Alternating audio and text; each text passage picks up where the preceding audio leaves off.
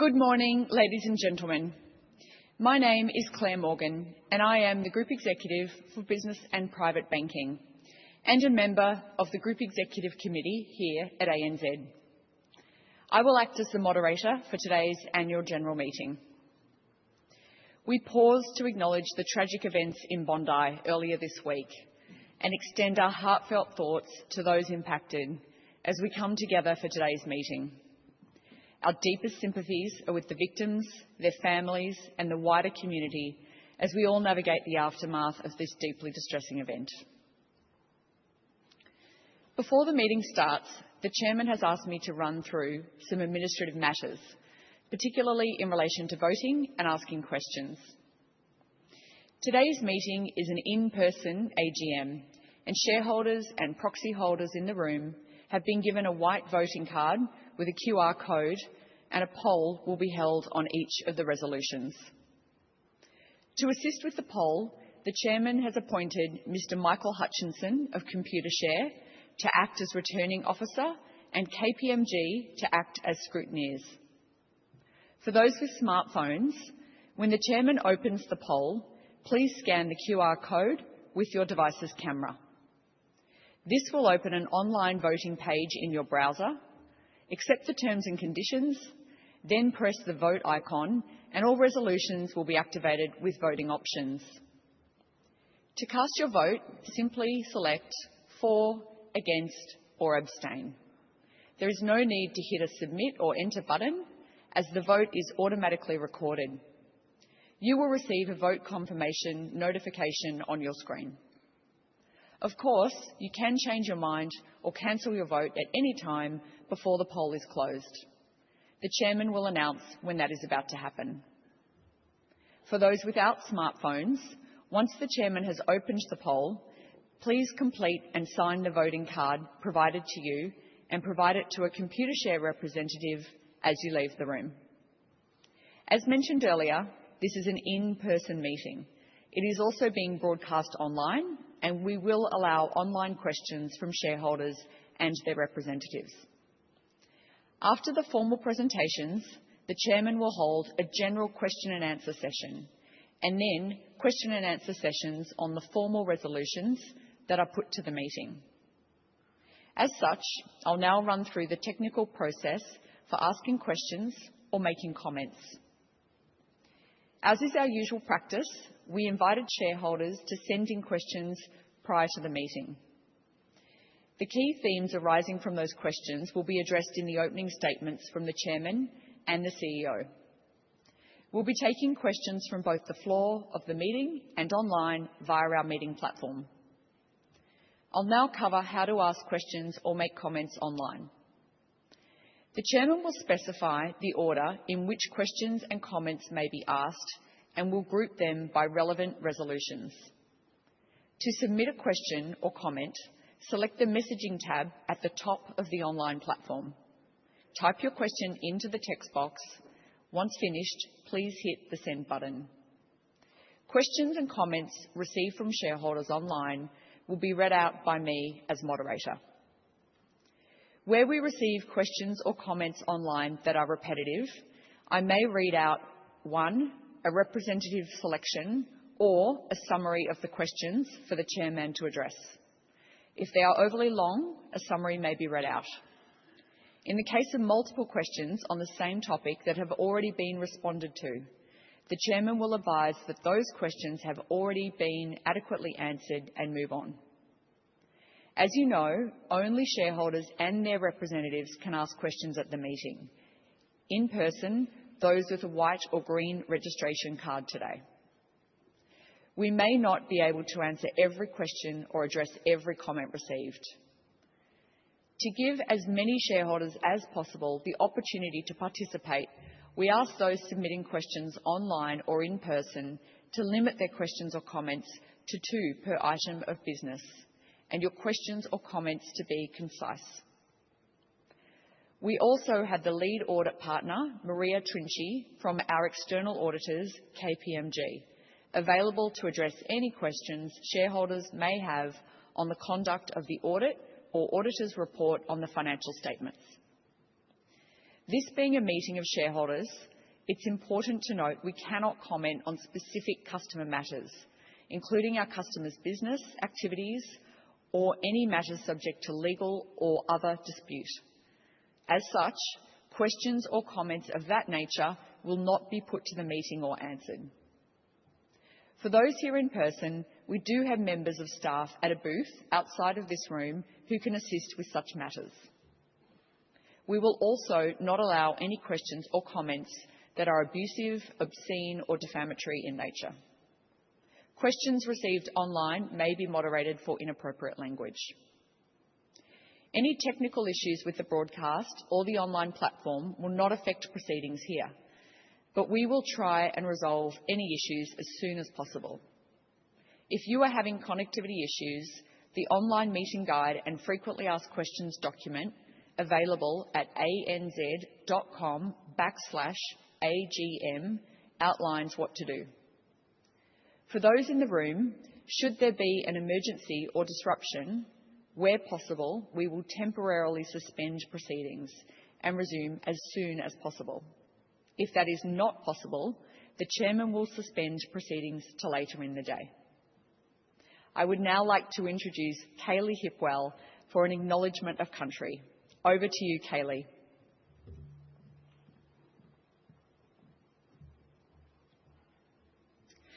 Yiridu Marang Biangalambu.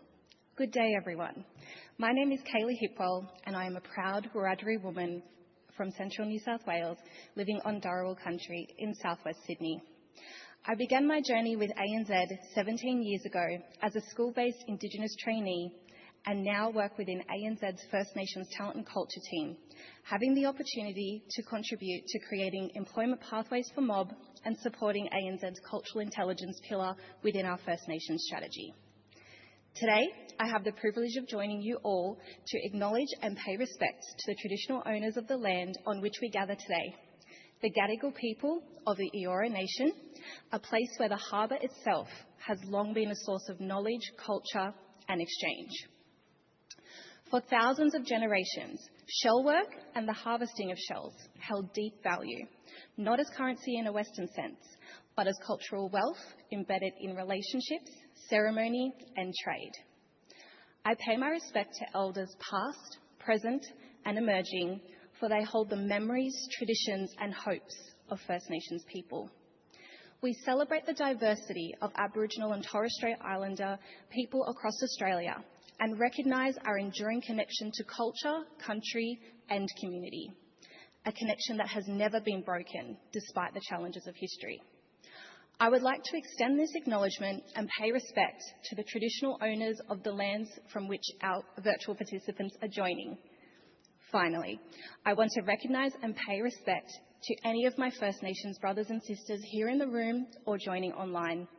Your voices and contributions to ANZ are very important, and together we carry the voice, strength and resilience of our people. Mandangu. Thank you. I will now hand over to our Chairman, Paul O'Sullivan.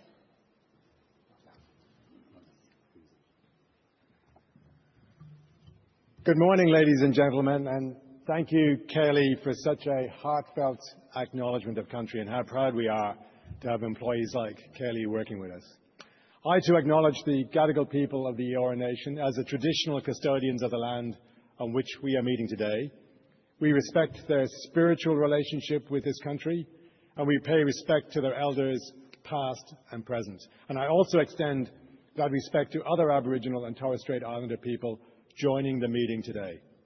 As Kaylee said, my name is Paul O'Sullivan. I am the Chairman of ANZ, and I have the privilege of welcoming you to the 2025 Annual General Meeting of ANZ Group Holdings Limited. Our directors, who include our new Chief Executive, Nuno Matos, are here, and Graham Hodges, who's recovering from surgery but who couldn't be here today, is listening via the webcast, and they join me in welcoming you to this meeting. On behalf of the board, I want to start by offering our sincere condolences to all those impacted by the tragic events of last Sunday, particularly the Jewish community in Sydney and across Australia. It was an act of pure terrorism, and I know everyone here is deeply distressed by what occurred.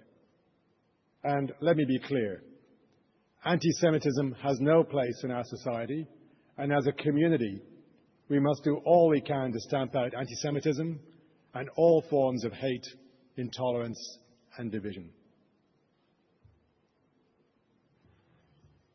There being a quorum present, I now formally declare the meeting open. The notice of the annual general meeting has been made available to shareholders, and I will take it as read. This year, we disclosed via the ASX a summary of proxies on all resolutions received before the meeting, and they are now on screen.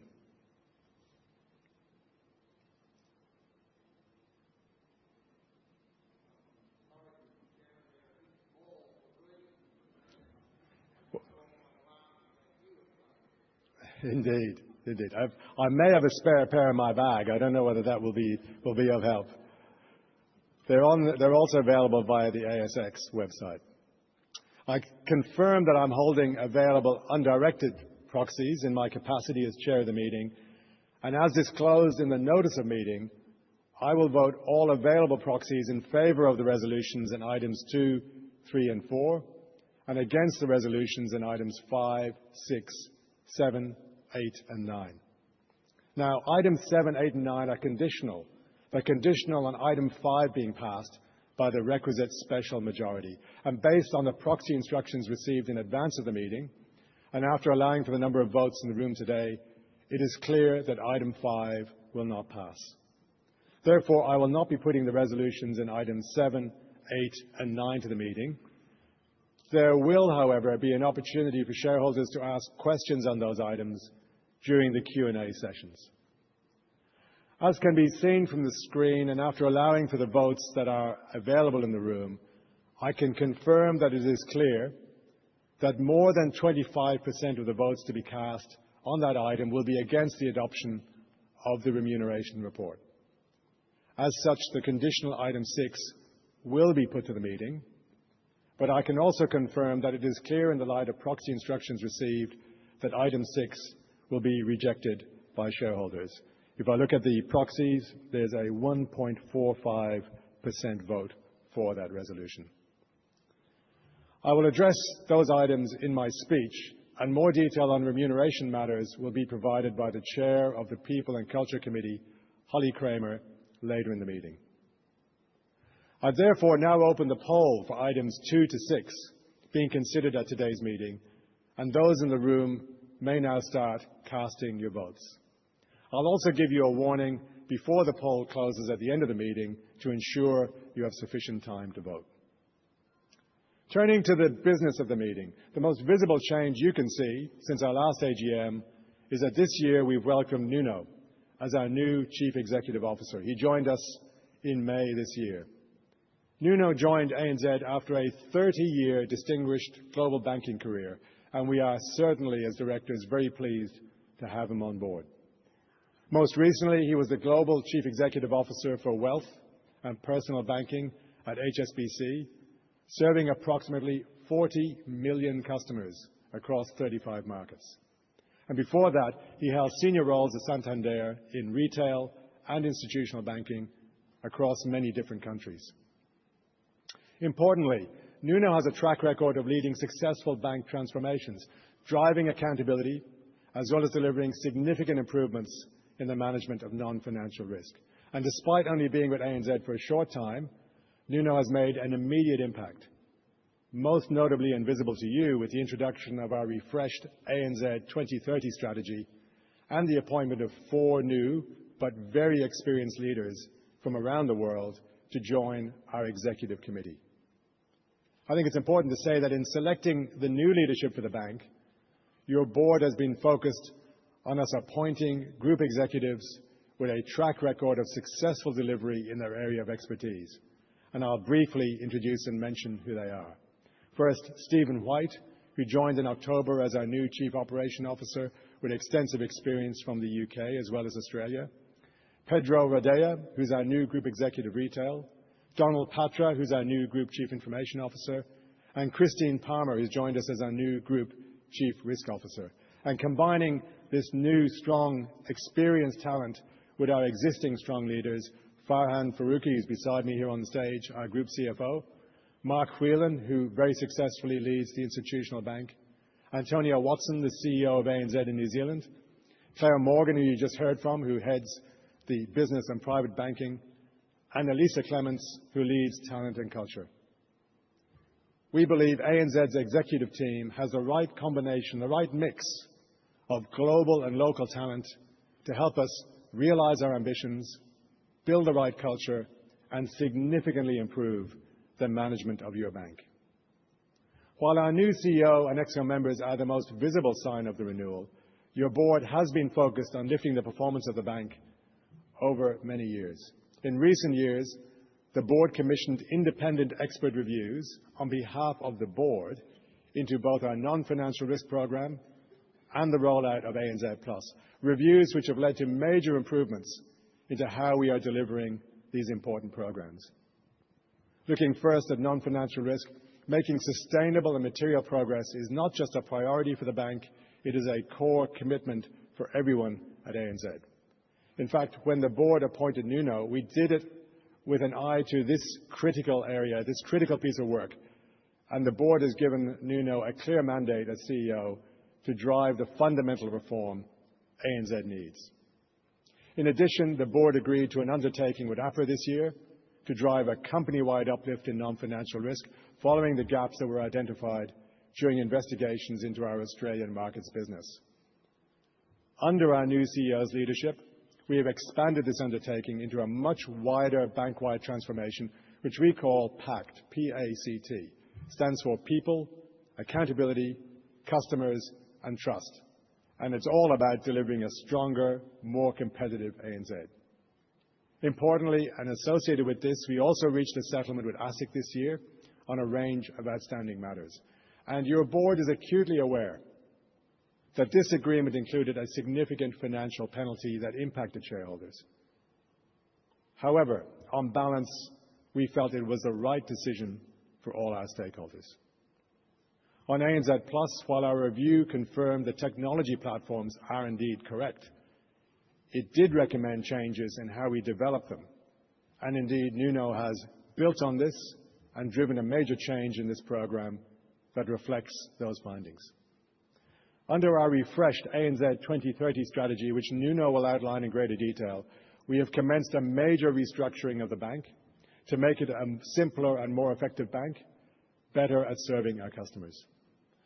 I do want to say, and this is a very important point, the board recognizes that the organizational restructure being undertaken by the bank is challenging for all our employees, and especially for those directly affected by job losses. Sadly, these changes are necessary to ensure that we remain a strong and viable business. But I can say very clearly on behalf of all my colleagues, no one can undertake a transformation like this without a deep sense of empathy and concern for all those impacted.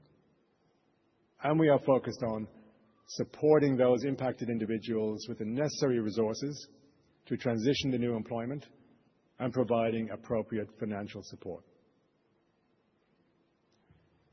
Turning to our operating performance, this was a challenging year with our full-year statutory profit down 10% on the prior year. This was largely due to the actions I've described, which we took to address a range of customer and regulatory matters, as well as the steps to restructure our business. Adjusting for these significant items, our cash profit would have been flat at $6.9 billion.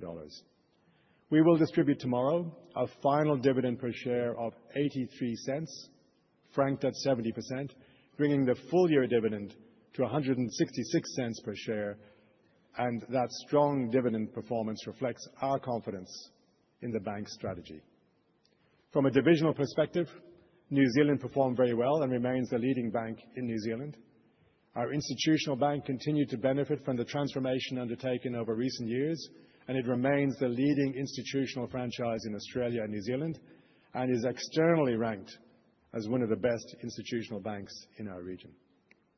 Suncorp Bank, which we acquired in 2024, continues to achieve strong financial and customer outcomes, And as announced by Nuno this year, we expect to deliver significant synergies from the purchase in the coming years.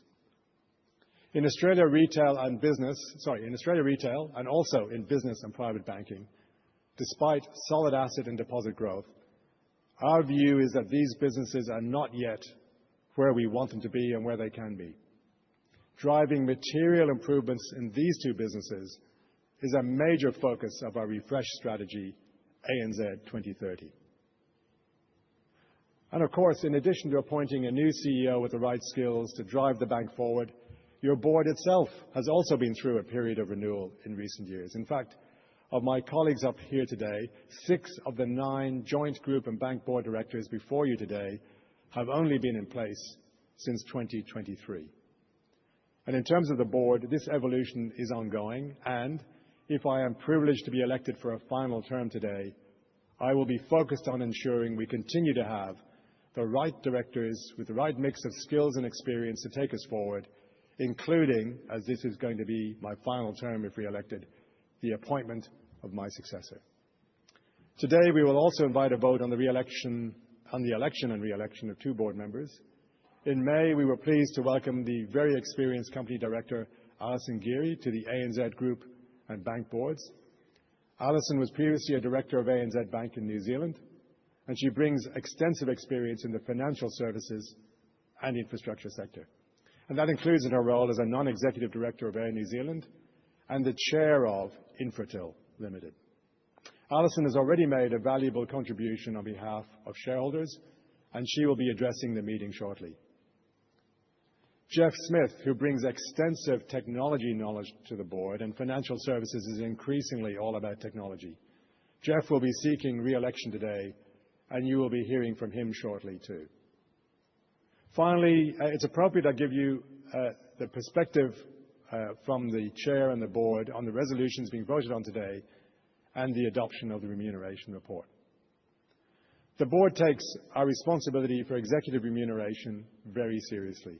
And in this year's remuneration report, you will note that none of our Australia-based group executives, excluding 2 in acting roles, received short-term variable remuneration or incentives.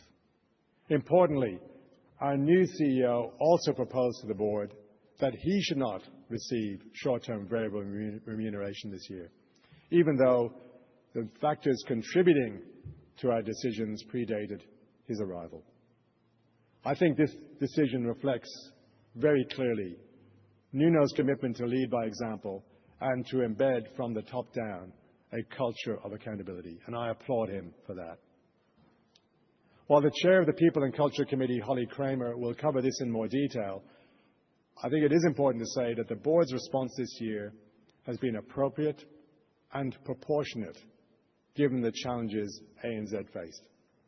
I would also point out that the outcomes regarding unvested equity for some of our former executives have been and will continue to be made as those decisions fall due. And I want to be really clear on this.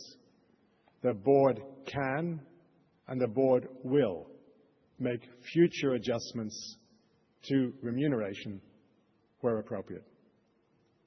This methodical assessment over an extended period, over several years, is consistent with the intent of the law as expressed in regulation following the Royal Commission. Deferring incentive payments over many years ensures accountability and alignment over time. And I would also point out that there have been earlier adjustments to executive remuneration, including in 2022 to reflect issues in non-financial risk, and ANZ Plus in 2024. As I said, our remuneration report will receive a strike today, despite the strong steps taken by the board to enforce accountability. But it is worth noting that while a significant minority of shareholders have voted against the remuneration report, including many who told us that we didn't go far enough, on the other hand, we are currently facing litigation from a former executive on this matter. And I want to say very clearly, the board is very confident in our decision-making, and ANZ will defend this court action vigorously. The other resolution I want to specifically address, and I know this is of interest to many shareholders, relates to climate change and our lending to the energy sector. As we have made clear over many years, our commitment is to be a leading bank in supporting an effective and orderly transition for our business customers in line with the targets set by the Paris Agreement. And that's why we were the first Australian bank to formally engage with 100 of our largest carbon-emitting business customers on their transition plans, and very importantly, to ask them to disclose their progress. These are actions which have since been followed by our domestic and global banking peers. And while ANZ firmly believes that climate change is a risk that needs to be managed now, the board does not consider the amendments in the Constitution outlined in item 5, along with the resolutions in items 7, 8 and 9, to be in shareholders' best interests. In relation to the items addressing potential deforestation risk, our position is very clear. We expect our customers to exercise appropriate land management in accordance with regulation and best practice, and very importantly, to also take steps that avoid or reduce negative impacts. We consider it is premature to consider adopting a deforestation standard to decide which customers to finance, noting that there are significant gaps in the available data on nature-related issues and an often complex regulatory environment faced by our customers. But the commitment we will make is that we will continue to strengthen our due diligence processes, review our exposure, and engage with customers to highlight our expectations on how they address nature risk. For all our large emitting customers, carbon-emitting customers, we expect their public targets and strategy to be aligned with the Paris goal of limiting global temperature increases to well below 2 degrees and to strive for 1.5. And in terms of that, we also expect that at the very least they demonstrate progress towards that objective. We firmly believe that as a bank we can have the most positive impact for the community by working with our customers to help reduce their emissions, not by withdrawing finance prematurely and potentially forcing them to borrow from lenders who have lower or no carbon emission standards. And we witnessed an event like that in recent years. In closing, let me finish by acknowledging the more than 40,000 people who come to work at ANZ every day across 29 markets internationally. This is Australia's biggest global bank. It has been a big year of change, and we appreciate the hard work and dedication of all our people. I'd also like to thank our customers for again trusting us with their business, as well as you, our shareholders, for supporting us. Your continued support and your presence here today is much appreciated. I'll now invite our new Chief Executive, Nuno Matos, to say a few words. Welcome, Nuno.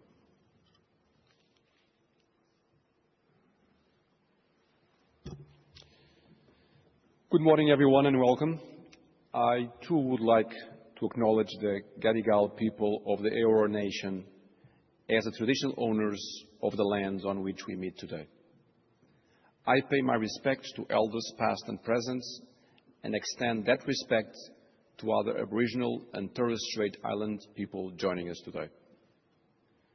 Before we begin, I would also like to acknowledge Sunday's devastating terrorist attack at Bondi Beach, not far from where we are meeting today.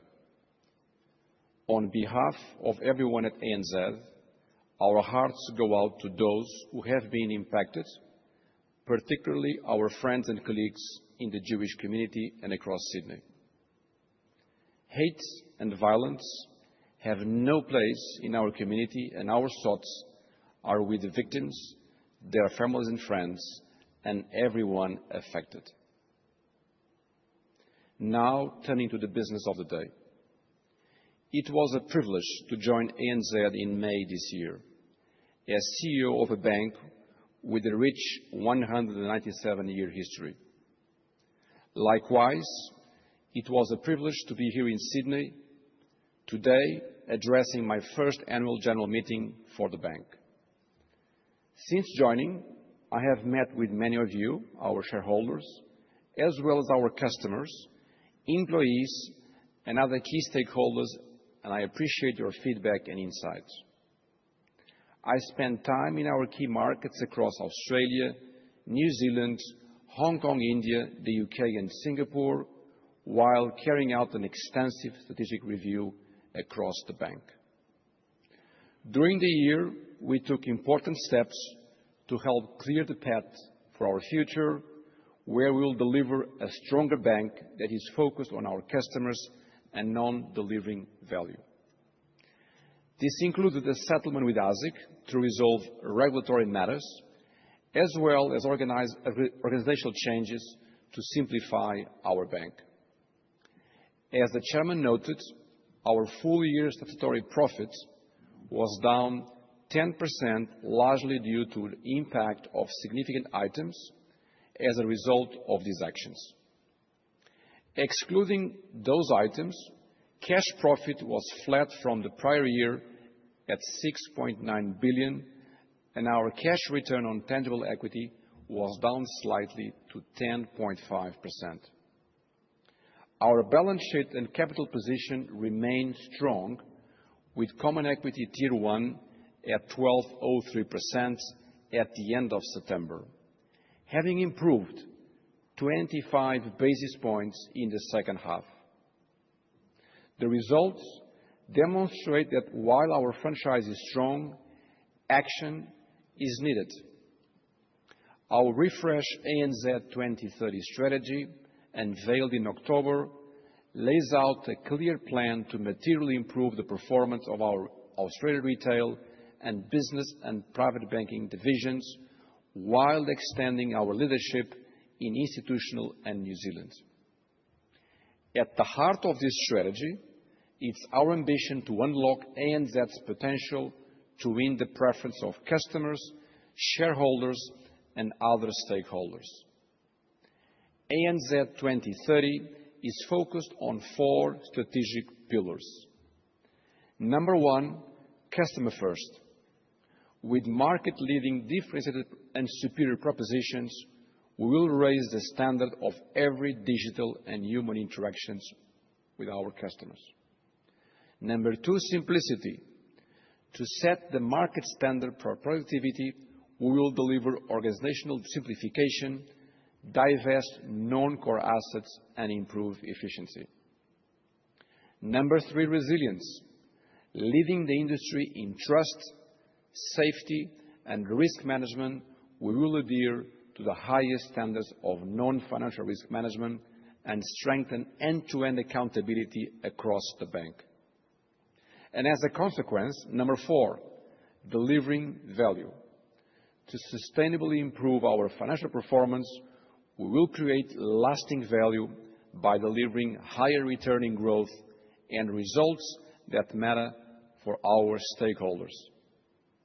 In delivering these priorities, we are supported by our core enablers, our culture, our people, and our technology. Our strategy will be delivered in 2 clear phases. The first phase, across FY26 and FY27, it's about delivering on our immediate priorities in order to get the basics right, including a substantial improvement in productivity and initial investment for growth. In the second phase, beyond FY27, we'll realize the benefits of these strong foundations, accelerate growth, and outperform the market. Our most immediate priority has been to ensure we have the right leadership team in place to execute our strategy and build the right culture. As the chairman noted, 4 new members have joined my executive committee. Together, we are building a culture of clarity, decisiveness, self-awareness, execution, and accountability, while fostering an engaged workforce motivated to execute on our strategy. We are on track for our second priority, which is bringing forward the integration of Suncorp Bank to accelerate value creation for our shareholders, benefit our customers, and significantly reduce operational complexity. We will complete a safe and secure migration of Suncorp Bank customers to ANZ by June 2027, and this work is already underway.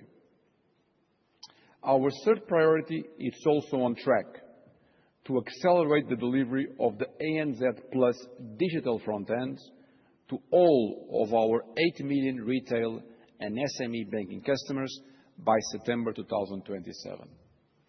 We have made significant progress on our fourth priority, simplifying the bank and reducing duplication. This includes stopping initiatives that are not aligned with our strategy and prioritizing what will make the most difference for our customers.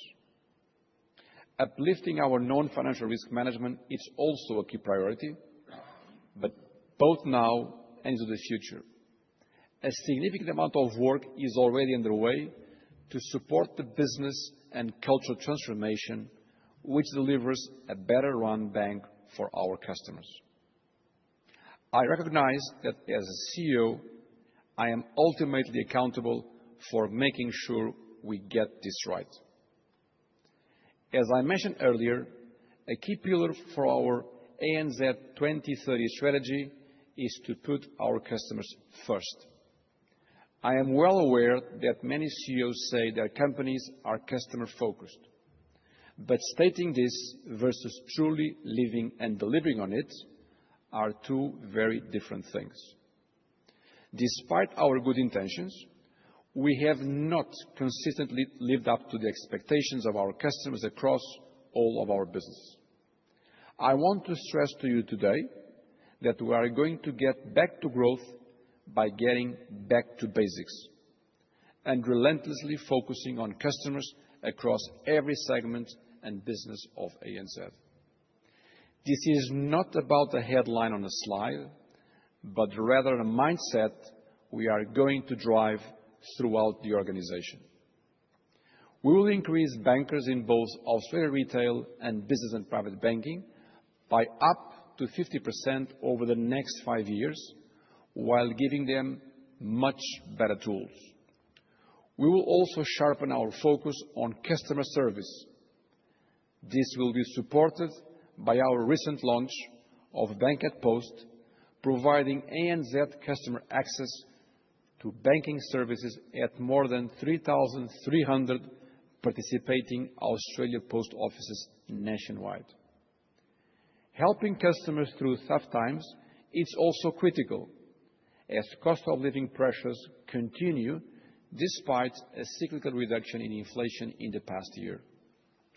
At the end of September, approximately 4 in every 1,000 Australian ANZ home loan customers and approximately 2 in every 1,000 Australian ANZ small business customers were receiving hardship assistance.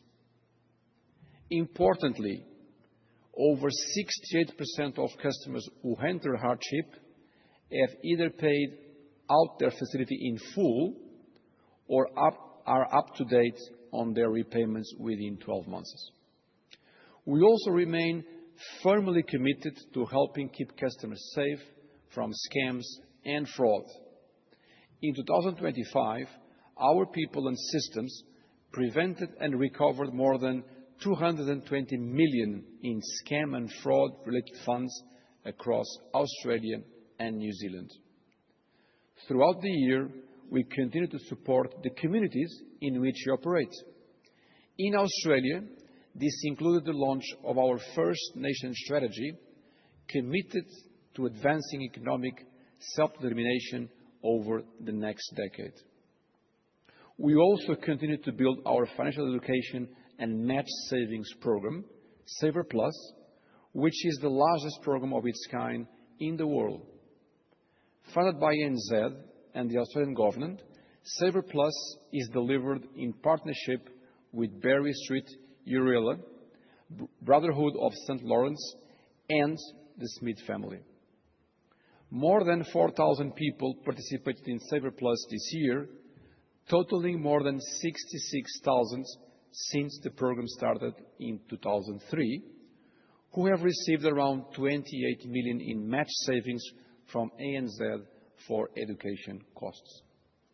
Our financial education program, Money Minded, also continued to grow, helping more adults on lower incomes build their financial skills, knowledge, and confidence. Looking back on 2025, I view this as a period of significant but necessary change for the bank, which lays strong foundations for growth. As we look ahead to 2026, I would like to remind you of our three key strengths. First, our franchise has a strong competitive position. We have two scale markets, Australia and New Zealand, and two market-leading positions in our institutional and New Zealand businesses.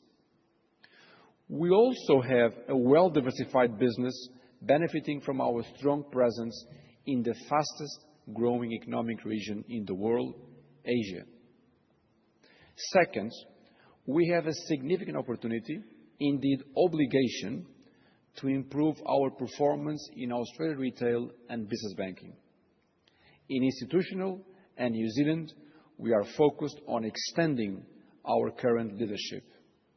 And third, we have the right strategy, ANZ 2030, to unlock and deliver value from those opportunities. I would like to thank our customers for trusting us this year with their banking needs, and our employees for helping drive the change needed to support our strategy. And of course, I thank you, our shareholders, for your support and for joining us today. I will now hand back to the chairman. Thank you, Nuno.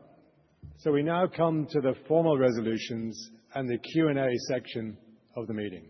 Questions can now be submitted online, and we've addressed the group's results in the earlier speeches.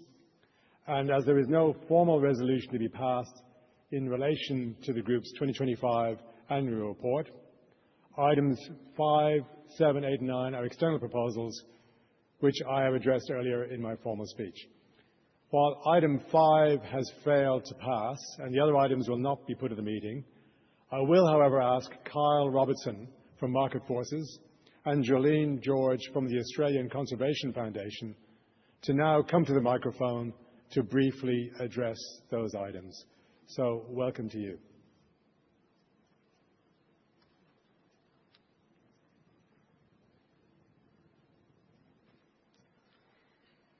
So, Kyle, are you going to lead off? I believe I will. Oh, you will? Okay. Okay, over to you. Sullivan, I'm over here. It's a big room. Okay. Good morning. Oh, there you are. Good morning, Mr. O'Sullivan, Mr. Matos, members of the board, and to those in the room and online today. Thank you for the opportunity to speak to the shareholder resolutions on deforestation on behalf of the co-filing shareholders. In the interest of time, I'll aim to be brief. The International Monetary Fund, the World Bank, and a number of central bankers have recognized that our economy is embedded in nature. Healthy ecosystems and biodiversity fundamentally underpin our economy. While nearly half of our economic output in Australia is directly dependent on nature, there is not a single dollar that does not depend somewhere along its value chain on nature. The unprecedented and rapid decline of nature should be a concern for all of us. Deforestation represents one of the most damaging forms of nature destruction. The destructions of forests here in Australia is one of the primary drivers of biodiversity decline, and it is a source of both short and long-term risk for the bank. ANZ's engagement with large business customers increasingly reflects its focus on nature-related risks, including deforestation. We've appreciated the constructive engagement with members of the ANZ team over the past year and understand that the bank is conscious of its exposure to deforestation via its lending. However, remains at a much earlier stage than peers in translating this awareness into a broader understanding and action. ANZ's root cause analysis identified opportunities to strengthen non-financial risk management, including through greater openness to benchmarking and peer insights, as opportunities to learn and improve. While the risks posed by deforestation are both financial and non-financial, addressing deforestation presents an opportunity for ANZ to demonstrate leadership by learning from peers and adopting emerging best practice. To directly address Resolution 7 and 8 before shareholders today, Resolution 7 asks the bank to assess and disclose within a reasonable timeframe and omitting proprietary information the bank's exposure to deforestation through financing to the agricultural sector. In responding to the resolutions before us today, ANZ has acknowledged that it must build capabilities to understand its exposure to nature-related risks. This is a positive and crucial first step. Resolution 7 does not require the bank to do anything more than disclose this information in a form and timeframe determined by management. Without understanding how and where the bank is exposed to deforestation, policies and procedures to manage the reputational, compliance, default, and credit risks that can arise from deforestation cannot be effective. For example, focusing on institutional customers, as ANZ has signaled in its notice of meeting, without having assessed and disclosed where in the bank, be it institutional, commercial, or retail, ANZ is most exposed to this issue, risks misdirecting efforts and leaving material exposure unmanaged. Particularly as our research has indicated, it is not most frequently the largest customers who are at the highest risk of undertaking deforestation. Shareholders need clear assurance the bank has undertaken this analysis and is acting on it. Resolution 8 asks the bank to disclose a strategy to eliminate finance deforestation in line with credible frameworks and market expectations. Like Resolution 7, the resolution is not prescriptive, but seeks disclosure of a strategy to address material nature risk. Increasingly, markets, governments, and the broader community are moving away from deforestation-linked commodities. The resolution is seeking to understand how the bank intends to proactively address this inevitable shift and the material risks that arise from it. We thank shareholders who have already voted for their strong support on these resolutions and encourage those who have not yet voted to support both resolutions. Thank you very much. Thank you, Jolene. Thank you for that. And have we got Kyle who's going to say a few words? Yes, we have. Thank you, Chair and the Board, and greetings to shareholders present in this room and online. I'm speaking on the resolution at item 9, Customer Transition Plan Approach and Climate Commitments. ANZ has a long-standing commitment of support for the Paris Agreement's goal of transitioning to net zero emissions by 2050 and a commitment to playing its part. Dating back to 2020, ANZ has stated that it was committed to improving transparency to show how its financing decisions are supporting the achievement of the Paris Agreement's goals. Dating back to 2021, ANZ clarified expectations for fossil fuel customers to establish specific, time-bound public transition plans and diversification strategies by 2025, further clarifying later that it expected such plans to be Paris-aligned. ANZ has now given its fossil fuel clients 4 years to produce clear and credible transition plans and also given itself 4 years to drive improvements in its client strategies. Yet in 2025, ANZ's disclosures still do not provide clarity on how it is ensuring that its financing decisions are supporting the achievement of the Paris Agreement goals. Its latest climate report states that the bank may reduce support for companies rated in its lowest transition plan ranking category, those classified as emerging. By ANZ's own definition, companies in this category have not progressed beyond acknowledging the need to develop a transition plan at some point in the future, or simply recognising that climate change is a significant issue. A company like this would have no public targets to reduce emissions and has no or limited emissions disclosure. What this all adds up to is a definition of a fossil fuel company which has no transition plan whatsoever and is doing no more than paying lip service to the existential threat of climate change 10 years on from the Paris Agreement. In the 10 years since Paris, global emissions from fossil fuels have continued to set all-time annual records, with another expected to be set in 2025. In recognition of the growing threat from climate change and the urgency of meeting their climate commitments, ANZ's Big Four peers, CommBank, NAB, and even Westpac, have all set bare minimum standards for a fossil fuel company to meet with its transition plan. If it fails to meet those standards, it won't be banked. ANZ is an outlier in the sector on this issue. It is the only Big Four Australian bank which has no red lines for fossil fuel clients' transition plans. This sends a clear signal to ANZ's fossil fuel customers that despite having no plans to reduce emissions, they are still a bankable prospect. For years, ANZ has said that it would expect a Paris-aligned transition plan by the end of 2025. Yet we are at the end of 2025, and it is clear from the bank's own disclosures that this is not ANZ's expectation, because it is still willing to bank clients which don't have a transition plan at all. This has been reflected in its financing decisions. Earlier this year, ANZ took part in a $12.9 billion loan for BP. Around the same time, the company abandoned its renewables diversification strategy to focus on developing 20 oil and gas expansion projects by the end of this decade.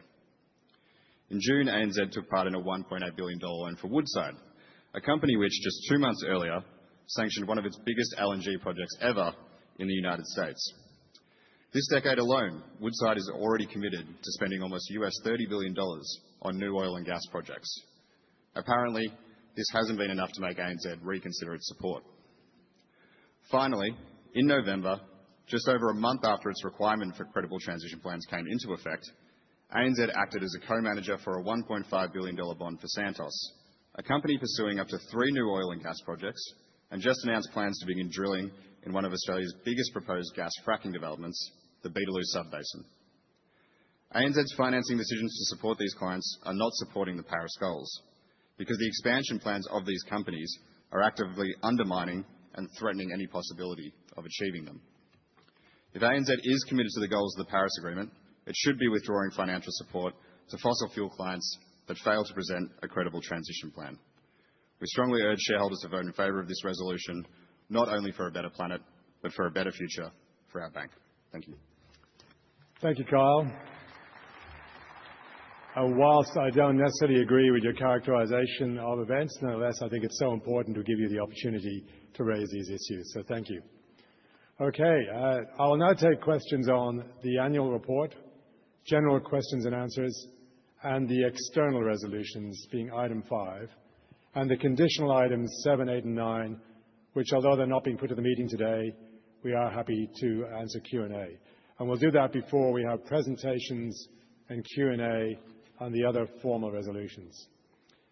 To be clear, this session will include any and all questions and comments in relation to deforestation, climate or environmental matters, which we will not be responding to later in the meeting. So get those questions in now.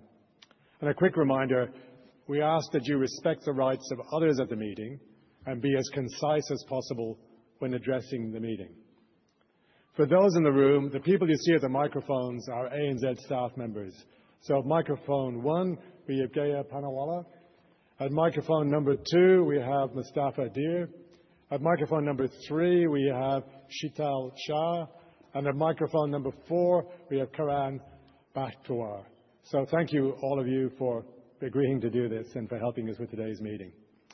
If you are a shareholder, proxy, or a corporate representative, if you are a shareholder, a proxy, or a corporate representative, and you'd like to ask a question, please approach one of the microphone attendants, show them your white or green card, and give them your name.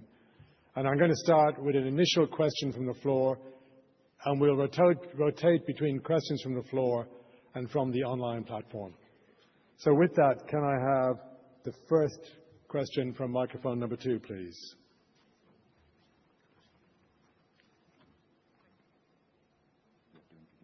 Thank you, Chairman.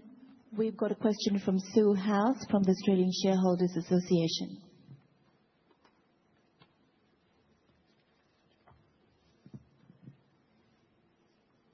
Thank you. Good morning, Mr. Chairman. My name is Sue House and I'm a volunteer representing the Australian Shareholders Association. Today I hold proxies from 970 members and non-members for approximately 4.8 million shares in ANZ Group Holdings, which, if consolidated, make our organisation number 17 on your top 20 shareholder list. We note that you have over 480,000 registered shareholders, which does not include those who have an interest in ANZ via their superannuation fund, 90% of these shareholders hold 5,000 or fewer shares and therefore fall within our target membership base of representing mum and dad shareholders. Given that enormous retail shareholder base, today's annual meeting is the most important event on their calendar, as it is the only opportunity they have to hear firsthand from the board and management and vote on matters put before them. We therefore look forward to a productive and respectful meeting this morning.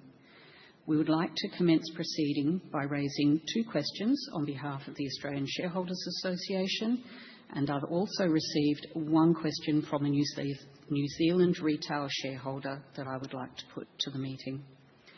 The first question is, in recent AGMs, both you and the previous CEO gave assurances that regulatory matters in dispute with APRA and ASIC were being dealt with appropriately by the company. In light of the substantial penalty agreements reached with both these regulators over this past year and the significant loss of shareholders' funds as a result, how can shareholders trust any reassurances given by the current boards in terms of risk management? So I'll answer your questions then one at a time. Okay, and thank you. The ASA does very important work, and as you said, you are all volunteers. So we appreciate that you do that on behalf of retail shareholders. I think it's important to describe the role of the board in how it runs ANZ. We don't run the day-to-day operation. We provide the governance role. And the governance role is all about, first of all, agreeing and setting the objectives for management. Second of all, approving the strategy they identify to get there. And thirdly, monitoring performance and taking action where necessary. And what that means is when things don't work out, that the board is willing to act independently of management, get to the bottom of issues, establish the facts, drive change where it's needed, and enforce accountability. And in terms of that, what you've seen as shareholders in the case of ANZ, and in terms of these regulatory matters, is we have acted independently. We've appointed our own independent external experts where required. We have established the facts. Where necessary, we have established accountability, as you can see in today's report. And finally, we've driven change, which you've seen with significant refresh of the leadership team. And we've appointed an external person who's got tremendous experience in driving transformation and change within the organization. The final point I'll make is we thought it was in the best interest of shareholders to agree with regulators what was necessary in order to resolve any of their concerns and not to get involved in extended and expensive litigation. So I think your board has actually acted with a degree of strong diligence in these matters. As a follow-up to that, could you comment on the timeliness of the board's reaction to the various things that have been raised in these investigations? I will indeed. And in fact, it's important to point out the board's been through a lot of renewal. So 6 of the 9 directors you see here today, as I mentioned, have joined the board in recent years, since 2023. But actually, the board, as a team, have been leaning in on issues for quite some time. We agreed with management a reset of culture in post the Royal Commission, which is all about our focus on helping communities thrive. In 2022, the board lent in when it saw that a major program on non-financial risk was not being executed as it needed to. The board appointed an independent expert to review it, drove changes in the leadership and the way the program was being run, agreed a new technology platform, and appointed an external party to continue to review and track progress on the program. When the markets issue arose, the board appointed its own independent legal counsel, insisted that there was forensic analysis done on the bond trading. That actually allowed us to protect shareholders because we pushed back against well-intentioned parties outside who claimed there was more serious charges of market manipulation. The board said, no, there isn't. And ultimately, the settlement we reached with ASIC accepted that.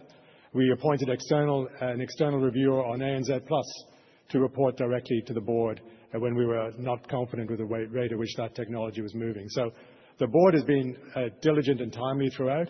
Look, things will go wrong, and what matters to you as shareholders is, does the board act independently, get to the bottom of issues, identify what changes are needed and make them, and enforce accountability? And in that respect, the board's been proactive throughout. Thank you. Sorry, thank you. My second question is, ANZ is the only bank to still have a capital overlay placed upon it by APRA. Earlier this year, APRA imposed a further $250 million capital overlay requirement on the bank, taking it to $1 billion in total. Due to its concerns around non-financial risk, when can shareholders expect a resolution of APRA's negative assessment of the bank on this matter and have this capital overlay requirement of $1 billion removed? Thank you, Sue. And these issues largely flowed as a result of the markets issue last year, which then led to further reviews, and we offered a court enforceable undertaking to APRA. Building on that, we've actually widened the program to not just deliver what we've committed to APRA, but to drive a wider transformation across the bank. And what does that mean in practical terms? What we are doing is doing a review of all of our core processes, re-engineering them where need be, establishing new, ideally automated controls and reporting, and driving a big cultural change across the bank. And that's been Nuno's initiative, which I described earlier as PACT. We hired a senior executive who'd led a similar program at one of the other banks, who is highly respected by APRA and who I believe has given them a lot of confidence. We believe that these initiatives will actually lead to a much stronger and better bank, and I've heard that feedback from leaders in other banks in Australia who've been through the same process. Typically what happens is it takes about 3 years at least before you're able to show significant progress. Usually, partway through this, APRA will start to recognise progress by reducing the overlay, and then ultimately, when you complete, they will remove it. So that gives you an expectation. But fundamentally, we don't see this as a compliance exercise. We see this as an important moment to actually transform and change the bank. Thank you. And then I have one question from a New Zealand retail shareholder. Independent analysts indicate New Zealand operations return on equity is 21%, whereas management indicates this is 13%. New Zealand has provided significant profitability to the group. Given the 3 New Zealand government inquiries, is New Zealand a risk and governance issue for shareholders, and can you explain the board's position? Well, we think New Zealand's actually a badge of honour, a badge of pride for the bank. We are the number 1 bank in New Zealand. 1 in every 2 Kiwis banks with ANZ. It's an incredibly well-run bank. That's the reason why it is the leading bank in New Zealand. It has performed strongly and well. And we actually have 2 New Zealand directors on the board to reflect the importance of that franchise to us. I hear the concerns, but I think if you look at the actual performance of ANZ in New Zealand, it's been very strong. Thank you, Sue. Okay, next question is on microphone number 3, which is Michael Sanderson. Thank you, Chairman. I have Michael Sanderson from Hunter Valley. Welcome back, Michael. You are a marker for me of Christmas every year. I know it must be coming when I see you in your bow tie at the AGM. Thanks very much, Paul. Just a bit of housekeeping. 250S of the Corporations Act requires the chair of the AGM to allow reasonable questions and comments, and it's an offence of strict liability under section 6.1 of the Criminal Code not to do so. My concern is it's been this thing about 2 items per 2 questions per item. That in itself isn't so concerning, but I've heard it from a number of banks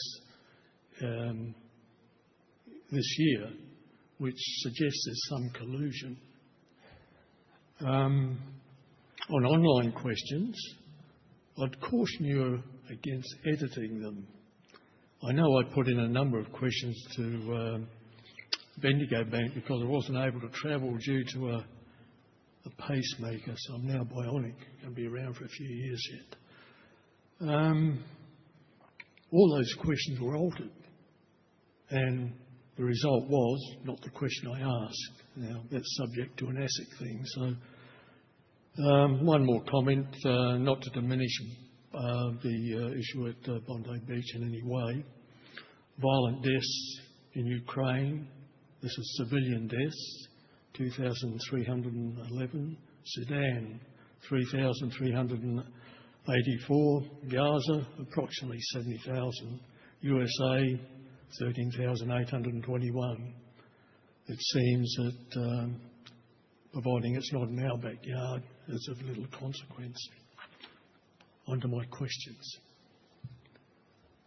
I have got a number of questions. I'll do two now. Sit down. I'm quite sure other people in the room will probably address some of mine. It's been reported that General Counsel Ken Adams held a function at his home after the ASIC $240 million penalty. I believe there was about 30 guests catered for by Foresight Events. The menu included Laurent Pierre champagne and canapes. I believe Laurent Pierre goes from $100 to $500 a bottle. The question there is, why not beer and sausages, or bring a plate? I believe this was all paid by ANZ shareholders. What was the total cost? Who approved it? And which ANZ policy allowed it? Why was this held at all? What was being celebrated? Was it the $240 million penalty that could have been worse if ASIC was fit for purpose? I believe a judge said it was a bit on the light side. Did ANZ, and this is important, did ANZ seek, negotiate or receive a discount from ASIC? Can I just clarify the question then, Michael? Is the question about the catering? The question was about the catering, the purpose of the party, and what were they celebrating? Okay, so in terms of that, and this has been reported in one of today's media outlets, as is common in many organisations, if people are putting in an extraordinary effort, then I think it is appropriate, indeed it's important, that there is a recognition of that. And so Ken's event was to thank people who had worked over weekends and nights over many, many months on your behalf as shareholders to make sure we had the best possible position in our engagement with regulators. These are people who've got families and who are willing to stay away from families in order to work on your and my behalf. So it is a way of saying thank you to them for that. It was not a celebration of an outcome. It was a thank you for what you've done. And I frankly think it was very appropriate. I think it would be wrong of us not to do it. I should also say Ken is an outstanding counsel. We are very fortunate as shareholders to have him on our team. He's one of Australia's leading litigation experts and a great expert on corporate law. So I fully acknowledge the question, but I want to reassure you it was very appropriate. I don't accept that response. These people aren't on the minimum wage, are they? These people are working very hard. But next question. You still haven't addressed the did you seek or negotiate or receive a discount from ASIC? We did.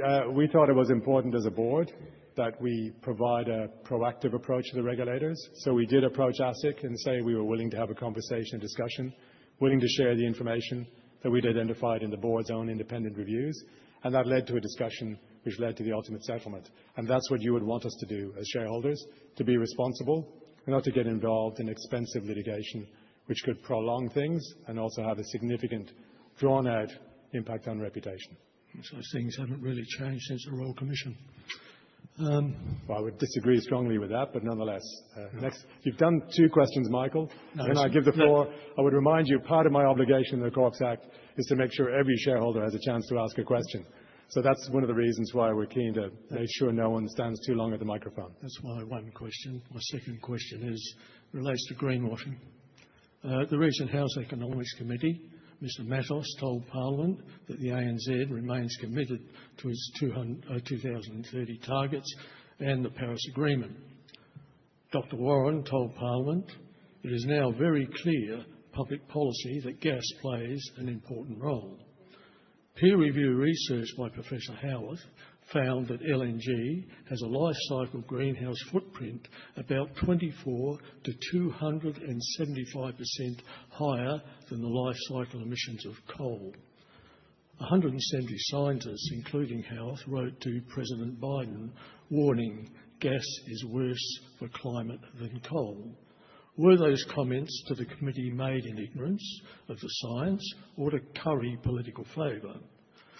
Will ANZ correct the parliamentary record, Would ANZ agree that we don't need more gas, we need less gas exports?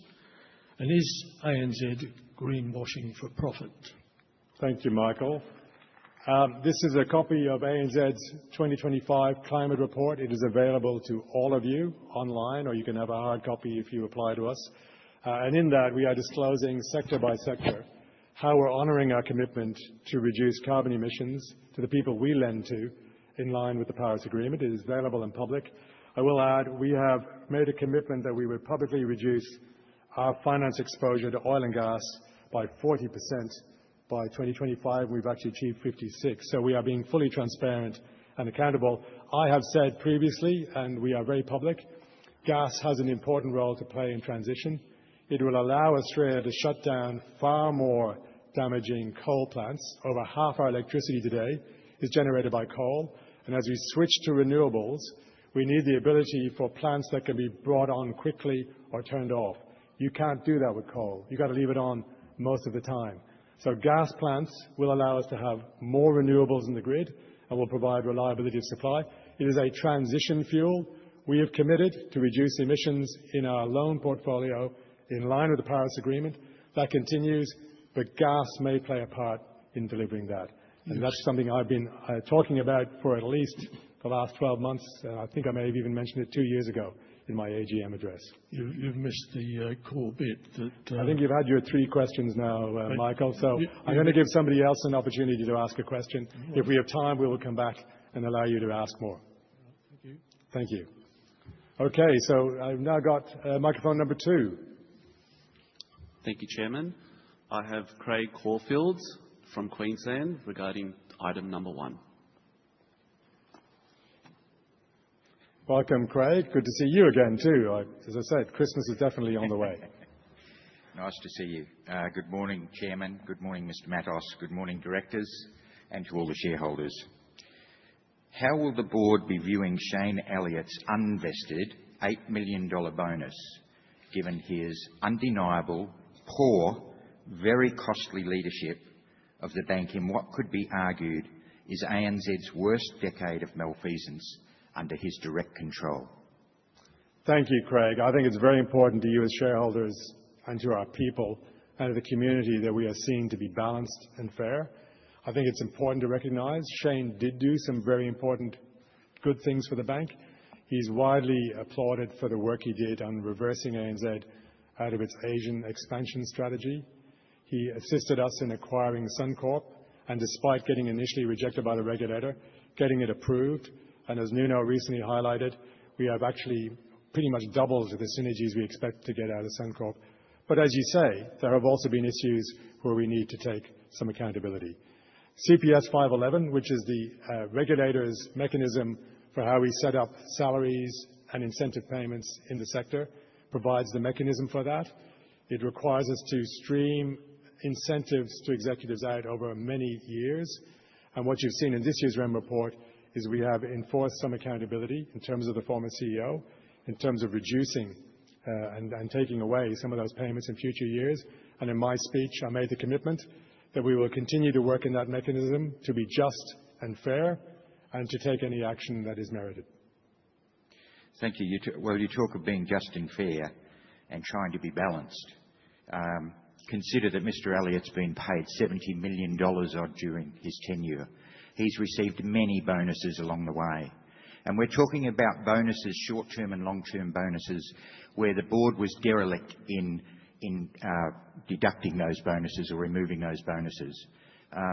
I thought you were disingenuous in your answer to the Australian Shareholders Association about the penalties ASIC and APRA. So is this a question, Craig, yes, or are you making a speech? There's a question. But there's a lot of context to this. Everyone in this room and all the shareholders listening are interested in Shane Elliott's pay. Can you get to the question? Shane Elliott is paid $2.5 million as a base rate, regardless of the bonuses.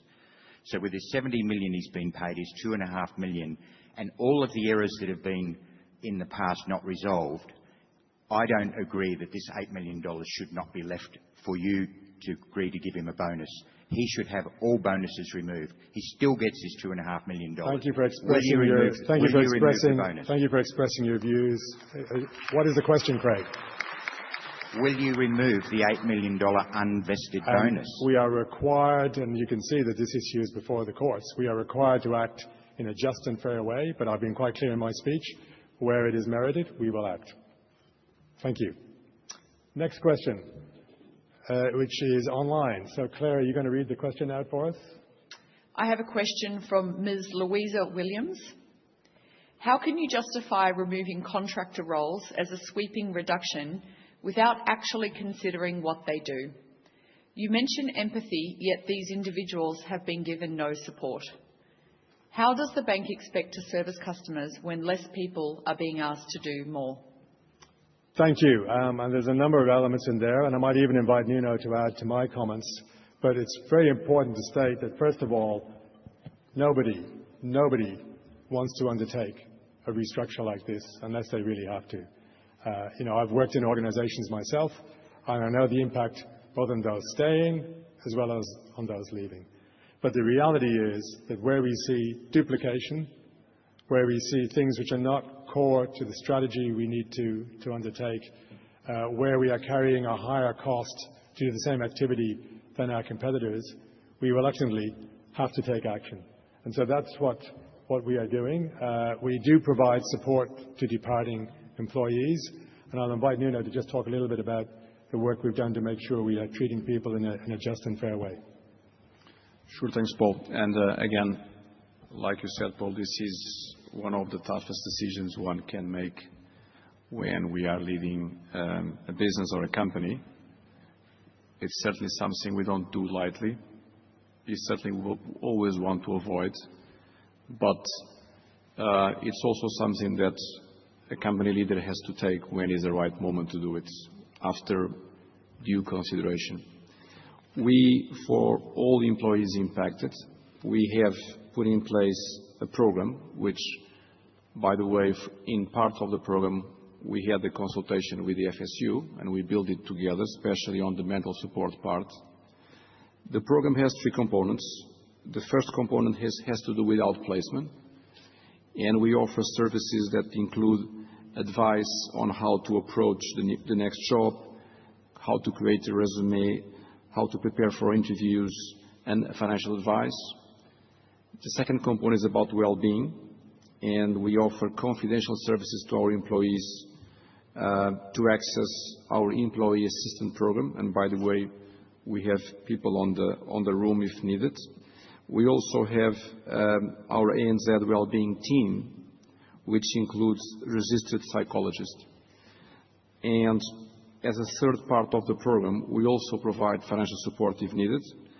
If any employee is struggling with their finances, they can access our hardship support services. And again, ANZ has a mental health roadmap and program, which was developed in consultation with the Financial Service Union. And this roadmap is essentially to our strategy to enable a safe workplace. Thank you, Nuno. Okay, I think we've got another online question. So, Claire, are you going to read that for us? We have two questions from Mrs. Shirley McLeish. First question. There has been a lot in the news about 3,500 people being let go from ANZ. How many have actually been let go? And if there are more retrenchments to come, when will the final number be reached? So I think as we disclosed at our results, 30% of the 3,500 had left by the end of October. We're on track for the majority, almost everyone who's leaving the organisation, to have left by the end of the first half of 2026. Nuno, anything you want to add to that? That's exactly it, Paul. Thank you. Okay, next question. Second question. The issues ANZ have been having have clearly been growing for some time. Adjustments to executive remuneration are warranted. But what about accountability that the board itself is taking for lack of governance while these issues have developed? I think I'm in danger of repeating my first question and answer, which is boards provide governance. The question to be asked on board accountability Was the board proactive in identifying issues, stepping in and taking action and establishing the need for change? We did it on non-financial risk way back in 22. We stepped in on ANZ Plus. We've stepped in on markets. We have stepped in on other issues. The board has been proactive. The challenge you've got is that you set the objectives, you agree the strategy, you monitor performance, and you step in when you're not getting it. And the board has demonstrated that. Finally, I would add, 6 of the 9 directors have joined us just in the last 2.5 years. So I think that's also something to be taken into account. Despite all that, the board's been strong in its actions and in enforcing accountability. Next question, please. Microphone number 2. Thank you, Chairman. I have Moira Coyfield from Queensland regarding topic 1. Okay, Moira, are you in some way related to Craig? Yes, I'm his wife. Oh, well, welcome. Welcome. Good to have you here. Thank you. Good morning, Chairman, Board and shareholders. This question has been asked, but I'd like clarity on it, please. So if I can ask my question and then you answer, that would be most appreciated. Well, if the answer's already been given, I don't want to prolong the meeting. No, I want clarity, please. In 2019, APRA deemed that ANZ for several years had multiple failures across the organisation in governance, culture and accountability. In 2024, ANZ had not repaired this, and APRA, in frustration, added a further capital penalty of $250 million, saying the board is negligent. Chairman, you apologised profusely and said you were taking this seriously.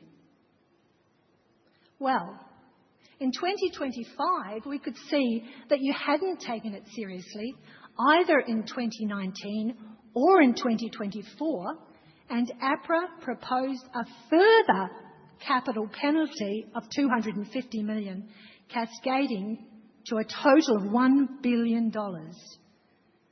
Based on the series of cascading failures across many divisions over many years, largely under Shane Elliott's watch, but also under your purview from the board, transparency has been missing, accountability has been missing. You have an opportunity today, this morning, to refresh with our new CEO, Mr. Matos, to say transparency counts, and we are releasing the 2019 APRA report in full, just like the Commonwealth Bank did, just like NAB did, and just like Westpac did. Chairman, will you release the original APRA report now? Okay, thank you for the question. And obviously, I don't agree with the characterizations in your statement, but this was the decision in terms of the release of that statement that was made before I took on as chair, and indeed, I may think before I even joined the board. I haven't given it any thought or consideration, so I'll take your question on notice. Thank you. Wow, after all this time, you're saying that. That's disgraceful. Thank you. Thank you. Thank you. Thank you for the compliment. Next question, please. Microphone number 1. Thank you, Chairman. We've got Noel Ambler from the Gold Coast.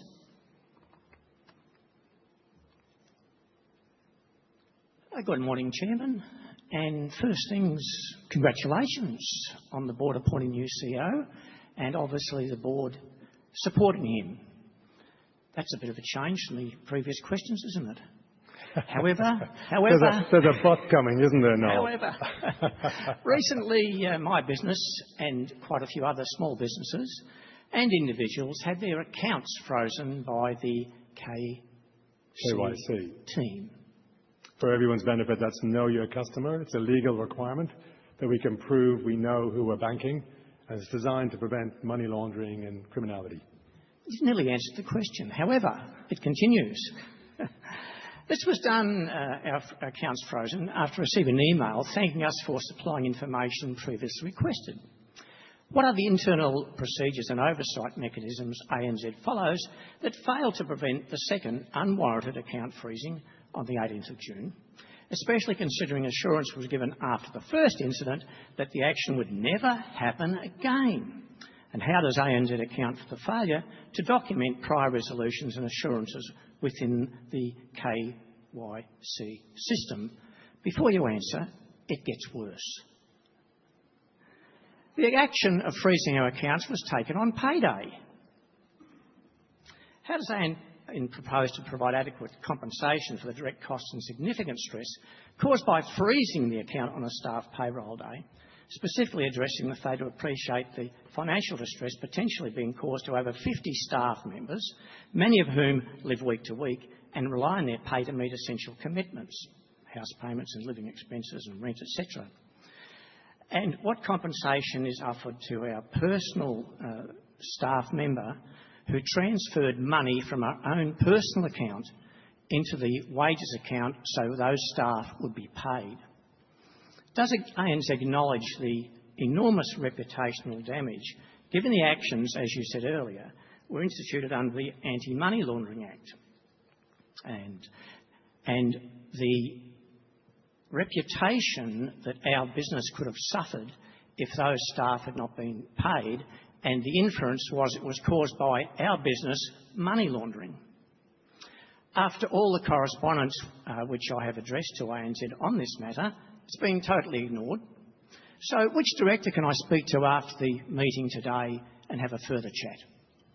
Well, first of all, no, I come from a small business family. My mum and dad ran a small business, so I know the mayhem that can be caused if you are not able to deliver payroll on the day you need to. So I apologise. That is not a situation we would ever want to put a valued customer in. So my apologies for that. We would like to benefit from learning what's happened here. In fact, I'm happy to receive the information myself via one of our team, and obviously we'll follow up. Typically there is a process which goes through a fairly systematic set of steps before we would actually freeze an account. So I'll need to get to the bottom of it and understand what happened in your case and take the learnings and make sure we apply them in the future. It is a serious issue. The government, quite rightly, is wanting to make sure that terrorism, crime, drugs, etc., cannot be facilitated by banks allowing payments to be made or money to be transferred. But I absolutely apologise for any inconvenience we caused you. Pass the information to one of the teams at the microphone, or indeed write to me at ANZ, and I'm happy to follow up and respond to you personally. Thank you, Mr. Chairman. I already did write to you, and unfortunately, it didn't seem to get through. Didn't get through. Didn't get through. I do get complaints, and I do normally follow them up. So I don't know what happened. Again, if you make contact with one of the team, they can come to me, and I'll make sure. If you give them your email address, we'll reach out to you. Thank you, Mr. Chairman. I look forward to a response, especially with this new, what was it again? Customer first from Nanos. Thank you. Okay, next question, please. We're again at microphone number 2. Thank you, Mr. Chairman. I have Paul Herman regarding item number 1. Good morning, everybody. I run a couple of customer support groups. So one is Bank Ripoff's customer support group and ANZ Unhappy customer support groups. I've actually had some experiences which led me to do that, to run those support groups. But look, I just did some research, and of the 4 big banks, ANZ has the highest rate of complaints, customer complaints as a percent of customers, according to AFCA DataCube. ANZ's complaint density is the highest. ANZ was fined 240,000 by ATSIC in part for failing to respond to customers adequately. At the last AGM, I was referred to the customer advocate, Meg Dowling. Your website actually says that Meg's still working for you, but apparently she has left ANZ. One of the things that I have a real difficulty with dealing with ANZ staff is various tactics used on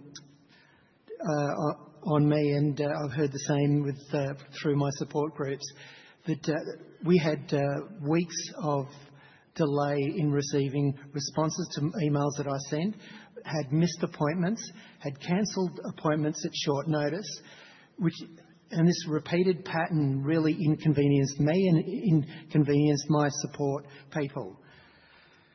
These tactics, Joe Longo said, who's the ASIC chair, said time and time again, ANZ has betrayed the trust of Australians, and he described ANZ's behaviour as grubby. Can you guarantee that these tactics will stop in regard to dealing with especially legacy cases such as my own? But look, I have so many customers, ANZ customers, who are legacy cases, who are struggling to deal with ANZ, sometimes through the court system, sometimes just as in my case, dealing with a customer advocate. Okay, thank you. Thank you for the question. One of the things I mentioned earlier that we are doing as part of the Customer First is going through all of our processes and understanding where are they creating any issues or any friction points. So that will be a company-wide program where you'll be able to see a significant uplift in our performance over time. I'd acknowledge clearly from what you've said that there have been some poor experiences, and I think we would be keen to understand and benefit from those as well. Nuno, is there anything you'd like to comment on, particularly in terms of the work we're doing on Customer First? Obviously, the first thing I would say is acknowledge the fact that we settled with ASIC because we recognized that we had failings in those areas. So we agree that we need to do a much better job. That's the first one. The second one is we have no intention at all, certainly not as a policy or a procedure, to delay anything. That's absolutely not the intent. So I apologize also if that happened in a specific case or in specific cases. Our Customer First strategy is exactly about delivering the right experience to customers. Okay? And the complaint management is a critical part of it. We want to make sure that when customers complain, obviously we expect them to not complain because services are doing well, but in a big organization, as always, complaints, it's part of how things evolve. We want to be the minimal number, but when they occur, we are trying to solve them as fast as we can and in the first contact point. Even though our numbers today are not where they should be, I am very proud to say that at this point in time, we are making sure we collect all the complaints from all channels, so we don't miss any, and we have all of them registered. I also receive many, by the way, individually, and I read them all, and I pass them to the right teams, and I make sure they are addressed. Second, I'm also pleased to say that we are now addressing them much faster. In terms of our number of complaints that are still open, they almost halved from May to October. So while we are not there, and we agree with you, I must say that the direction is the right one. And I can ensure that this is absolutely priority number one of the team. Okay, well, I think that sounds great, and I think that if that reflects in the AFCA's numbers on DataCube, that would be really great, because ANZ at the moment is the worst, or has been the worst. But personally, what I've been concerned about is negotiation tactics.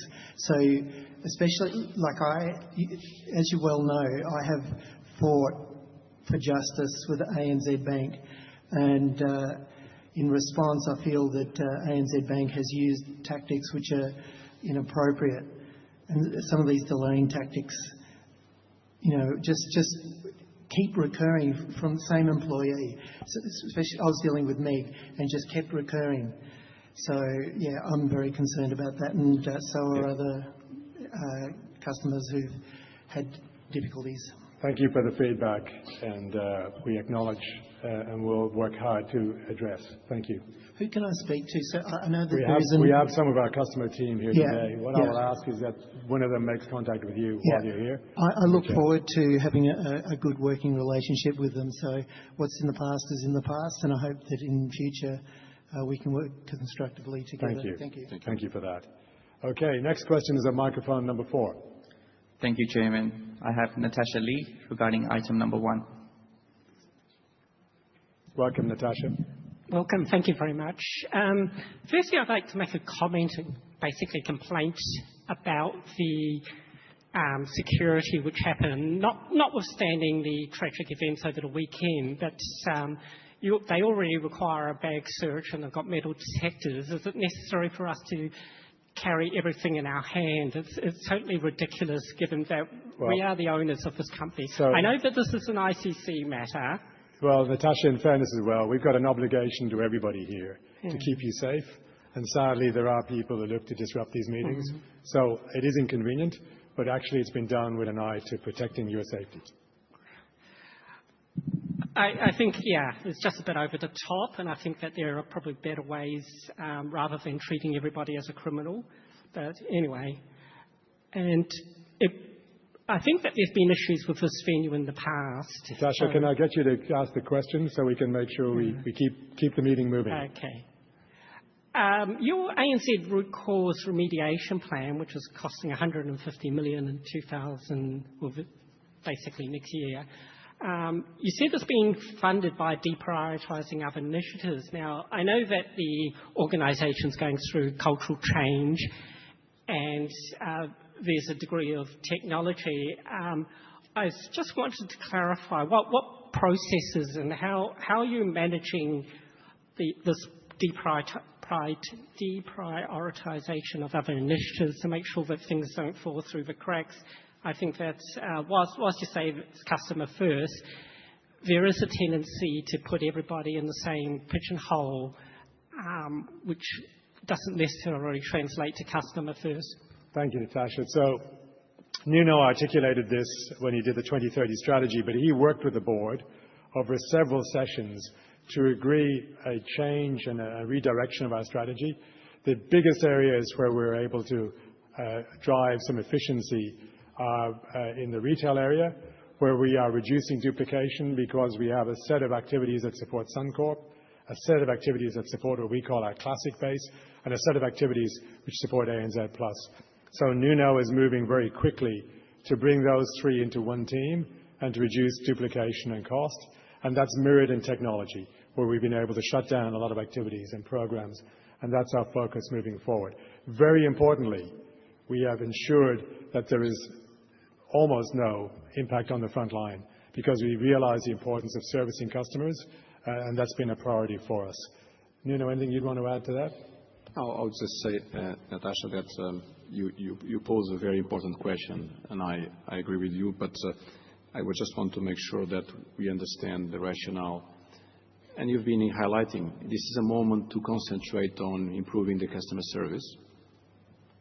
And by the way, the NFR and the root cause prevention plan is about improving the customer service and not doing other things that should come later, or doing things that are not, or not doing things that are not aligned with the strategy. So it's a prioritization, is what companies do. And at this moment in time, the most important thing we have to do in this company is to get the basics right and deliver basic service in a right way to our customers, as some of your peers just asked. Okay.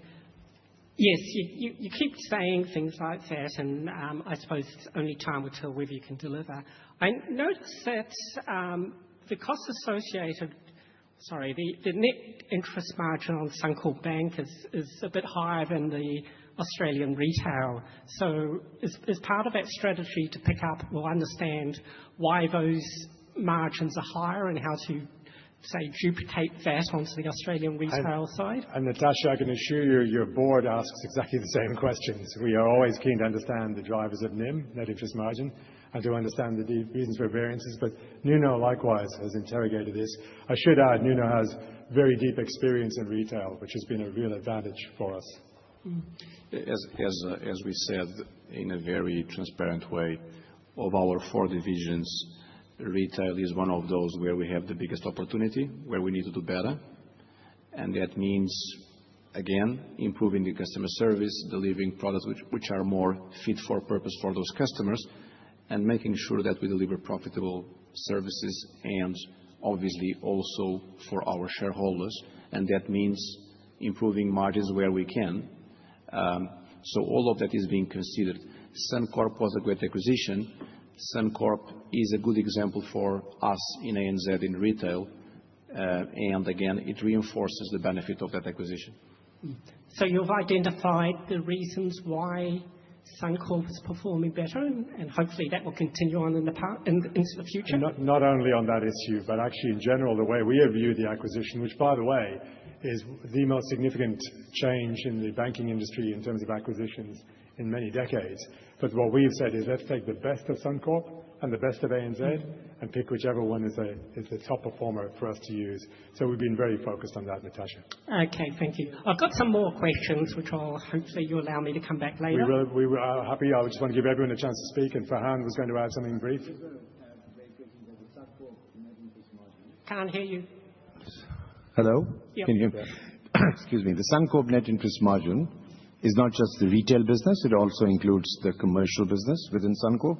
So when we compare to Australia retail, it is different in terms of the comparison. And the second thing I would just add is that Suncorp Bank does not attract any major bank levy versus ANZ, which of course does. So there are those differences in terms of mix, in terms of business banking, as well as the major bank levy. Okay. Thank you. Okay, next question is at microphone number 2. Thank you, Chairman. I have Morgan Pickett regarding item number 9. Thank you, Chair. Last year, ANZ announced 2 policies: project finance restrictions on upstream oil and gas fields and new LNG export projects. But you are the only Big Four bank to not have a project finance restriction for new pipelines. APA Group, a client of ANZ's and Australia's largest gas pipeline company, is pursuing enormous capital-intensive pipeline developments solely dedicated to establishing what could be the biggest gas fracking development in Australia, the Beetaloo Basin. Given ANZ would not finance the upstream development, why has ANZ left itself open to financing the pipeline?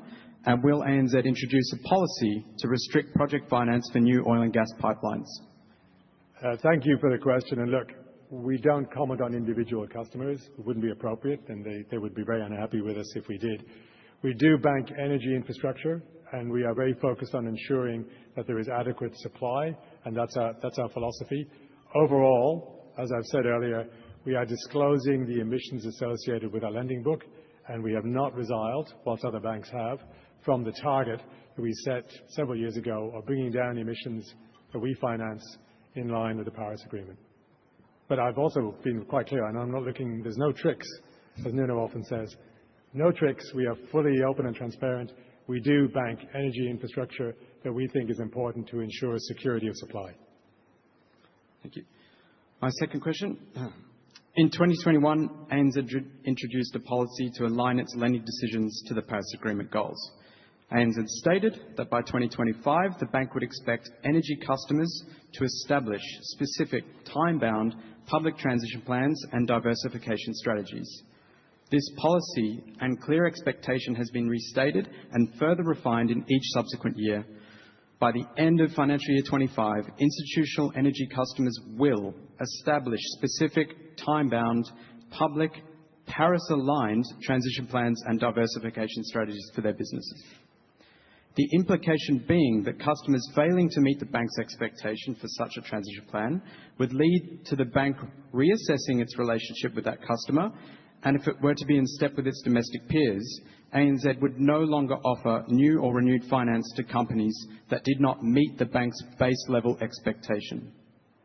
However, this year, in the bank's renewed energy customer approach policy, this expectation was entirely removed. The requirement for Paris-aligned transition plans has also been removed from the bank's 2025 climate report. My question is, why did ANZ remove this clear, substantive policy requirement for a Paris-aligned transition plan? Just to clarify the question, so we have removed what? From the energy customer approach, you've removed that. Let me quote you. This was your existing policy, that by the end of financial year 2025, institutional energy customers will establish specific time-bound public Paris-aligned transition plans and diversification strategies. That is now no longer your policy. It is not featured in your energy customer approach 2025. Well, and it's actually, I was just looking at page 12 of our climate report, where we actually talk about our LEAP program, and we're quite clear in there.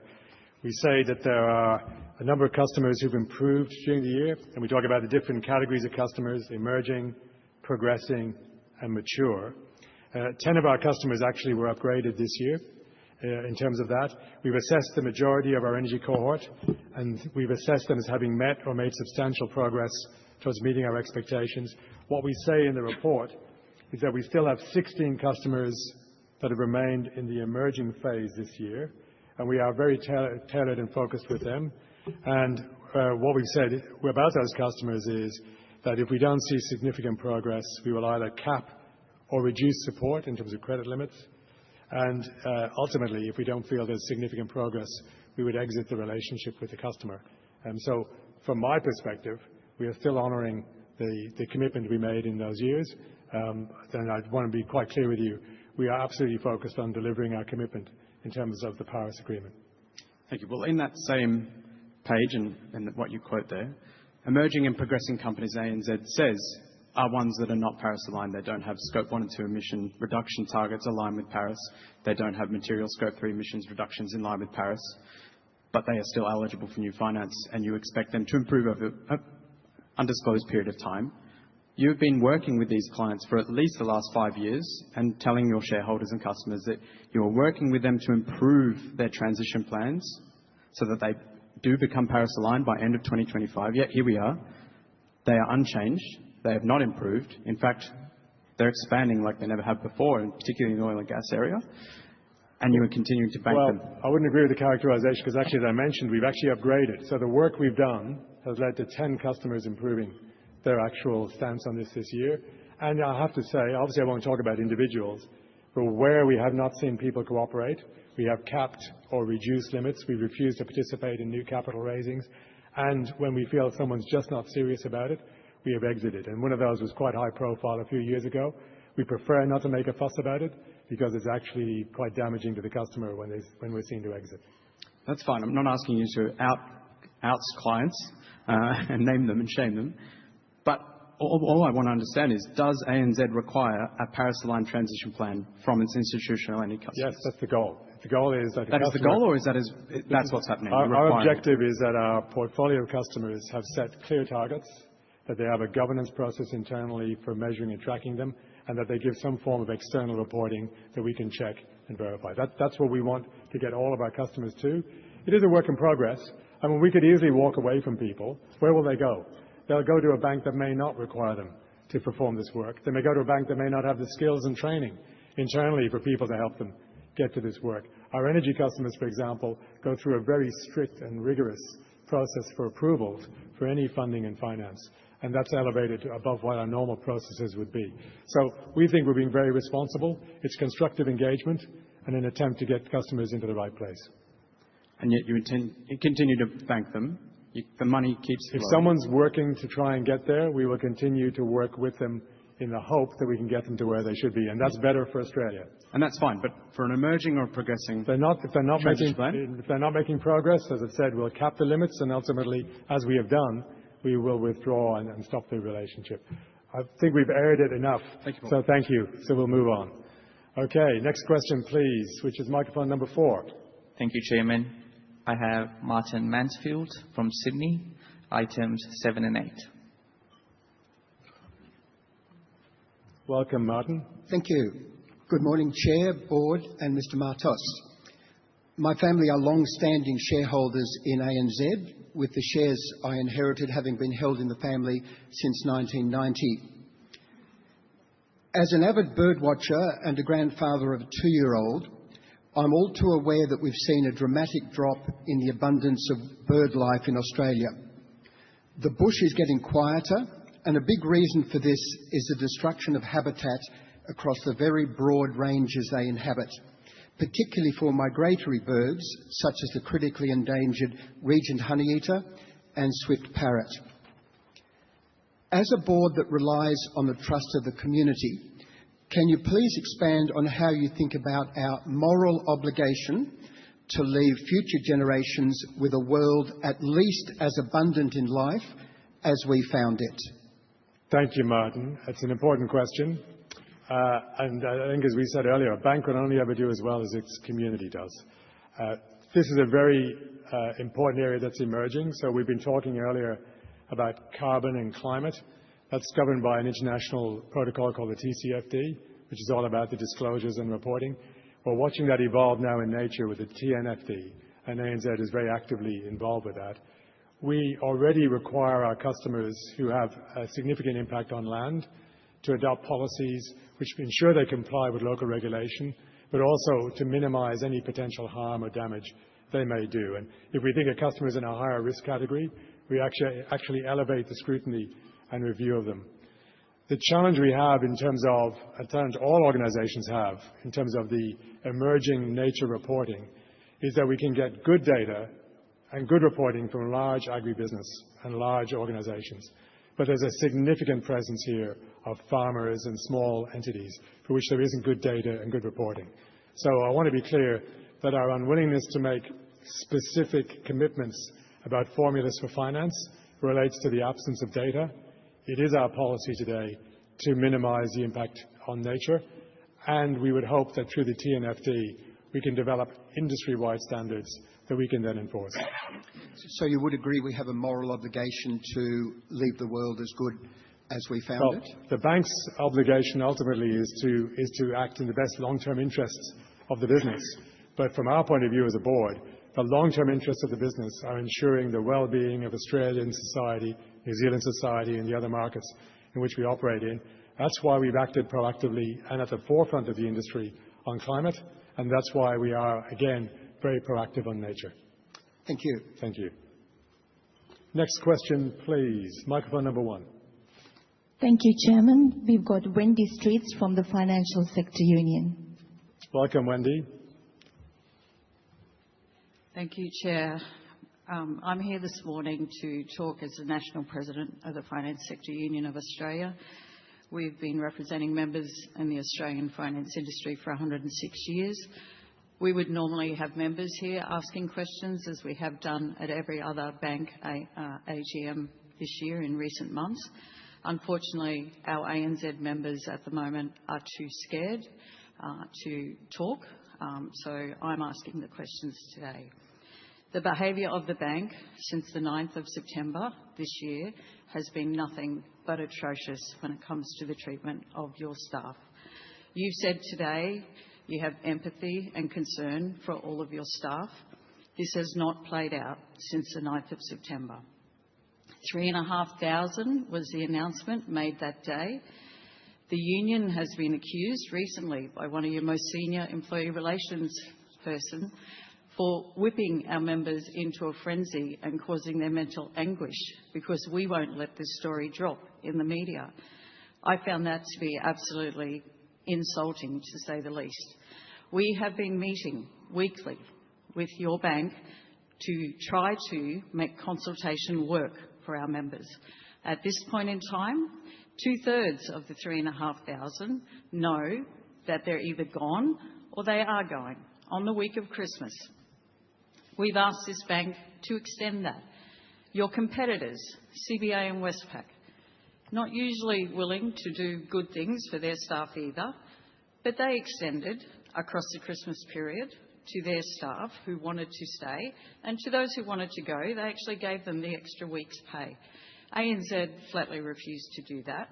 So your staff who have left in the last couple of months are on the unemployment line, leading into one of the most difficult periods of the year to find new employment, with just a flat no from the bank.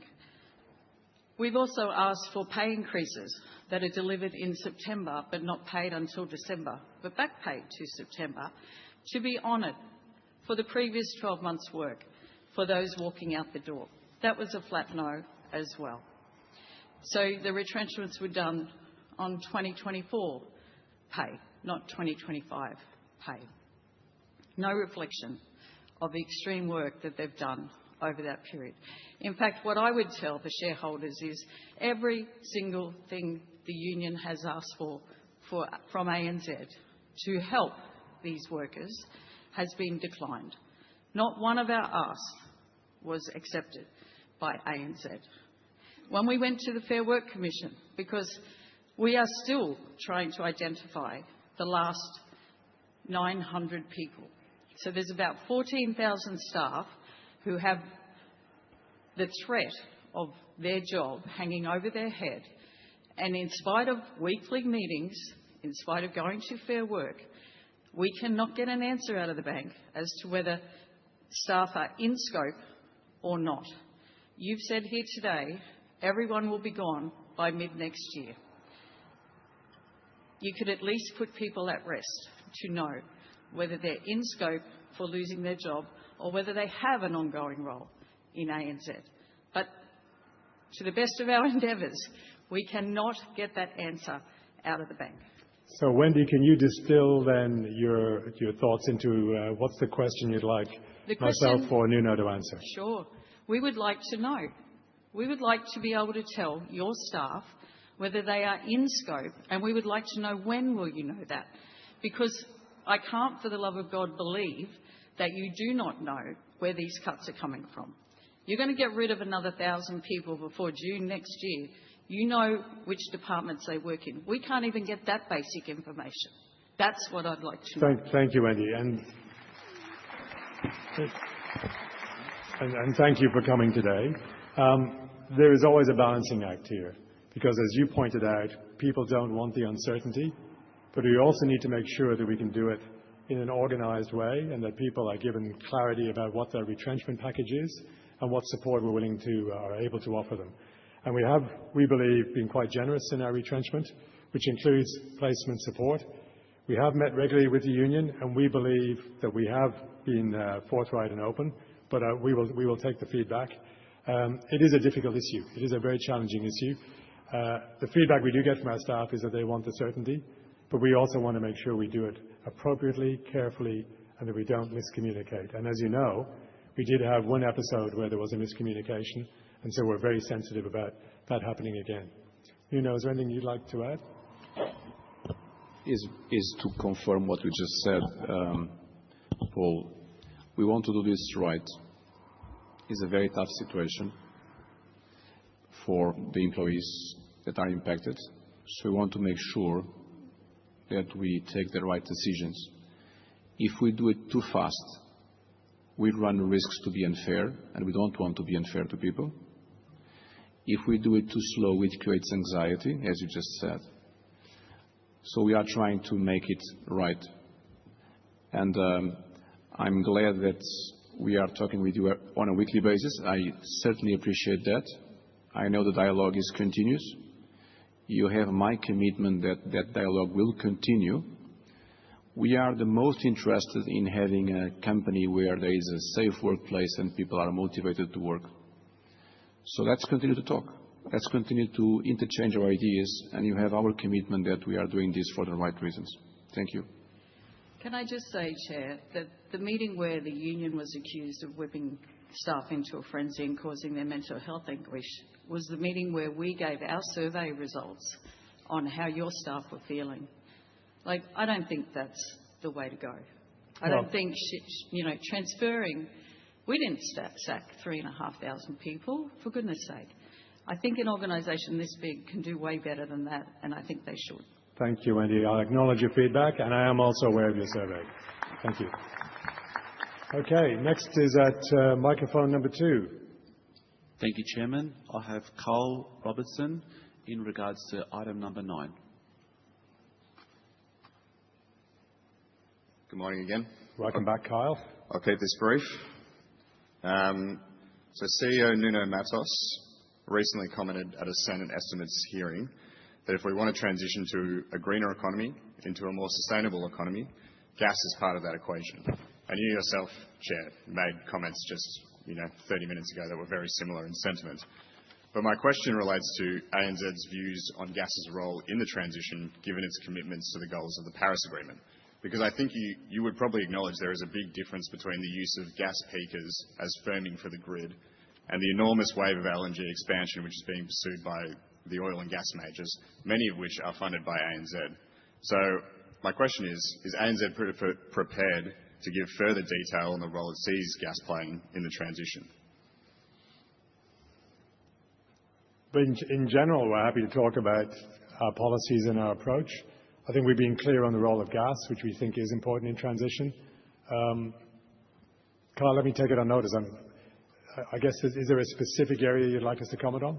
I suppose if I can put a bit more meat on that question, a bit more detail. Please. The investment decisions of the oil and gas majors at a global scale and the intention of the industry based on those investment decisions seems not to be to play a supporting role in the transition to net zero. It instead seems to be to lock in large-scale, long-term dependence on their product for decades to come. I mean, the amount of LNG capacity currently under construction in the world is going to see a 42% increase, and that doesn't include the amount of proposed LNG expansion, which would be a 225% increase. I mean, we're talking about a massive expansion of the burning of methane, a greenhouse gas which is 80 times more potent in the atmosphere than CO2. And so I know where you're taking it, Kyle, so thanks for giving me a bit more flavour. So what can we as a bank do in our backyard?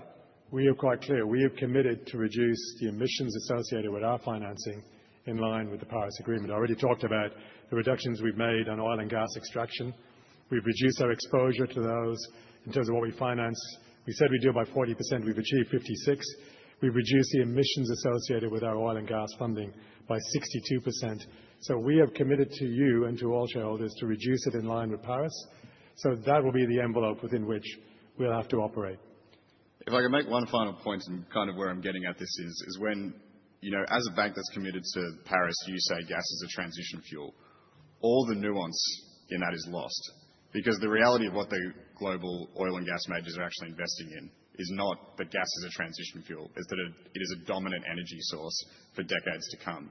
So it is really important as a bank, even in the rhetoric that the leadership says publicly, that when it says gas is a transition fuel, that it does get into specifics about what is in and what is out. Because if this goes ahead, the result is going to be 3 degrees of warming. That's not aligned with your commitments. And Carl, I heard this morning that this is going to be a peak year, according to the IEA, for coal production globally. And the only way we're going to get people off coal is by giving them alternatives, ultimately renewables, and we have to be able to support that. So we keep all of that in mind. We have said gas is an important part of that transition. I hear your feedback, and we've been very public in terms of our commitments. The one thing I think we've always said is, for Australia and New Zealand, where gas is required as part of our energy security, and that is an evolving policy with government, as you know, where gas is required as part of energy security, we will fund it, because we think it's important that our nation has access to affordable and reliable energy. The one final thing I just want to ask there is ANZ as a bank concerned about the amount of proposed gas production that is currently occurring in the world, and the fact that this could displace renewable energy projects and delay the adoption of net zero energy systems? Carl, I think we've been quite public, and I would hope you would welcome it, given what we've seen some international banks do in withdrawing from these areas. We've been quite public that we believe in the climate science, and we think it is prudent and sensible as a bank that finances things to do our bit to reduce global warming, as well as of which we're also aware of the transition risk that there is for the wider economy as we move to a low-carbon future. So we're there. I think we're trying to get to the same place. The challenge is you're not always happy with the way we do it, but we're trying to be open and transparent and to get to the same destination. So we share your concerns. The details are very important. That's what I want. Thank you. Thanks, Kyle. Okay, next we've got a question on microphone number 3. Thank you, Chairman. I have Ram Mata from Magarabi, and he has a general question. Welcome, Ram. Good morning, everyone. I have got ANZ shares for the last 3 decades. I have seen the number of ups and downs in the share price and the dividends and the franking credits. For the last 5 years, the performance of the bank, the profit is coming down, and the operating expenses are increasing. Though the dividend is maintained, the franking credits are not even 100% like few years ago. So what I want to ask you is, here most of the people who are small investors, they are very much dependent on the dividend we receive from ANZ Bank. That is a very important thing for us. So that is one important thing. And another thing is the share price of the bank. In the last 30 years, I have not seen stagnating at same levels for quite some time now. So my question is, to your 2030 vision, how we are going to maintain the dividend and keep the share price high for all the shareholders here. Thank you. Thank you. Thank you, Ram. And I would hope you would be appreciative of the fact that actually our total shareholder return in this calendar year is one of the leading in the industry, which reflects investors' reaction to Nuno's 2030 strategy. Having said that, part of that strategy says that we are going to improve the return on tangible equity over time. We've given a target that we said we would go towards 12% by 2028 and 13% by 2030. We set a 3% cost down target for this year. We said we'll get cost to income for the bank back to the mid-40s in the forward time period. And what you have seen this year is, despite the pressure that there was on profits from the significant items like the regulatory settlements, we maintained the dividend because we recognize two things. One is how important it is to shareholders like you. And second of all, because of our confidence that the strategy will deliver and that we will be able to continue to support our shareholders. So hopefully I've given you some reassurance. The 2030 strategy has already won very strong investor support, which I believe is part of the reason you've seen such a sharp increase in the share price over the last 6 months. Thank you. Thank you, Mr. President. And Mr. Nuno Mato's confidence and his assurance in his voice will certainly assure me that the bank will go in the right direction. Thank you. Next question is microphone number 4. And I'm keen to keep us moving because I know the longer these sessions go, some of our shareholders leave. So I'm going to encourage everyone to be briefer in their questions, less statements, and maybe quicker to the actual question. Thank you, Chairman. Roman Kisnikov from Sydney, item number 1.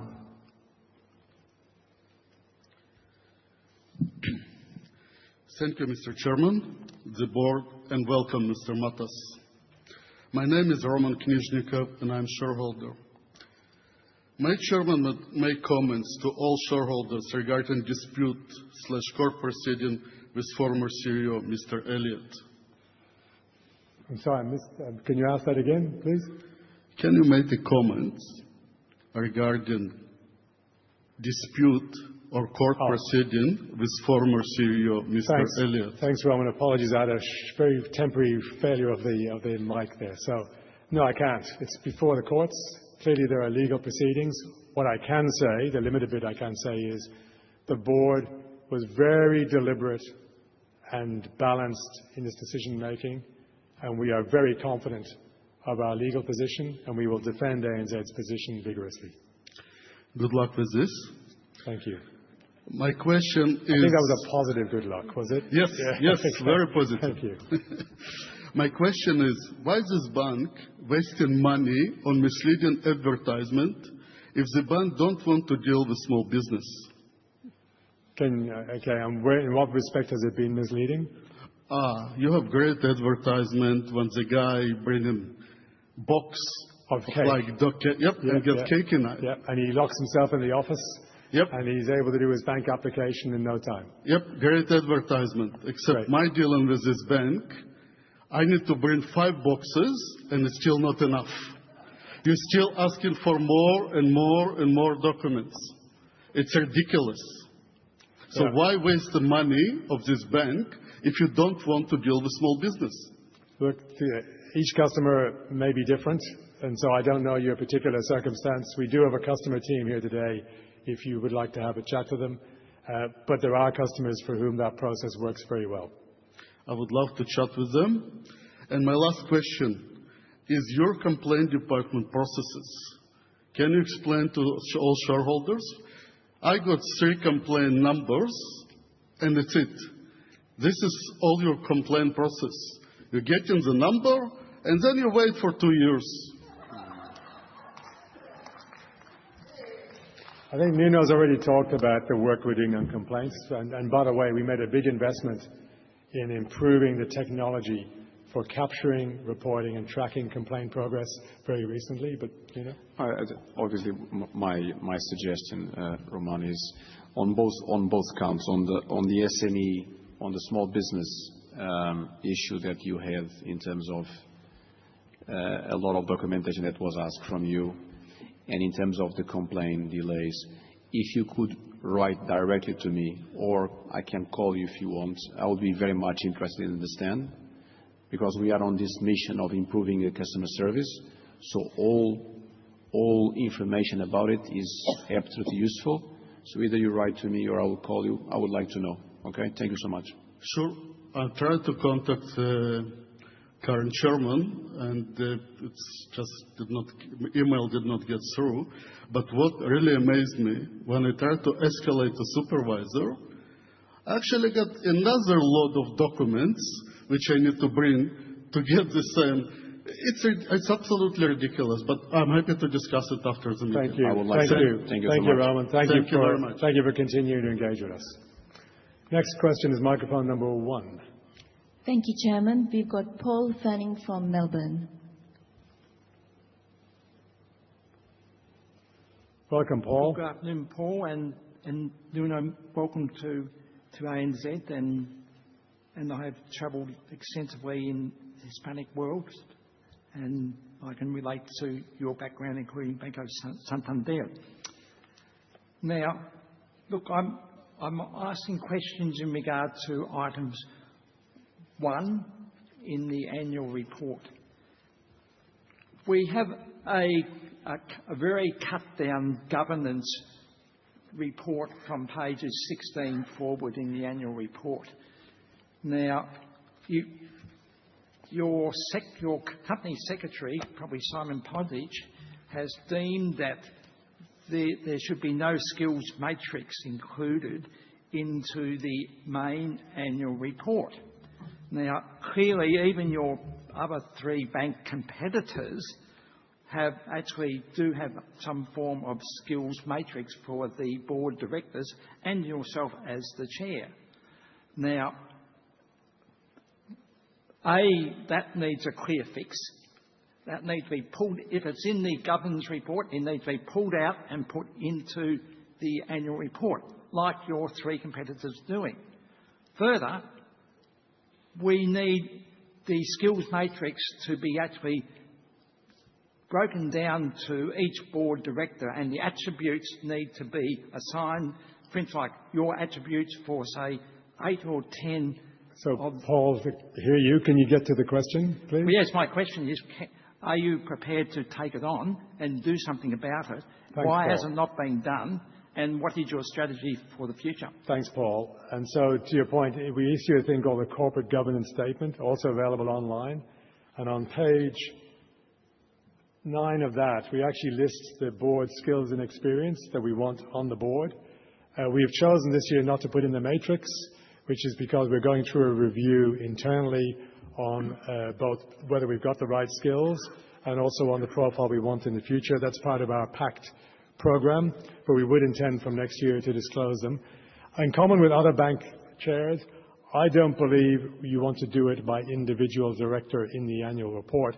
I think that invites a degree of populism and a degree of argument over definition, but you would want to know that as a board, we have the requisite skills on the board, and that's why we have listed what we want on page 9 of the governance report, and then I will give you a commitment to have a more comprehensive skills matrix in the annual report next year. Paul, we might need to do a discussion immediately after the meeting, but clearly, if you can please get the skills matrix back into the body of the annual report and consider it done, Paul. Consider it done. Okay, right. Okay, then I'll have questions on REM and the board election. Okay, we look forward. Thank you, Paul. Okay, we have another question on microphone number 4. Welcome, Rita. You're another one of our stalwarts. Thank you, Chairman. I've got Rita Mazuleski from Perth, item number 1. Welcome, Rita. I'll beat you. Merry Christmas. Merry Christmas to you. I just want to say I arrived here on Sunday and was watching the TV in my hotel room, and I just want to express my condolences to all the Bondi victims' families, because it was just shocking to know that it happened a couple of miles up the street from where we were all sitting. And sadly, as we speak, there are still people in hospital. Yes. Thank you.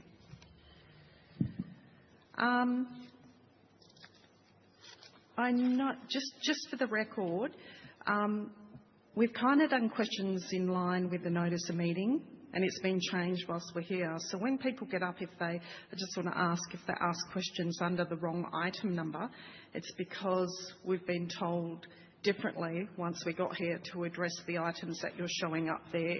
So there might be a little bit of confusion, so please bear with shareholders if that happens. Go for Rita, and I'm going to encourage you to be brief because we absolutely do want to get to some of those other items. I've come from Perth, and you're a very quick, fast person, and you process things quickly, as corporate people and the board should do. But I think you need to have a bit of patience with shareholders because we're not all like you, and we don't operate like that. So if someone's talking, I just feel it's been a bit unfair to ask someone to hurry up. So I've come from Perth. My role is to chair the meeting and make sure everyone gets a say. Well, chairing the meeting and bossing people to be quick is a little bit unfair. Sorry, Chair. It doesn't happen in other AGMs. Well, let's get to your question, Rita. All right. Firstly, Mr. Matos, it's not a question. I just want to say welcome. And I just wanted to touch on when the Chair said it was like recruiting a star soccer player when you were appointed. I just want to say my dad was a star soccer player, but he most certainly could not run a bank. So in regards to customer complaints, I'm excited that Mr. Matos, the CEO, and ANZ is taking a new direction to have a look at what's going on in the bank and what's not being addressed. As you know, there's a lot of long-standing customers that have issues, and for whatever reason, whether the bank doesn't understand, or in my case, the bank won't meet with me, each case is different and should not be grouped into a long-standing group of cases that just gets wiped under the mat and ignored. They all need to be addressed so that the bank can move on, because they will not go away, and you know that.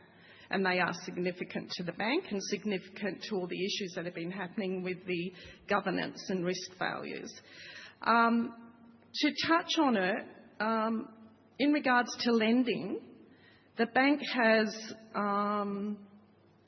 ANZ has an application process where customers must sign an ANZ personal statement of financial position, and ANZ confirmed this through the Banking Royal Commission in 2017-18. The document states assets, liabilities and expenditure, and ANZ is required to provide financial services efficiently, honestly and fairly, as required with the licence under Section 912A of the Corporations Act. I've repeatedly advised ANZ, including the former CEO, the current CEO and yourself, Chair, and the board, that an ANZ manager filled out that form for me, and I've never completed, signed Rita, or filled out that statement. Yeah, it's to do with the process, Chair. Okay, because we're consistent in saying we don't deal with individual customer complaints in the meeting. Yes, but well, this is about the process, because this is actually systemic. Okay. Can you clarify the question then for us? Yes, and you're pushing me, which I've asked not to happen. My ANZ case, which I won't go into, but overarching, had the ANZ break-free package, had Isanda Finance, had a loan, had internal fraud, misrepresentation and legal manipulation, amongst other things. This has caused a flawed internal dispute resolution process in ANZ, which is significant because you are relying on your own falsified information for many customers across the board for different products, and then making them go to AFCA based on your falsified information. Rita, can I push you to clarify the question for us so we can answer it? Okay. So my question is, given the significance of that document to responsible lending, fraud, risk and financial and customer harm, what governance controls and independent review processes does the board rely on to ensure such matters are not dismissed or managed within the same business lines involved? And how does the board ensure itself that unauthorised completion and reliance on false customer financial information are independently assessed and escalated rather than closed or ignored, particularly where the customer continues to be exposed to ongoing financial and non-financial harm due to ANZ's continued failures? Thank you, Rita. And I'll have a go at answering. There are a number of controls that exist when we're creating products. Those include reviews by our risk team and reviews by our legal team. As we deliver day to day, the board has supported a major investment in customer complaint technology so that every complaint is tracked from the moment it arrives. We're able to see its progress, and we're able to get themes and escalations. Major disputes will often come to the attention of myself or the chief executive. There's also the AFCA process for people to raise complaints, which is an independent body that then brings them back to us. And then finally, I would say that in terms of ultimate issues, we also operate a very strong internal audit role, which does an audit review, and we have a whistleblower program whereby any whistleblower issue is automatically recorded and flagged, and the board reviews those on a regular basis, to the point at which we even interrogate specific issues and ask for more information where it's needed. And that's everything that you've said is fantastic, and it's an awesome process if it was applied.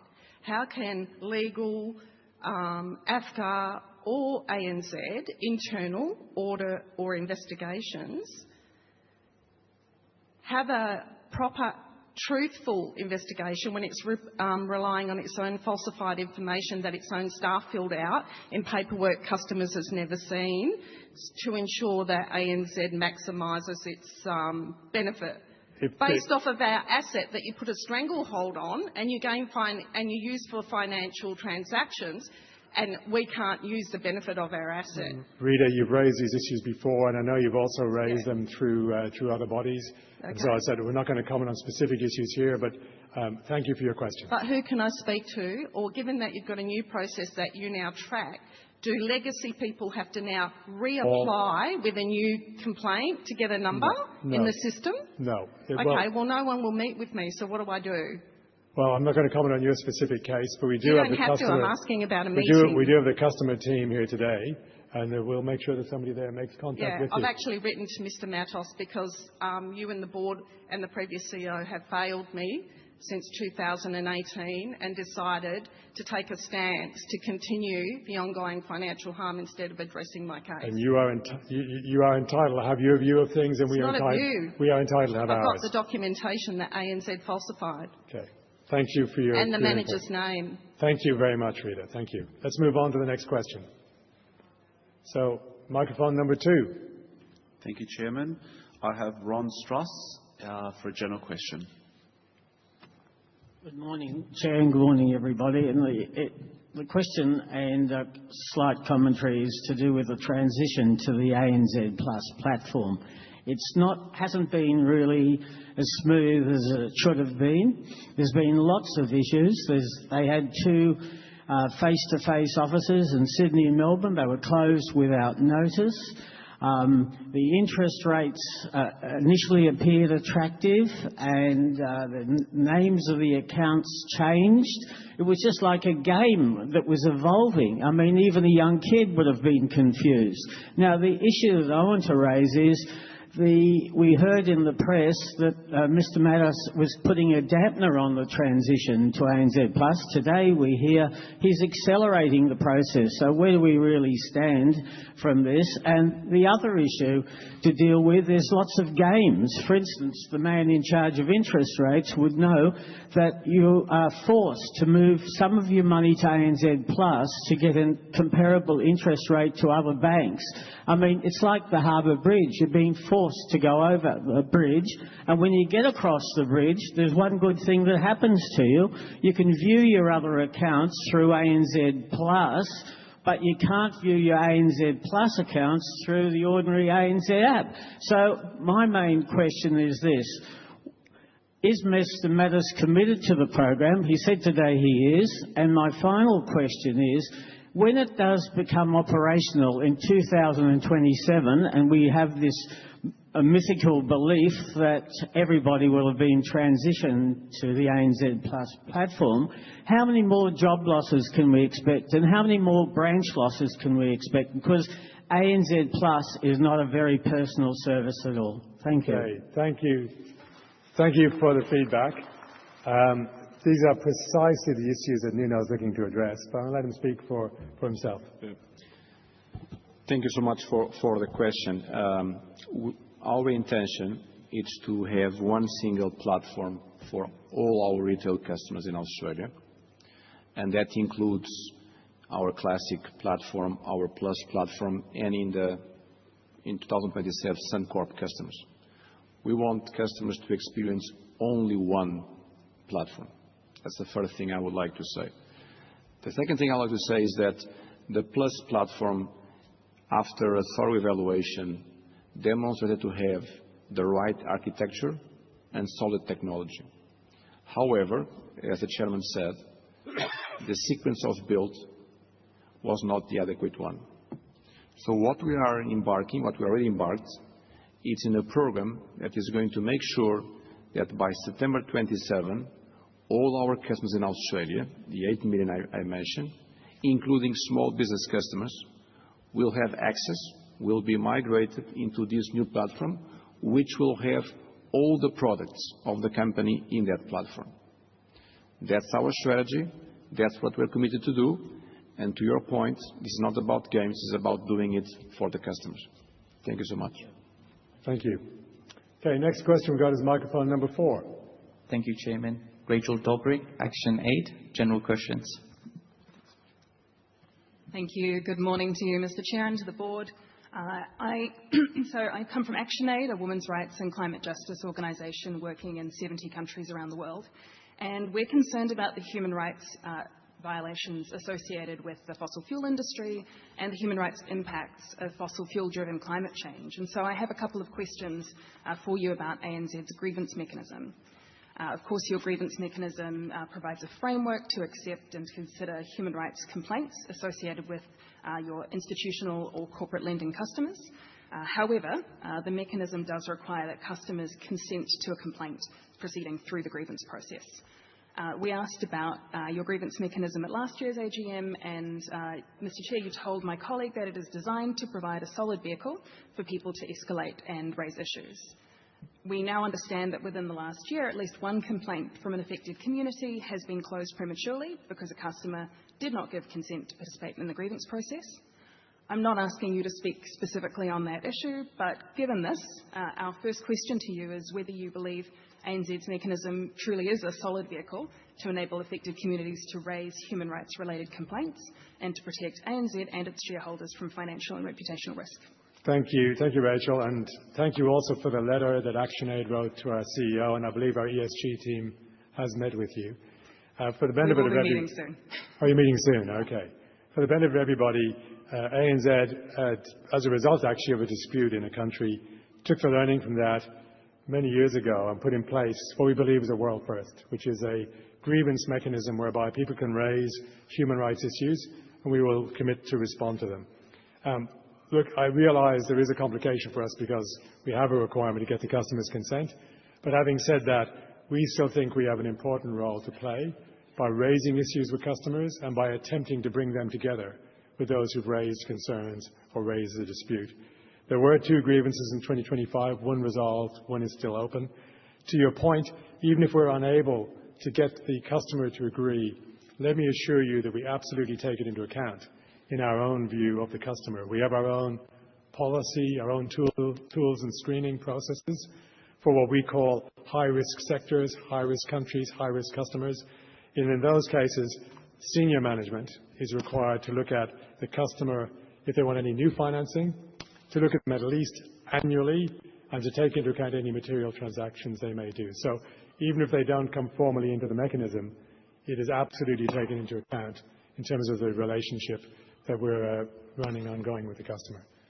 Hopefully that assists. Thank you for that. I have a couple of quick follow-up questions. The first, in response to you saying that you do identify some high-risk sectors, would you consider fossil fuels to be among those? Well, actually, climate change is seen as a material risk for the bank. And as a result, it attaches a higher level of scrutiny and a higher level of review within the bank. Okay, I'm just going to pause for a second. We seem to be getting a bit of interference. Maybe should I rely on the standard microphone and turn this off? Let's see if that works.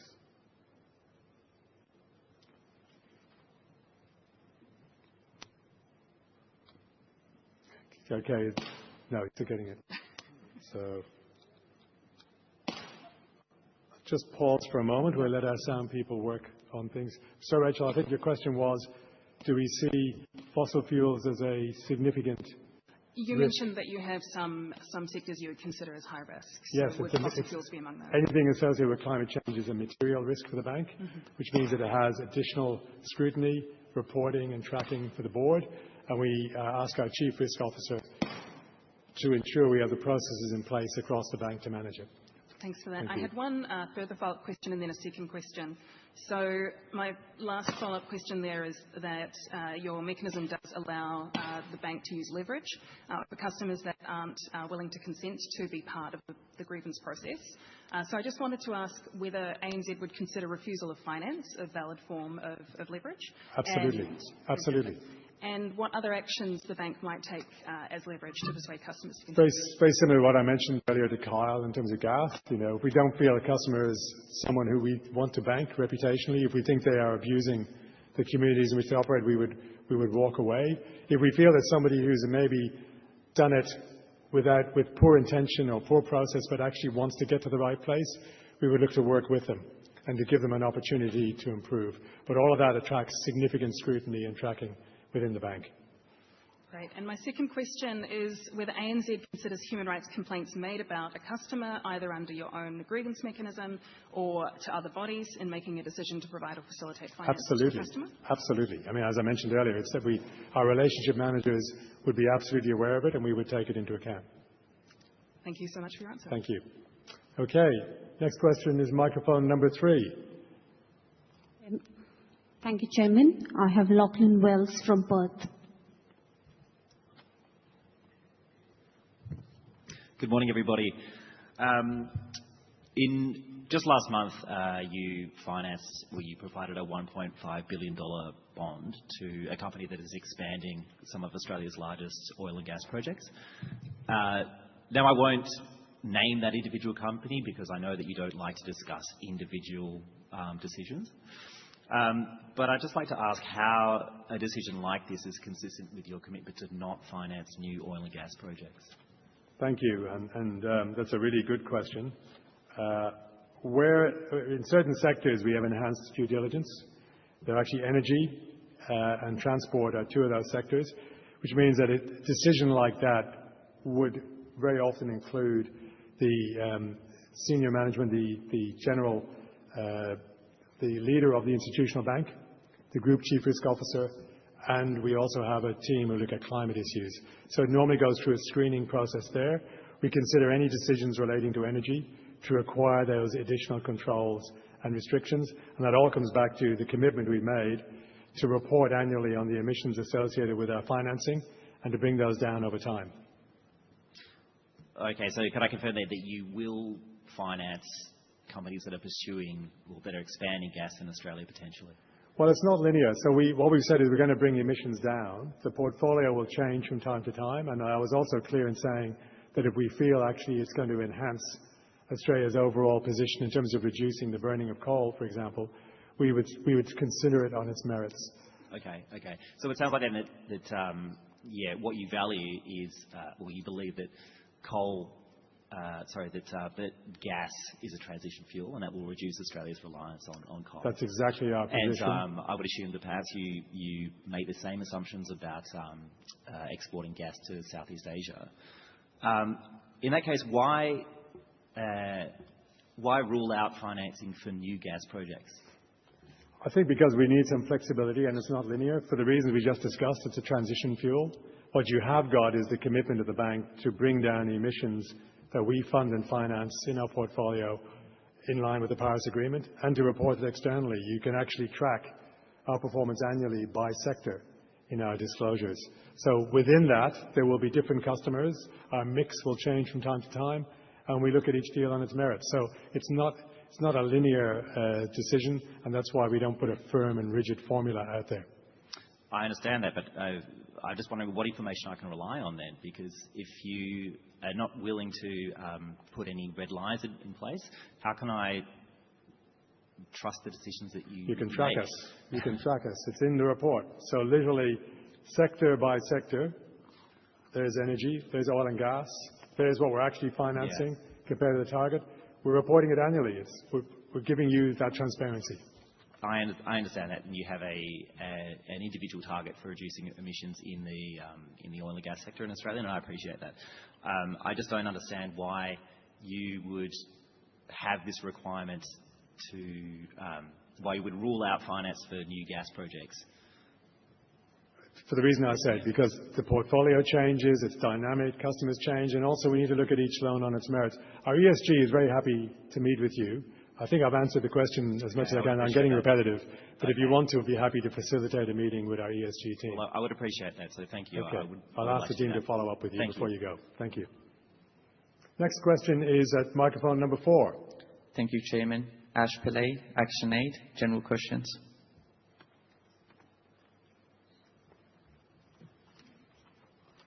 Welcome, Ash. Thank you, and thank you to everyone. Greetings to the board and shareholders online and in person. I'm Ash from ActionAid, a global women's rights organisation. Thank you for this opportunity to ask a question. I have 2 questions relating to ANZ's financing decision-making. So my first question is, how are ANZ's commitments to achieving gender equality considered when making finance decisions? And a bit more clearly, does ANZ consider a client's record on upholding gender equality in their projects? Well, we certainly have internal targets we ourselves have set, and we've made good progress on those over the last few years. I can't answer the question universally, actually. I don't know, Nuno, whether you can provide some background on that. I think we as a company believe firmly in diversity in general, and including gender diversity. We would expect society to obviously adopt the same stance. We take it in our own company. I can't say at this point in time that we have a full developed policy to make sure that customers also follow the same approach. We can follow up with pleasure. Thank you. And as you know, diversity is a very important issue to me personally. So take the feedback. It's a very interesting question to raise. Thank you.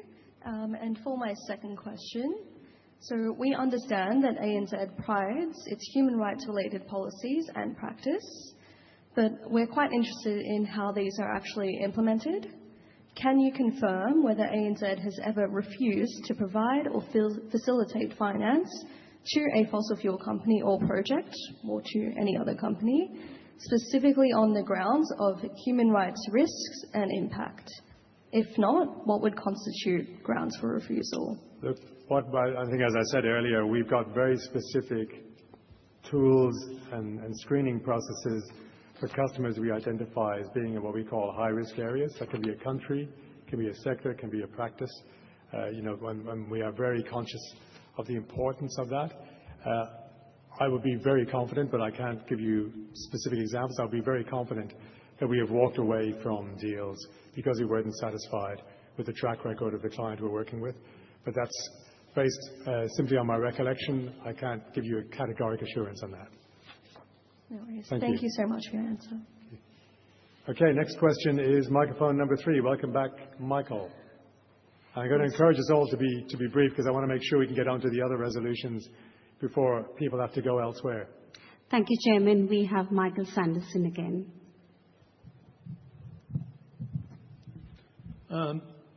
Just let you know, I've rung the Chairman's Lounge and they're prepared to hold it open if you...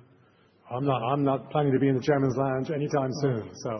But presumably that's helpful to you, Michael, based if you've got their phone number.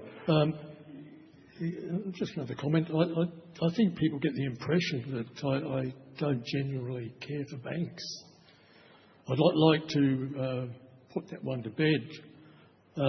My eldest great-grandson is called Banks. To balance that, My other great-grandson, who was born on the 15th, is called Loki. My question. Media reports say the ANZ engaged Allens after complaints about Ms Jane Halton's comment on the US board trip. She referred to two women of colour as the help, and that the external review upheld most of the substance of the complaints. She exited quietly with praising statements. When did ANZ first become aware, and what action did ANZ take at the time?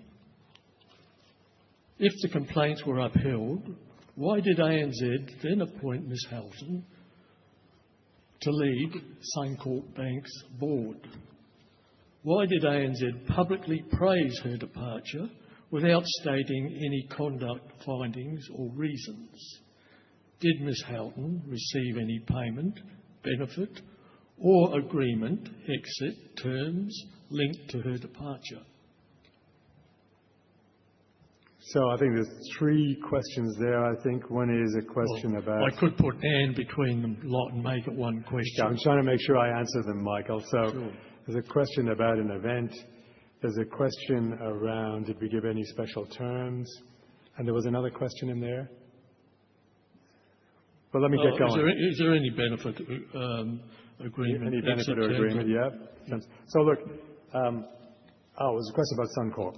You asked the change. Well, the question was about Halton's comments and the fact that she's able to exit ANZ without any red marks. If I try and go through the three topics that you've raised under that umbrella, look, like any large organisation, we have lots of opportunity for people to raise issues, concerns at all levels. We take them very seriously, and as you would have seen from the things I talked about earlier, we have very well-created processes and systems for managing these issues. But because of that, if there was an investigation, I'm not saying there was, if there was an investigation, we are required to preserve the confidentiality of those who may have raised an issue, or indeed anyone who's been on the receiving end. So I'm not going to comment either way in terms of confirming or denying whether that happened. In terms of Jane being appointed to Suncorp, when we acquired Suncorp, as I mentioned earlier, it is one of the biggest banking deals, one of the biggest changes in industry structure in Australia for several decades. And it transformed ANZ in terms of our retail positioning. But, as we've also stated, we needed some time to be ready to integrate it into ANZ.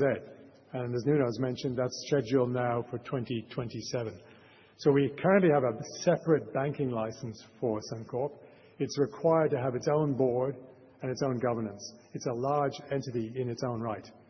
So in selecting someone to chair that, we needed someone who's got a track record of serious governance, who understands and has the experience of running complex operations. And if we looked at Jane, we saw someone who led the Department of Finance and the Commonwealth Department of Health at various times. She has a public service medal, which is a recognition of her capability. And she, as it happens, is the most senior serving director in ANZ on the board other than myself.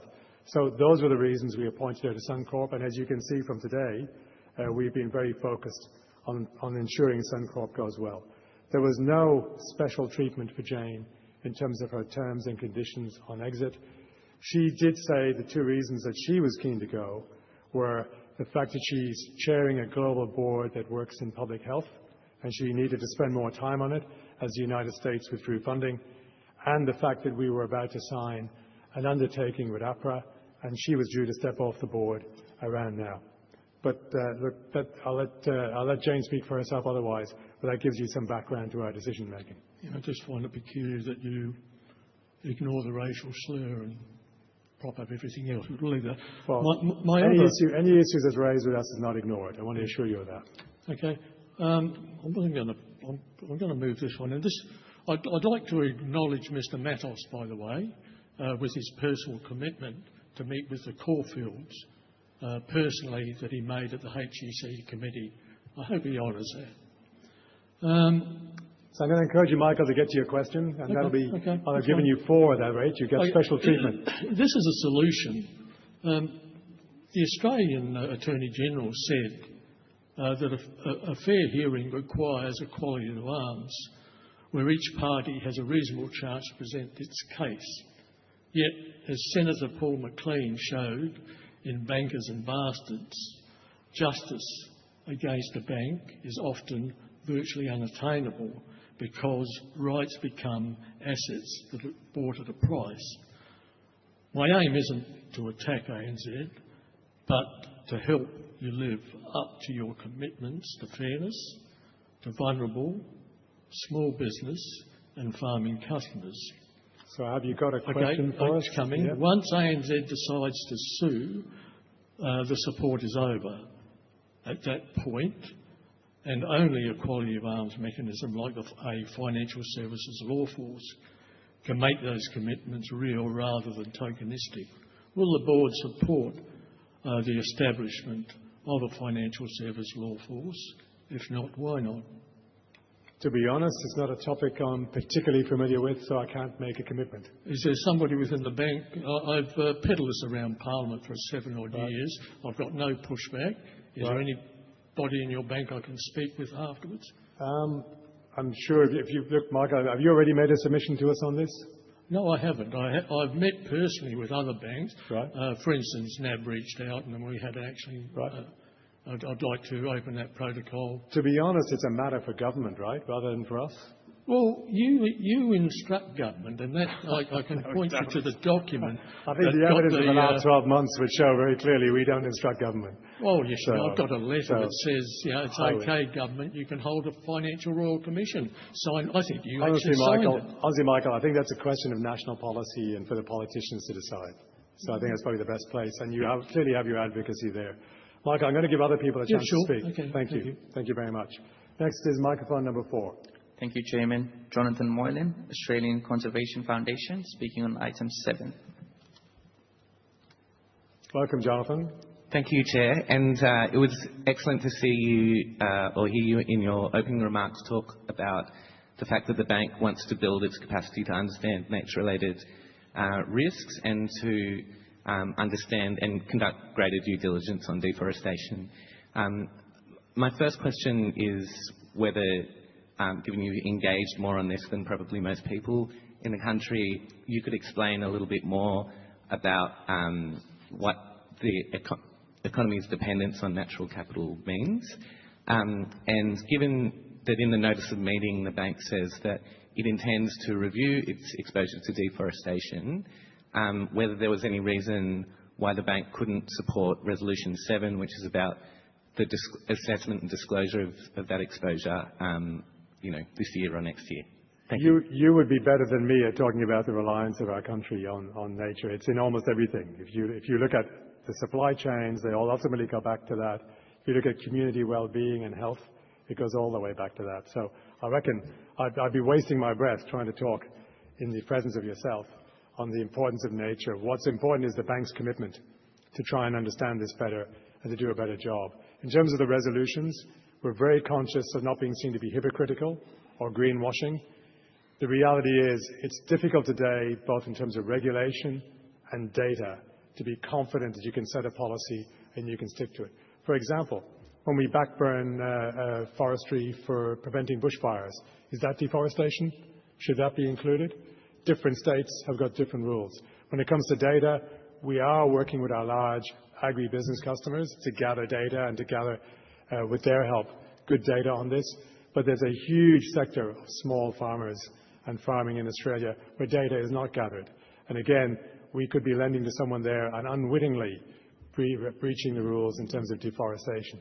So we have committed to work on this, to develop the database, to develop the policies, and to try and navigate our way through the regulation. My hope would be that we're able to get to where we got to on climate within the next few years and to be able to give a similar level of reporting and rigour. Thank you. Okay, so we have a question online. I have a question from Mr. T. Yeo. Full dividend franking. When can the bank fully frank its dividend now that it has fully merged Suncorp Bank's profits? Thank you. Thank you. That's a good question. And there was a question earlier about our franking. And our franking ability is based on the amount of tax we pay in Australia. And that in turn relates to how much of our income we're earning in Australia. Because we are the biggest international bank that's based in Australia and New Zealand, then by definition, we have a larger share of our earnings coming from offshore.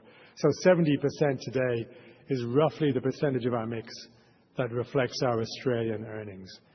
The work that Nuno's outlined in the 2030 strategy is all about lifting the performance of two of our businesses in Australia, which we believe will allow us to generate more income in Australia and hopefully improve the franking position. But that's the reason why it is what it is. Next question is microphone number 2, and I think we've got Craig again. Back to you, Craig. Thank you, Chairman. We have Craig on topic 1. Thank you, Mr. O'Sullivan. I've been a customer. I think you're aware. Some of these comments I'd like to pass through to Mr. Matos at your... Another question, Craig, or are they a statement? I've only just started. Please, let me get to my question. But is it a question? I've got a statement and a question. Well, I'm going to suggest that you maybe make the statement separately for the benefit of everybody else in the meeting. The statement, but the bit that's relevant to the question, absolutely. Mr. O'Sullivan, I've been up 12 seconds and you've stopped me. This is grossly unfair. My last question was very short. I have an obligation to make sure everyone gets a say at the microphone. Mr. O'Sullivan, you gave me 8 seconds before you intervened. The question is, have you got a statement or a question? I've got a statement for context and a question. Well, I'll allow you to make a brief statement and then go to the question. I've listened to the others and I'll make the statement as I need, and it is reasonable. If you don't observe the protocol of the meeting, Craig, I'm going to have to ask you to leave. Mr. O'Sullivan, I've observed the protocol of the meeting. My last question was we've always had a respectful relationship, and I'd hope we could continue that. Absolutely. I've been a customer for 50 years, unbroken. That is almost unheard of for customers with a bank. I've had 42 loans. I'm also the founder of Bank Warriors, along with colleagues that are here today and other groups, and we have 20,000 members and followers. Paul talks of tactics that the bank uses. I can only agree with him. The tactics in ANZ are appalling. Long-standing customer complaints, there are too many. The AFCA data cube shows that. Mr. Kalashnikov mentioned that he puts up, questions, complaints, and they're answered.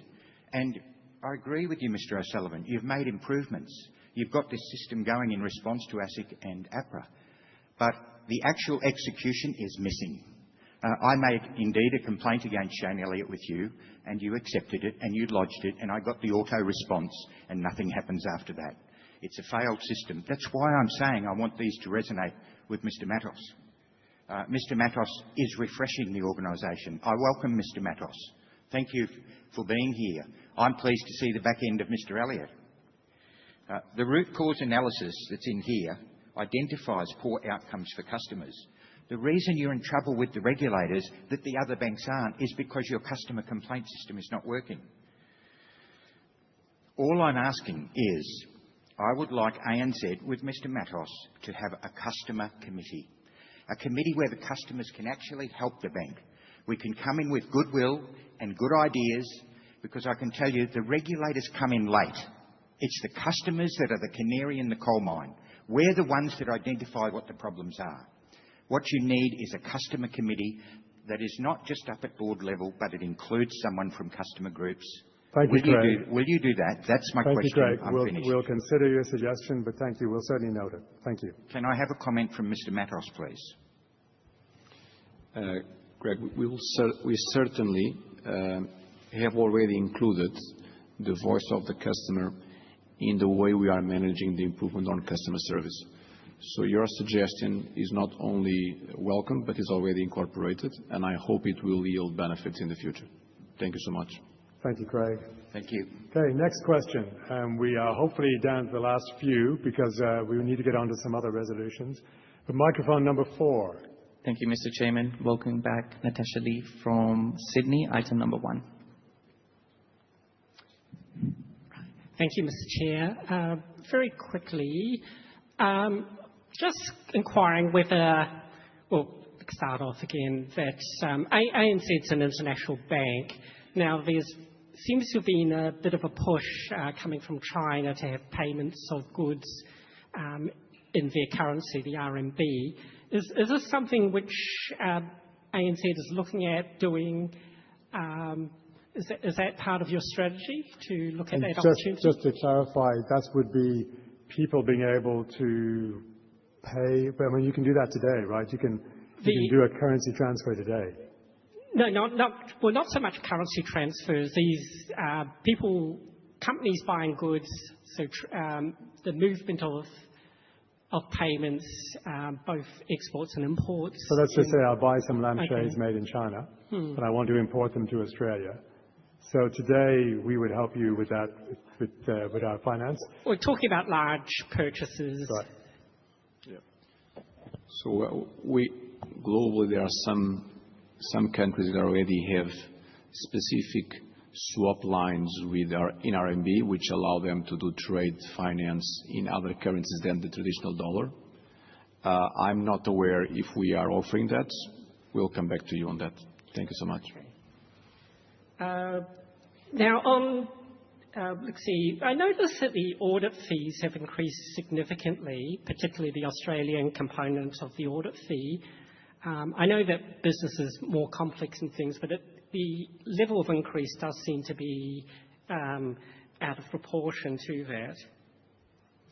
Can you comment or explain why? Basically, the total Australian audit fee went from just under 16 million to just over 21 million last year. And there's some important reasons for that. Don't forget as well, we've also got Suncorp Bank, which we've now got to cover off as well. But okay, Pam, are you going to add to that? That's exactly the main reason. It's the inclusion of Suncorp Bank, which adds to the audit fees. And of course, there is normal inflation. Right.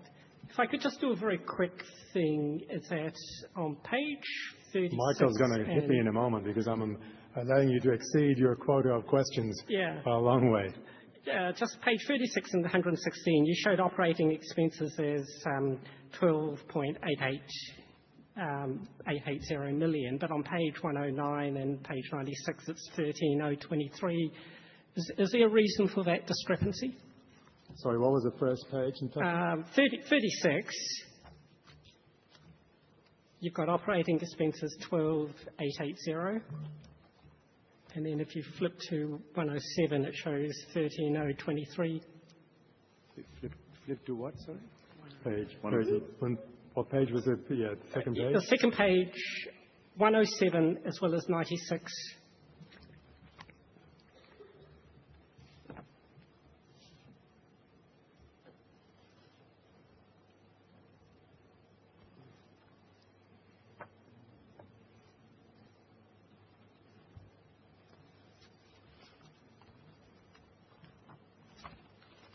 I think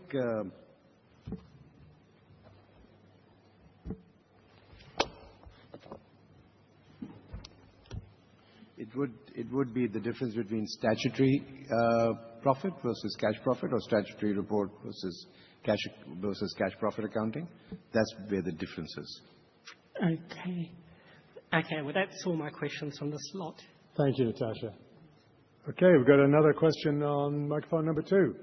Thank you, Chairman. I have Moira Caulfield for topic 1.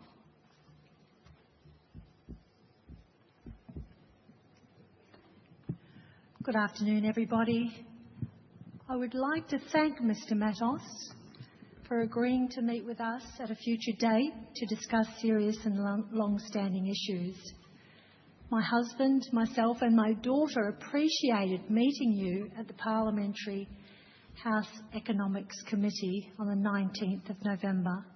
My question is, despite giving us your word, shaking our hands and receiving many emails from us, you have not responded. You speak of putting customers first. We have been ANZ customers unbroken for 50 years. When will this meeting take place, please? My team has clear instructions to welcome you at a point in the future. So I'm honoring my word here in public. Thank you so much. Thank you so much. Thank you. Next question is microphone number 4. Thank you, Chairman. I have Peter Starr regarding item number 1. Morning, Mr. O'Sullivan. Morning, Peter. Welcome. Yes. And fellow shareholders, welcome, Mr. Matos. Last year's AGM in Melbourne, I asked about what was going on in the dealing room in relation to the bond issue. You told me there was nothing to see. I'm paraphrasing what you said to me. The Oliver Wyman report, are you prepared to release that full report? Just to clarify, any comments I would have made last year would have been that we were still investigating, and what we had identified were behavioural issues in the Sydney trading room, which we've taken account of, but there was still work ongoing. And indeed, the board had commissioned board was receiving a lot of independent work that was underway. In terms of the Oliver Wyman report, look, we've got an obligation to make sure that we are protecting the best interests of the bank, and therefore we have to navigate carefully what information we put in the public domain. So we've disclosed a summary. We've been quite open in terms of our root cause analysis. And what's most important is we've just had the root cause remediation plan that we proposed to APRA approved by them. And that's fairly voluminous and contains a lot of information, which is all designed to address items that include the findings in the Oliver Wyman report. I'm aware of that. Notwithstanding that. And by the way, the report was released on our website when it was originally done. I did ask at the ANZ head office in Sydney for one of your senior executives to send me the hard copy. I'm still waiting for that. Okay. It is available on the website if you look for it. I did ask for a hard copy. Notwithstanding that, Mr. O'Sullivan, the judge discerned the matter in the federal court has still not said if he's exactly happy, or given that you said the undertakings and everything else, and given that this has happened on not more than one occasion, it's happened time and time again with the regulator having to drag you guys to get undertakings and enforceable undertakings. All that money that the company pays affects everybody in this room that are shareholders in relation to their dividend. And I'm absolutely gobsmacked that the board here never took a pay cut of 25% themselves. CBA and Westpac did when their findings were handed down. And the board should have stepped up to the plate and taken that. And is that the question? Why? Yes. And two, if it was good enough for the new incoming CEO to say that he wasn't going to take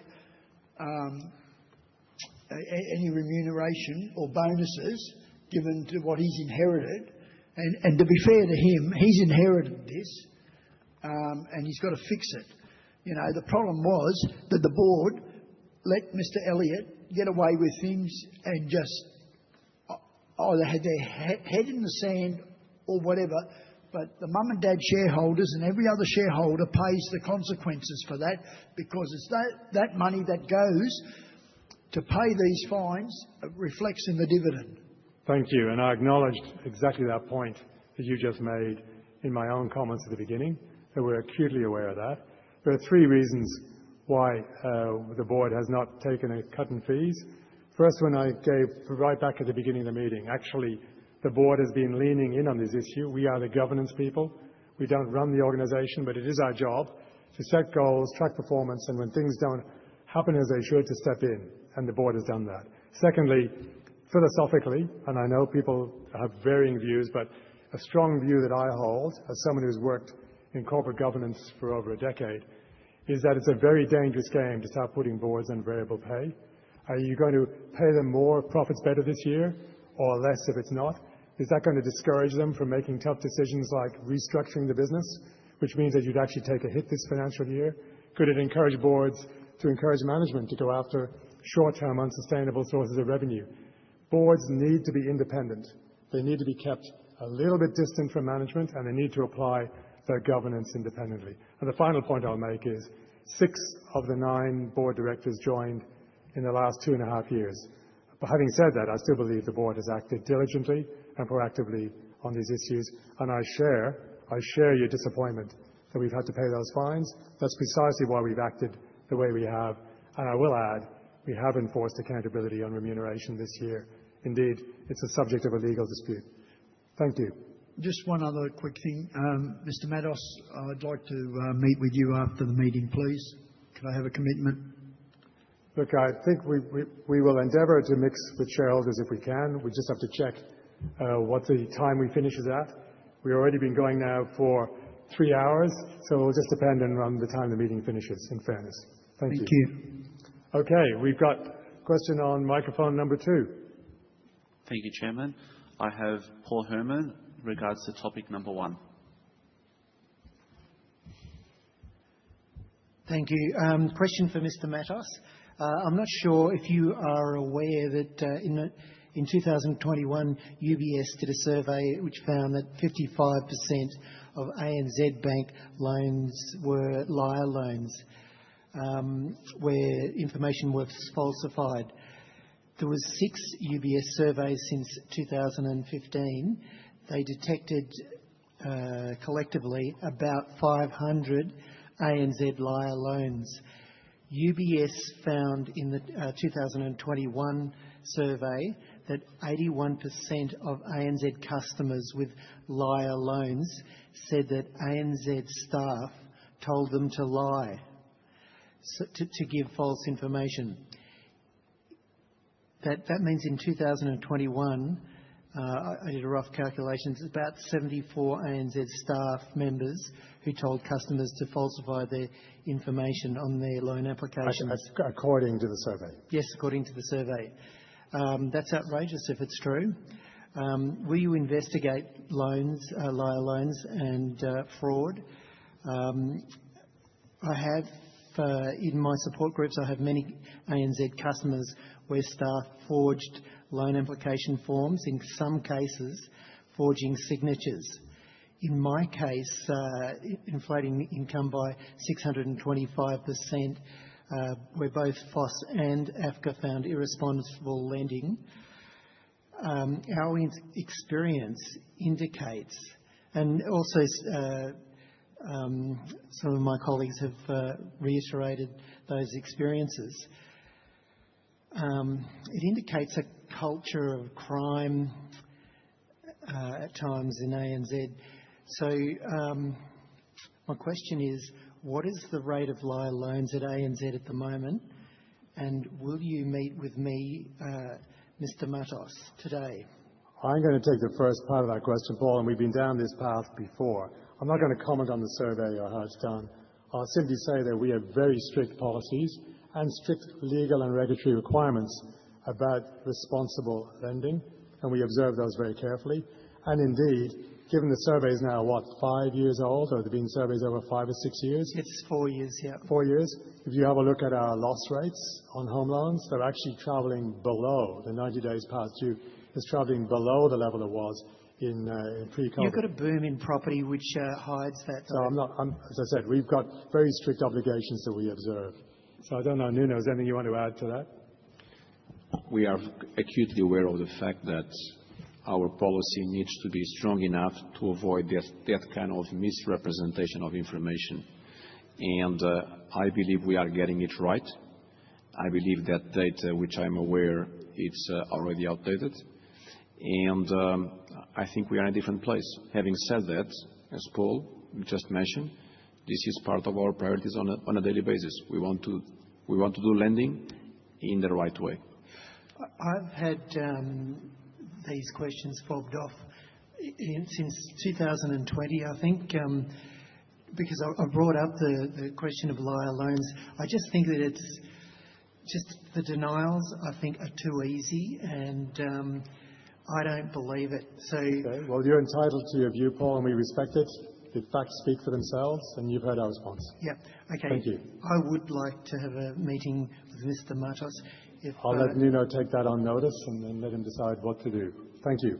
I want to go next to a question. I think we've got a question online, which in fact is feedback for all of us in the room, and feedback for me by the sounds of it too. So Claire, did you want to read that? I have a question from Mr. Stuart Bell and Mrs. Christine Bell. After 3 hours, it is regrettable that what I hoped was to be an AGM has been nothing more than personal grievances and climate change issues. Chairman, 2024 and 2025 has again proven to be incapable of conducting a focused AGM. Surely by the end of 3 hours, voting issues should have been completed. Then the majority of shareholders could leave the meeting. I have attended many AGMs, both in person and via Zoom. An AGM for ANZ is indeed a guaranteed bad experience. Okay, thank you, Mr. and Mrs. Bell. And that is precisely why I'm asking people to be brief and quick in their questions and comments. So thank you. Let's go on to the next question, which again is online. We have 2 questions from Mr. Ronald Guy. First question, does ANZ review investment in regard to modern-day slavery? Recently, the supply chain of ANZ in regards to Bangladeshi workers in Malaysia who were allegedly treated like slaves with passports withheld, etc. There currently is a complaint with the OECD. How far does ANZ go to review such supply chains in supply lines? Woolworths stock ANZ products, for example. So I'll take that question first. Well, actually, no. Why don't I let you go? There's a second question you said. Second question. Francesca Albanese highlighted certain companies that are allegedly involved in genocide. Does ANZ take these UN rulings into consideration when working with companies that do business with ANZ? Does ANZ actively pursue these public concerns? What is the process for following up such concerns? So thank you for the question, Ronald. We do screen customers for modern slavery and human rights. We also screen our own suppliers in terms of what we buy. If there are credible allegations, and that includes any cases that might have gone through the United Nations, we will look to review those through our policies. We also ask for our customers and our suppliers to disclose to us how they're approaching any complaints or any issues that may have been raised. Thank you for the question. We've got a question at microphone number 4. Thank you, Mr. Chairman. I've got Graham Thompson from Canberra. General questions. Mr. Sullivan, my question is addressed to your inner self. You've either sat up there or stood up there for the last 6 years. And over that period, there's been a continuous, almost run of missteps, failures and collapses of your governance, of your board at the present time, almost personally selected. And my question is, when are you going to retire? Seriously. Thank you for the question. And you must go. Thank you. And if I can provide some, thank you for the question and for the critique. If I can provide some balance, actually, there's been a lot of work done by the board during the last 5 or 6 years to renew the bank. I'm not going to go over all the things that we've done. Please don't. But the bank is in a stronger position today than it was 5, 6 years ago. I would also add that board directors are not selected by me. They are ultimately selected by the board. So thank you for the question.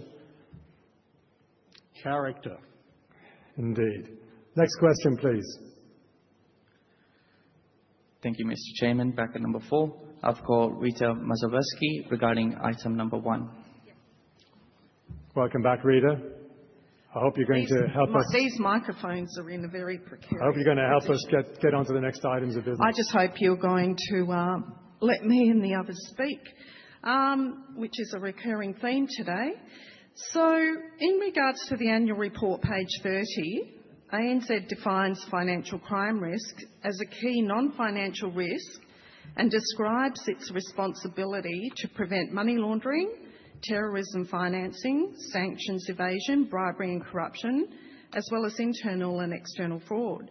The report states the financial crime portfolio is responsible for meeting ANZ's regulatory obligations through its AML/CTF, sanctions, anti-bribery and anti-corruption and anti-fraud programs in order to protect customers and the broader community.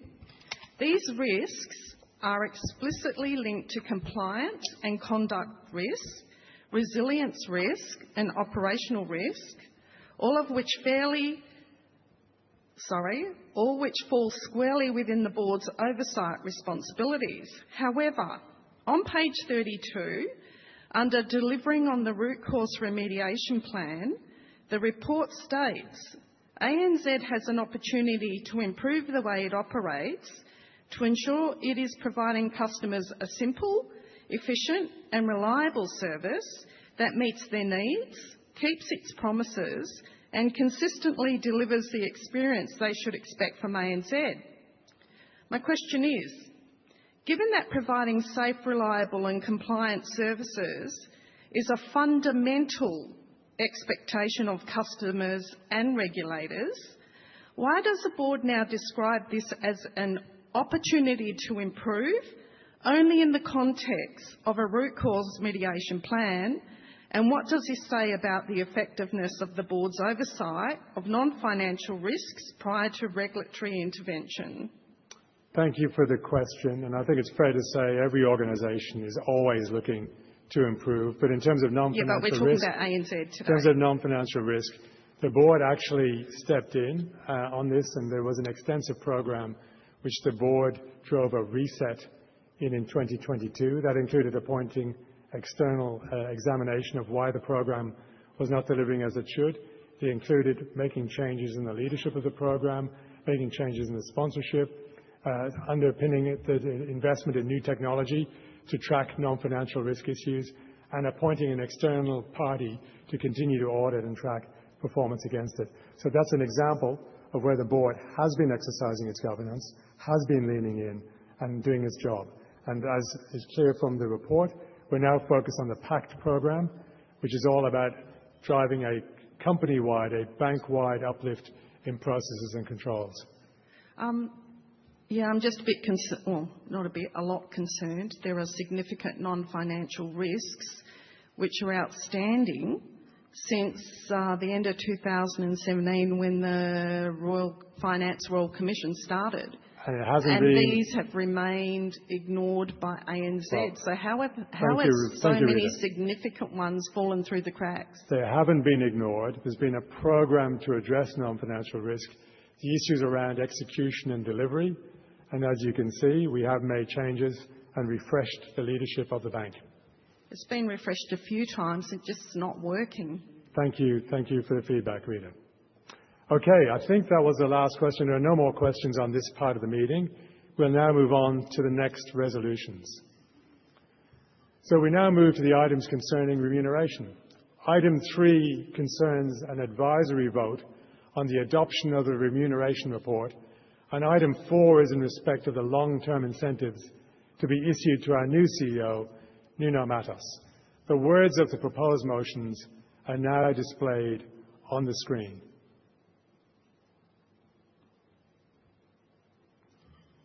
To provide you with an overview of both matters, I now invite Holly Kramer, the Chair of the People and Culture Committee, to address the meeting. Over to you, Holly. Thank you, Chair, and good afternoon, shareholders. You'll have seen earlier in the meeting, I think it was earlier in the meeting, the status of voting resolutions 3 and 4.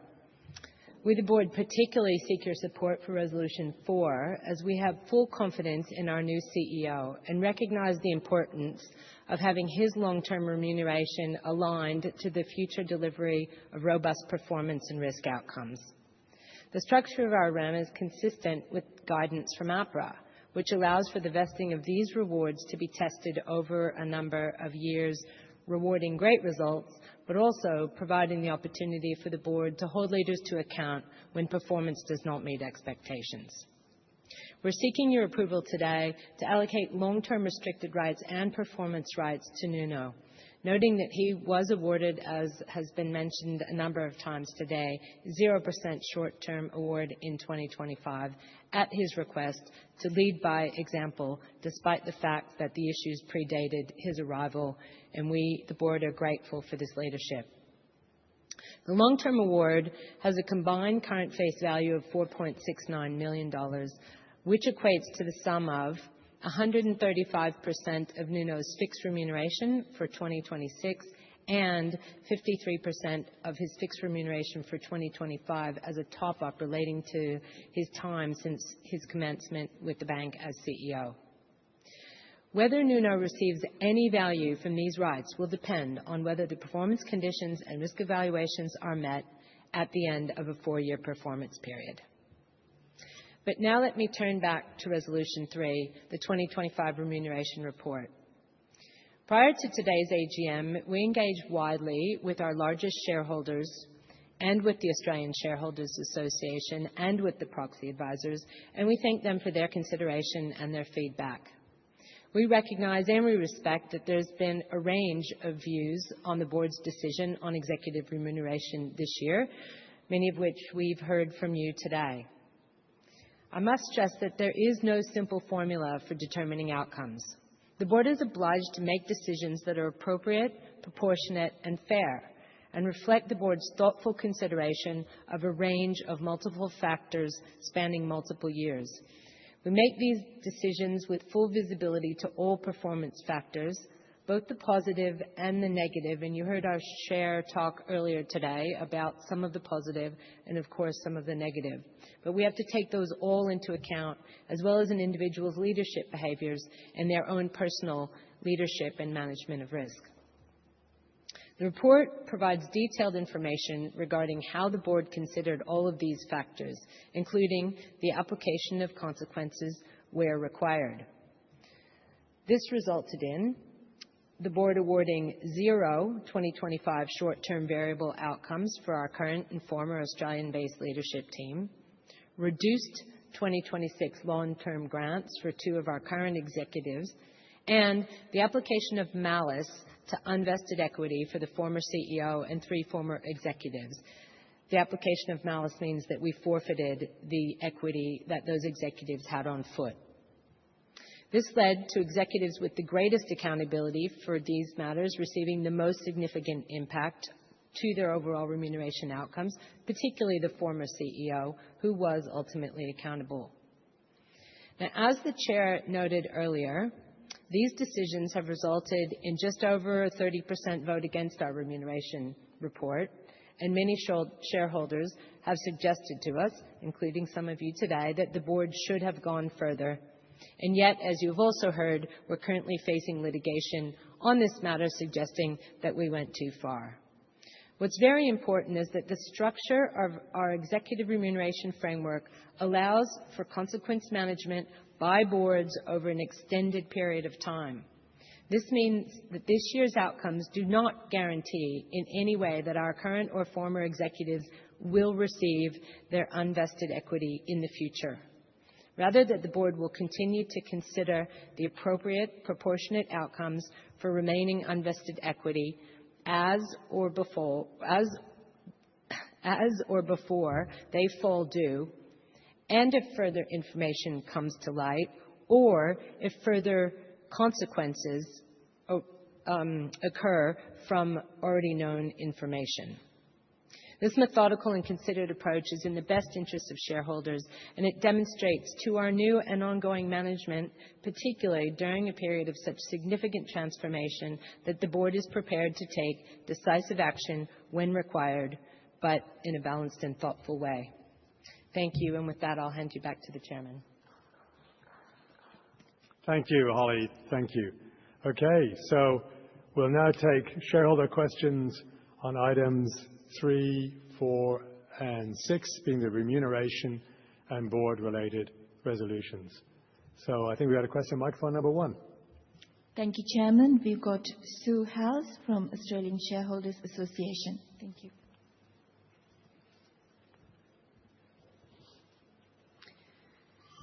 Mr. Chairman, we applaud the new CEO for proposing he receive no entitlement under the short-term variable remuneration plan. We note that all of the regulatory issues that have come to light predate his appointment and therefore he has no personal involvement. Nevertheless, he made this sacrifice to lead by example and as a reflection of his commitment to the ANZ team. Given this team approach, did directors also consider making some sacrifice of their director fees given their accountability for the governance of the company and the severity of financial penalties now imposed on the company? Thank you, Sue. And I think I've answered that question earlier, but very quickly, it's a different type of accountability. The question is, did the board lean in on governance? And I've given you several examples where it did, and when it didn't see the results coming through, it's made changes. And so from that point of view, the board's been doing its job. I also think, as I said earlier, one's got to be very careful about introducing variable pay for boards. It may distort their behaviour. So just to clarify, the board didn't the board discussed what would be appropriate. Right. Thank you. Next question is, I think, a question online. I have a question from Mr. Stephen Main. Thank you for disclosing the proxy position early, both to the ASX and at this meeting, which allows for a more fully informed debate.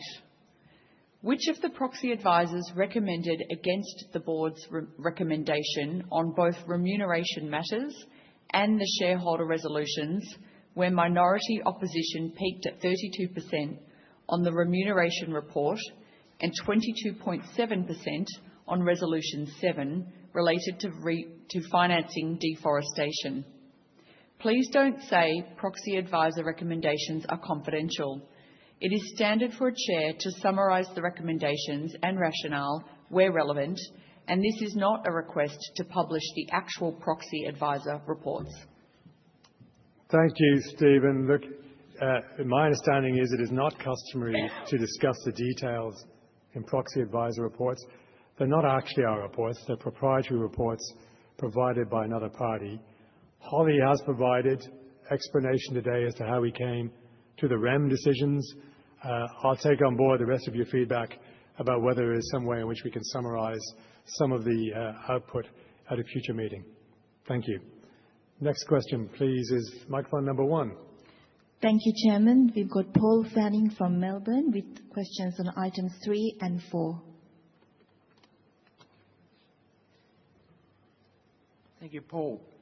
And look, initially I'll have a question in regard to the REM report, and this may be one direct to Holly Kramer through the chair, and then there'll be a question on item 4, which is on Nuno's variable pay.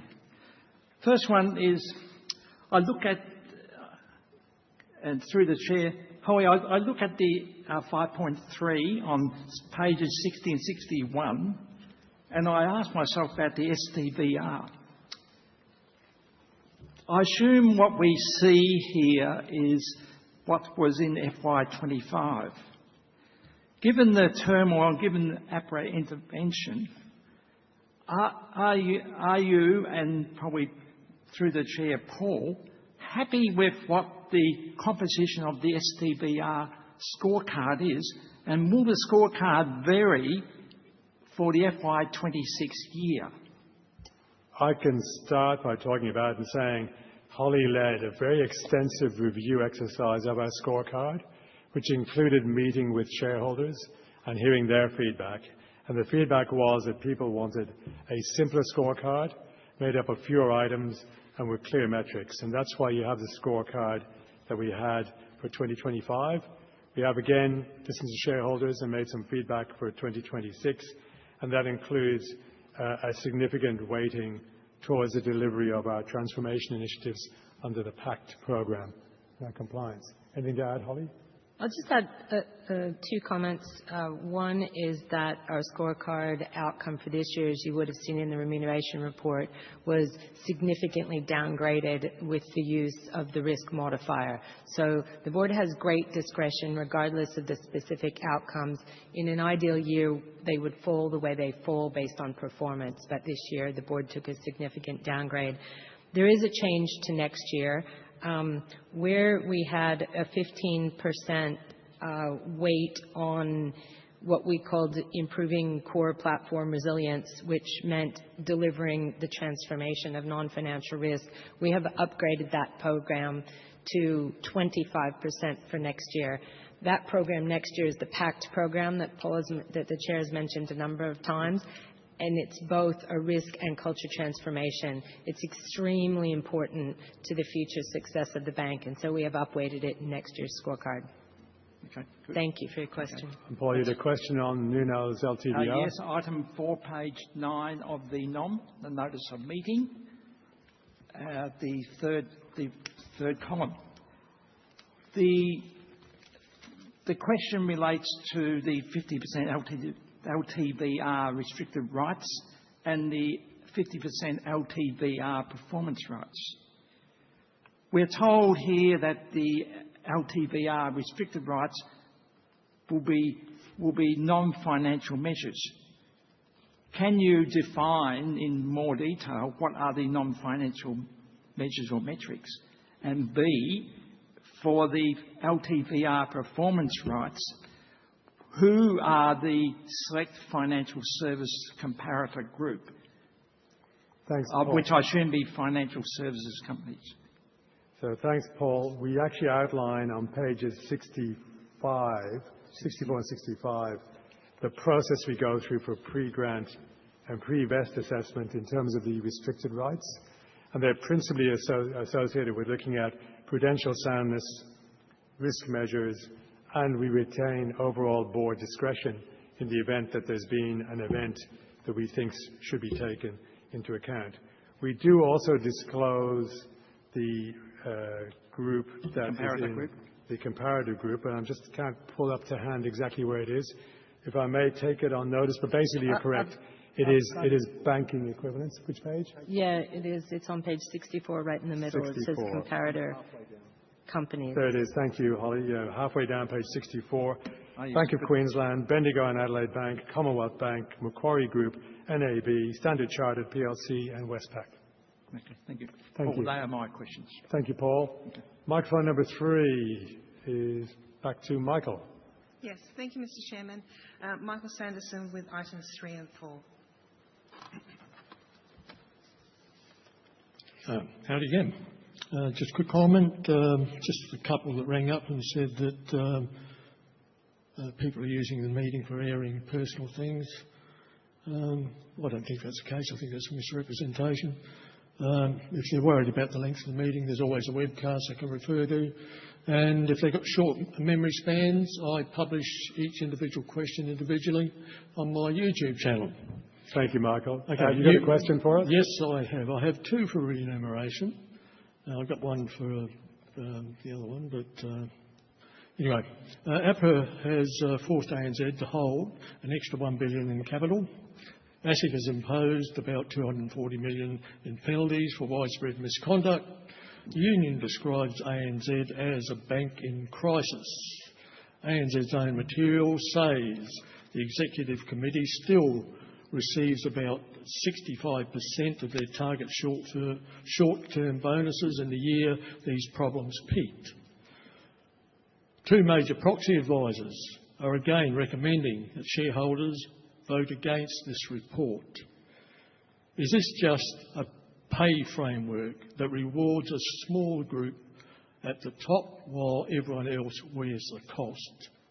Can ANZ spell out the exact circumstance in which every member of the executive committee would receive 0 variable pay for a year? Thank you, Michael. Well, in fact, if you go to page 53 of the annual report, we're outlining that other than some people in acting roles and CEO of New Zealand, none of the executive committee received a short-term payment this year, short-term variable payment this year. And we've outlined clearly the way we look at LTVR, long-term variable remuneration. And again, in Holly's letter on page 53, we show how we have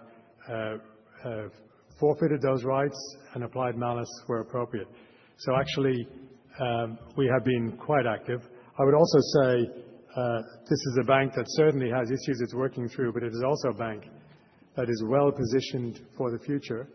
In terms of the acquisition we made of Suncorp, which we managed to get approved despite initial regulatory disapproval. We've recently doubled the synergies we expect to receive from that purchase. The technology choice we made in Plus, other banks are only getting into their technology choices now. Likewise, in the institutional bank, where we've made significant technology gains, and the refresh in leadership and the board that I talked about. So the bank has its challenges, but is also in a much stronger position to create value and generate growth. Thank you. My number 2 on the remuneration, sorry, you get that wrong. Now, rather than use a complex data to question your very generous remuneration, I've opted for a simple thought experiment to members of the board. Consider you are one of 6 people on an island. There is a builder, an engineer, a teacher, a doctor, and most importantly, a labourer, and yourself. What would you offer the other 5 in return for their services? And what would entitle you to an average of 380% more of the island's real resources? The board has not demonstrated competent oversight. Why shouldn't shareholders view the current board remuneration as insulated, disproportionate rent extraction? So I'm going to end up repeating a previous answer. Unlike criticism of some other boards, this board has been leaning into issues, setting clear objectives, agreeing strategy, supporting management in getting there, and stepping in when management is not delivering, and making the necessary changes and enforcing accountability. I won't go over it all again, but this is a board that's been doing its job and has positioned the bank today with a refreshed team, a refreshed strategy, and well positioned for growth. Yeah, I think if you applied that rationale to the other board you referred to, they'd come up short as well. Look, I've got one more for the Matos rights. Do you want me to deal with it now or sit down and let someone else? Deal with it now, because okay. I think you'd have to acknowledge, Michael, I've been very generous with you today. Yeah, well, as I said, to engage with us during the year, you wouldn't get this. All right? Challenge. Let's get your question. Meaningfully engage you, I mean. Mr. Matos, I don't know whether you've picked up a poison chalice. You're now the toe cutter, but at HEC you look like a deer in the headlights. APRA's imposed a court enforceable undertaking and a $1 billion capital penalty for serious and persistent failures in ANZ's non-financial risk and culture. ASIC has imposed a record $240 million penalty for widespread misconduct. ANZ is cutting 3,500 jobs, and the financial sector calls it a banking crisis. The board plans to give Mr. Matos his full-term incentive of $4.7 million and 140,000 share rights. Why should shareholders approve this grant? Will ANZ commit that none of these rights are vest while there is any APRA or ASIC penalty or enforcement undertaking in place, and until a truly independent reviewer confirms the cultural failures are fixed? The answer, Michael, is no. The way we structured our remuneration program is very clearly outlined. Thank you for your question. I can let you give a longer answer. I've got no issue. No, the answer is no. Thank you. Thank you. We've had 6 questions from you, Michael, so thank you for your contribution. Okay, we've got any more questions? Microphone number 2. We've got another question. Yes, thank you, Chairman. I have Paul Herman with a general question. Welcome, Paul. Thank you, Mr. Sullivan. The need to invest in gas is only required if there is not adequate investment in storage. What is ANZ doing to encourage investment in storage? So we're dealing at the moment with resolutions on remuneration. Is that relevant to... actually, sorry, this was a question post that, so on remuneration. Sorry, Paul, can you help me understand? So we're dealing with the remuneration report and the remuneration proposals. So I'm trying to find a link between that. Sorry, I was going to ask a question after the remuneration matters were dealt with. So I'm sorry if I came up at the wrong time. That's all right. Thank you, Paul. Thank you. Can you answer the question later? No, we're happy if it's relevant to bring it up at the relevant time. Okay. Thank you. Okay, any other question? Microphone number 4. Thank you, Chairman. I have Rita Mazuleski regarding item number 3. The November 2025 root cause analysis identified a deep-seated cultural and behavioural drivers contributing to ANZ's non-financial risk weaknesses, including reluctance to change and a reactive approach to risk management. The question is, how has accountability for the 6 enterprise-wide root causes been explicitly assigned at executive level, and how is delivery against those accountabilities reinforced through performance assessment and consequence management? Thank you, Rita. And if you look at Holly's letter on page 53 of the annual report, you can see there very clearly the adjustments we've made to remuneration for various issues through the year. And I think it would be fair to say they're fairly significant. In fact, we summarise the last 2 years and we express what's been forfeited in terms of remuneration as a percentage of people's fixed salary. And moving forward, as Holly said, we've attached to the scorecard in the year ahead a significant weighting towards the delivery of our commitments in terms of the undertakings, but also in our transformation plan. Okay, I'll just do my second one. The ASX Corporate Governance Council sets out 8 corporate governance principles, including effective board oversight, lawful and ethical conduct, risk management, accurate disclosure, and fair and responsible remuneration.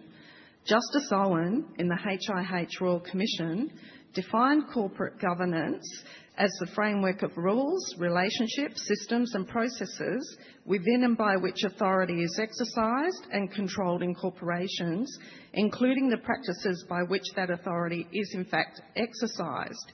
In ANZ's 2025 Corporate Governance Statement on page 2, the board states that ANZ Group Holdings Limited and its subsidiaries have followed the ASX Corporate Governance Council's recommendations throughout the 2025 financial year, and that the board is responsible for the oversight and strategic direction of the ANZ Group through its governance framework, including the board and its committees. However, recent ASIC findings and the $240 million penalty for systemic governance failures raise serious questions about whether ANZ has, in practice, complied with those principles, particularly in relation to board oversight, risk management, ethical conduct and accurate disclosure. The question is, in light of these findings, do you and the board accept its statement of compliance with the ASX Corporate Governance Council's recommendations is no longer accurate in substance? And will the board commit to correcting or qualifying those statements? Further, given the governance failures identified, why have non-executive director fees not been reduced as a matter of accountability? So I've answered a number of elements of that question already, but I would say very strongly this board has demonstrated precisely what those principles require. For example, on the issue of deceased estates where we have paid a fine, the board was overseeing management's implementation of a deceased estates program. That included hiring an executive from another organisation who had a good track record in that area. The program did not deliver fully to the board's requirements and expectations, and that's the reason we've ended up paying the fine. So that's an example of where there has been board governance, and I can go across the other issues as well. The issue is the board has been applying governance. When things haven't been delivered, the board has stepped in, it has got to the bottom of issues, it has established the facts independently, it has driven change, and it has enforced accountability. And that is what those governance principles are designed to do. I would argue that, in fact, the board has demonstrated strong leadership in terms of its commitment. So I'm very confident we comply But for the corporate governance ANZ guidelines. has said it's followed those principles, but it hasn't. So Well, its statement in the annual report is incorrect. We'll agree to disagree on that, Rita. It's But thank in you. writing in your annual report. Thank you for your review. Okay, there are no more questions on this topic. So there having been a reasonable opportunity for questions on these matters, we'll now deal with the election and re-election of directors. Details of the experience and profile of the directors standing are included in the notice of meeting, and the board, excluding the respective directors due to their own interests, recommends that shareholders vote in favour of the directors' election or re-election. We move first to the election of Alison Geary. Alison joined the board in May this year and is retiring in accordance with the company's constitution. Being eligible, she offers herself for election. And Alison will now say a few words. Welcome, Alison. Thank you, Paul. Good afternoon, everyone. It is a privilege to stand before you today for election to the ANZ board to serve you, our shareholders. I'm honoured to be considered for this important role at a time of ongoing transformation for banks and rapidly evolving expectations among the communities we serve. These changes present significant opportunities for us to innovate, grow, and make a positive impact. My 35 years of experience across a broad range of sectors has reinforced the importance of robust oversight and prudent risk management to drive good outcomes for customers and shareholders alike. In terms of executive experience, I held leadership roles in finance, treasury and risk management for corporates and financial institutions for close to 20 years, primarily in Asia and Australia. Since moving into a governance career in 2007, I've served on a range of boards, including ANZ Bank New Zealand from 2019 until May this year, as well as Kiwibank, NZX, Air New Zealand and Infratil. As founding chair of Sharesies, I steered corporate governance of the online investment platform through a period of significant digital innovation, an area that remains highly relevant for all banks, including ANZ. Personally, in joining a board, it's important for me that I have a connection with the company I represent and that our values are closely aligned. Having been a customer of ANZ's retail bank and having worked with ANZ's institutional bankers during my time in corporates, I've had direct experience of what the bank does well and what we need to do better. I've also seen firsthand the key role a bank like ANZ plays supporting the Australian and New Zealand economies, helping everyday households as well as companies looking to connect to other parts of the world. I know ANZ is committed to making a positive difference to these customers, and I'll be wholeheartedly focused on supporting these efforts in this director's role. I acknowledge the responsibility and hard work that goes into this, and I humbly seek your support. Thank you. Thank you, Alison. We now move to the re-election of Jeff Smith. Jeff joined the board in 2022, and he was elected by shareholders at the 2022 AGM. He's retiring in accordance with the company's constitution, and being eligible, he offers himself for re-election. Jeff will now say a few words. Welcome, Jeff.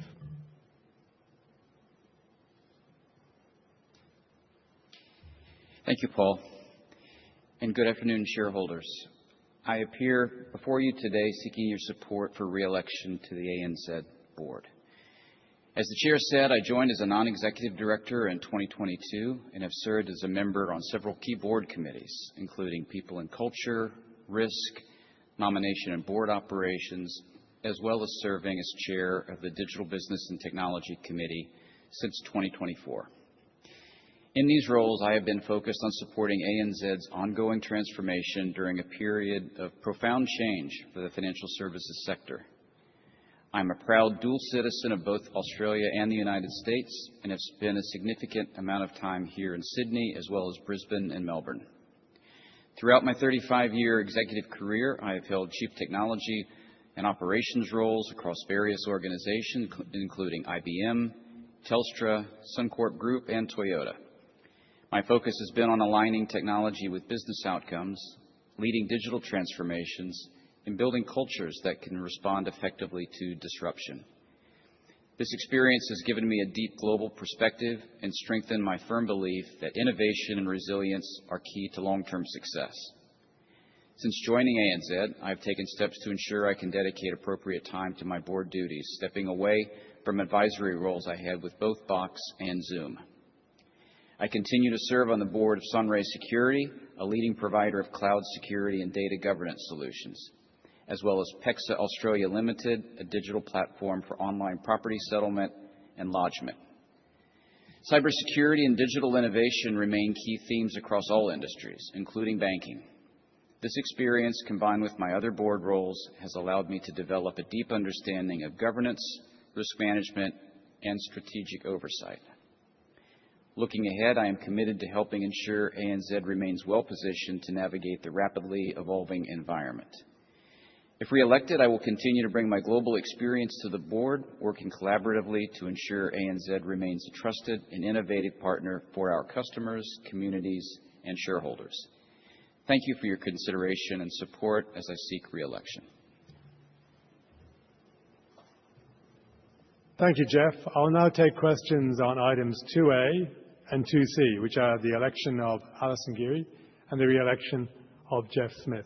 So microphone number 1, we've got a question from Sue.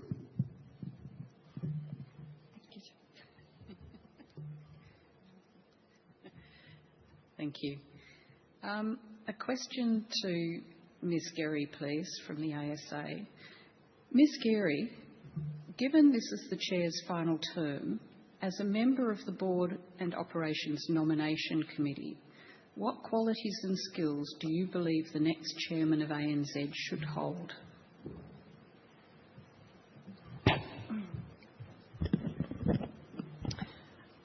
Thank you for your question. I have been on the board, I think my first meeting was perhaps early June, so I am very new to this. However, I think the most important qualities that a chairperson would have the appropriate skills and experiences, capabilities, and particularly the capacity, because this is a very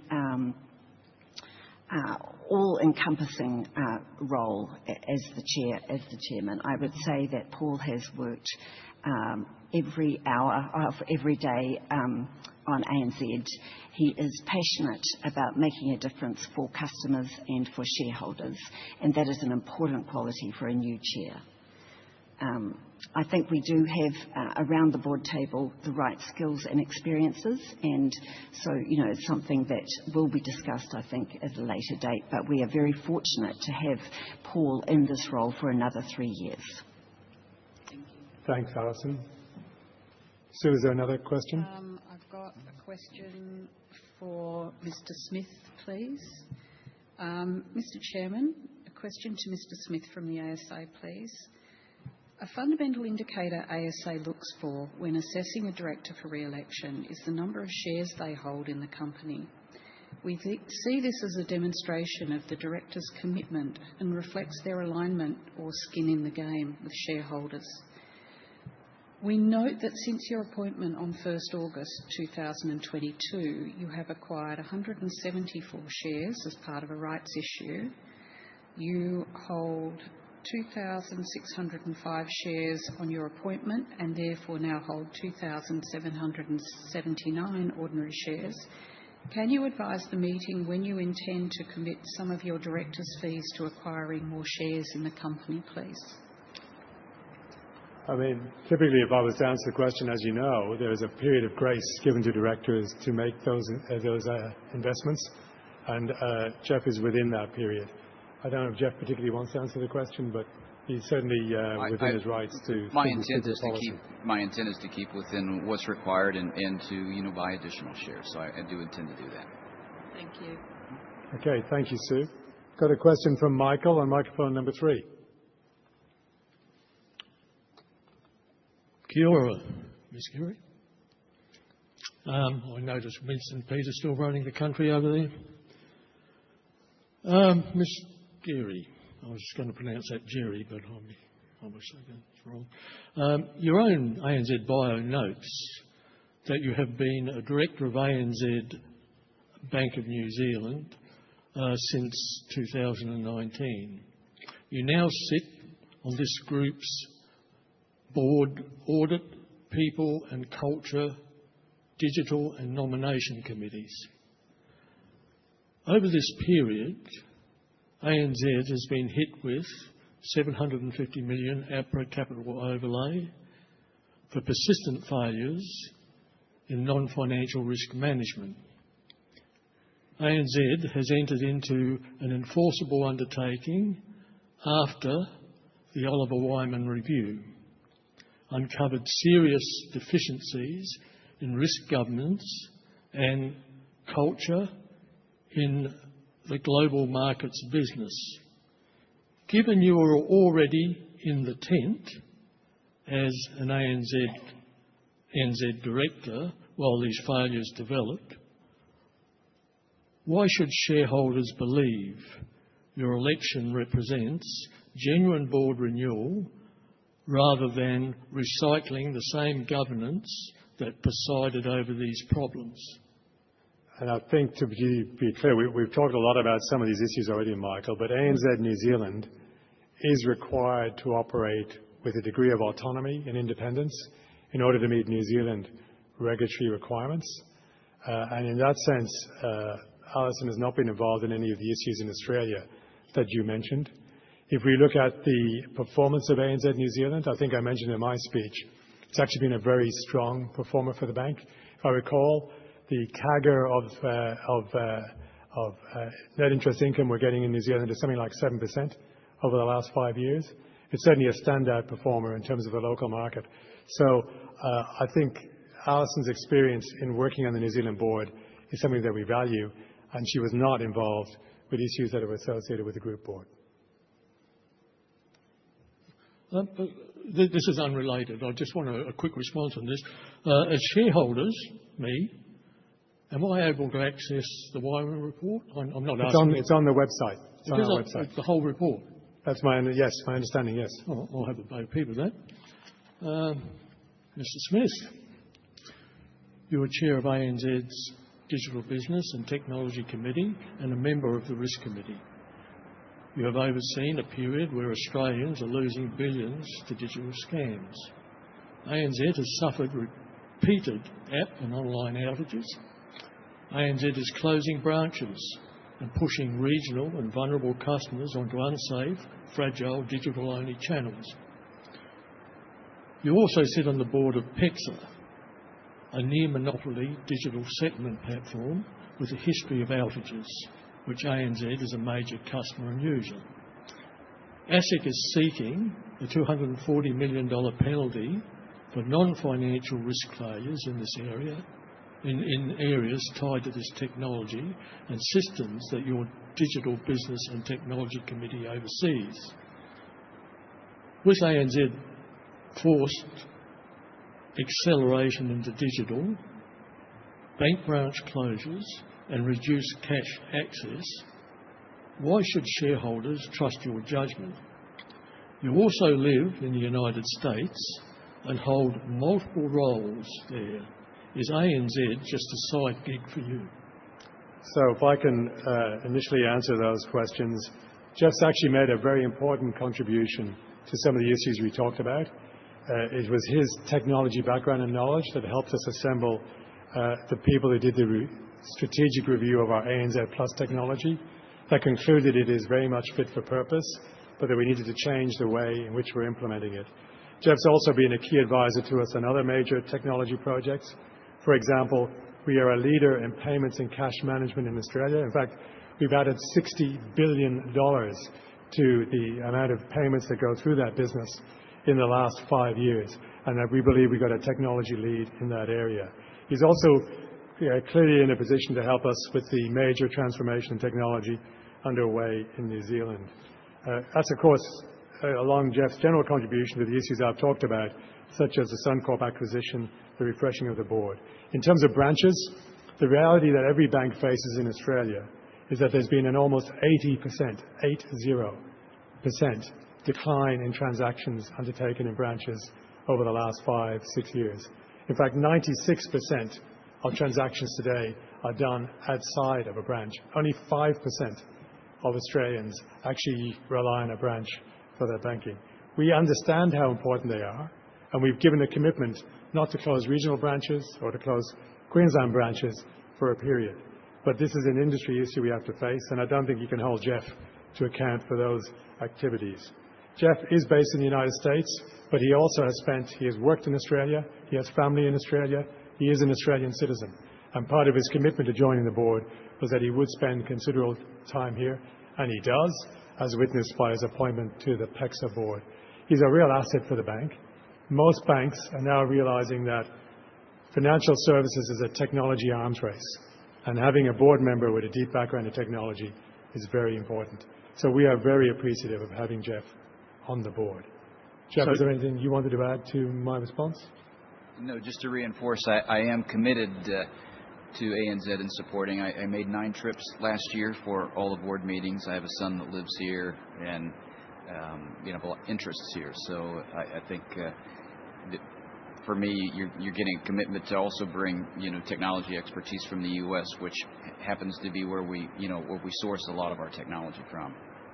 I should add, of course, that we get a free kick because he's based in the United States. So Jeff's got an involvement in a number of significant circles in the US on technology, so we actually bring that knowledge to the board. And the last bit I just wanted to mention briefly, of course, anyone we appoint to the board has to go through a fit and proper assessment, and so regulators have the opportunity then to ask any questions about their appointment. So everyone who we appoint to the board has been through that process. This bank wouldn't have any issue then with supporting a public bank that established real branches through the post office footprint? We've actually recently made ANZ available at Bank at Post, actually, as part of the response to your question. I think And on national policy issues, Michael, I'll defer to your advocacy in Canberra. Thank you. Thank you. Okay, next question is microphone number 4. Thank you, Mr. Chairman. Reintroducing Natasha Lee, 2A. Welcome back, Natasha. I hope you are going to get to the question quickly for me. I thought I was getting to the question fairly quickly. Thank you. Not specifically concerning Alison. I think that there's an issue that you've got candidates which sort of look good on paper, but I feel that some of the shortcomings which have happened and which have been raised by shareholders, even though you've to a certain extent sidestepped them, is because of the lack of diversity and particularly life experience. So I think that if the board appointed or look to qualify people from a wider range within the community to better reflect the makeup of the Australian community, then potentially some of these problems which arose would not have done so. Thank you. And obviously, I disagree with the characterisation. I believe the board has faced into these issues in a way that many boards in Australia have not. But having said that, I take your point, which is that it's important to have diversity on the board, and that is certainly something we are keen to get. Right, that's what I'm asking for. Thank you. Thank you. Okay. Next question. We've got a question, I think, online. I have a question from Mr. Stephen Main. Jeff Smith, question. We seem to have a very diverse board and senior management team in terms of having offshore experience. Dual citizens can't serve in the Australian Parliament. Do any of our regulators, such as APRA, ASIC and the RBA, have a view as to whether a major Australian financial institution like ANZ can and should be led by non-citizens or dual citizens? Thank you, Stephen. And the answer is very similar to the last 2 questions ago. But, we do believe, to the point Natasha made, that having a diverse board is a good thing. Certainly being able to tap into other sources of background and information. And as I said, the regulators have an opportunity to ask questions about our appointments because our directors go through a fit and proper process. And I'm not aware of any concerns about dual citizenship with the regulators. Thank you. Back to microphone number 4. Thank you, Mr. Chairman. Reintroducing Peter Starr for 2A. Thank you, Chair. Just a quick clarification. It says there in relation to Alison that she's was on the ANZ board in New Zealand. Yeah. She has resigned from that? Yes. Yes. Okay, thank you. And just quickly, just in relation to Mr. Smith, you said, I believe he's an Australian citizen? Correct. And does he also hold US citizenship as well? Yes. Yes, he does. No problem. Thank you. Thank you. Okay. I think we have another question in the microphone number 4. Thank you, Mr. Chairman. Reintroducing Rita. Welcome back, Rita. Welcome. Mr. Smith, just in regards to your digital business technology and risk management roles, on page 30 of the annual report, it states, we maintain a financial crime management program that anticipates and navigates criminal threats, and the financial crime portfolio continues to be responsible for ensuring that ANZ meets its regulatory obligations through its anti-money laundering, counter-terrorism financing, anti-fraud programs and policies, amongst other things. This allows ANZ to deliver detection, investigate and intelligence capability focused on identifying, mitigating and managing financial crime to help protect the community. Could you please tell us, whether it's you, Mr. Smith, or the Chair, what powers does ANZ have to investigate fraud internally and also episodes externally to the bank on its customers? You mean legal powers or? Well, you mean capability?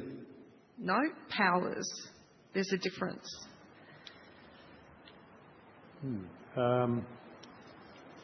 And to be fair, this is really a question about director re-election. Can you tell me how that's relevant to Jeff's? Well, it comes under risk management and the financial crime portfolio and managing it through the risk management process. And there's a lot of scams through technology and everything, so I thought it would be appropriate for Mr. Smith. Okay.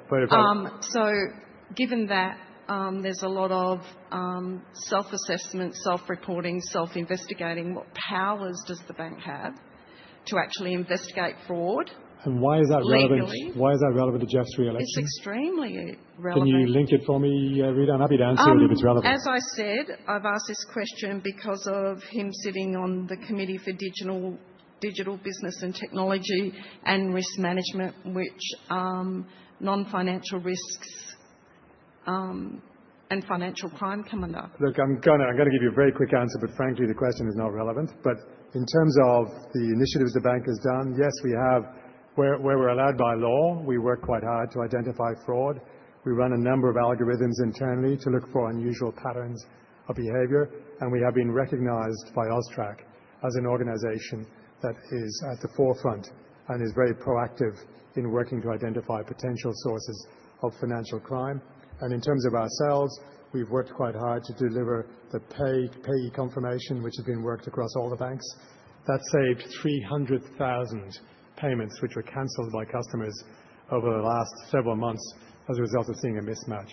I could go on, but honestly, in terms of the power we have, we obviously have a power to investigate, which we exercise appropriately, but there's a certain point at which we have to operate with law enforcement, and they're the ones who have the ultimate authority. So are those powers given through the Corporations Act? So when you say power, I'm interpreting it as what capability have we got internally to look at things, and we look for patterns which are unusual, and we see our obligations as being important in terms of spotting unusual transactions. Sorry about Honestly, after that, Rita, I just don't know. Wanted to ask, so you, just what you said just before, just to clarify, so with instances of internal or external fraud, do you actually report to the police and get the police involved? If we identify a suspicious transaction, we are obliged by law to report it to AUSTRAC. Correct. And the police.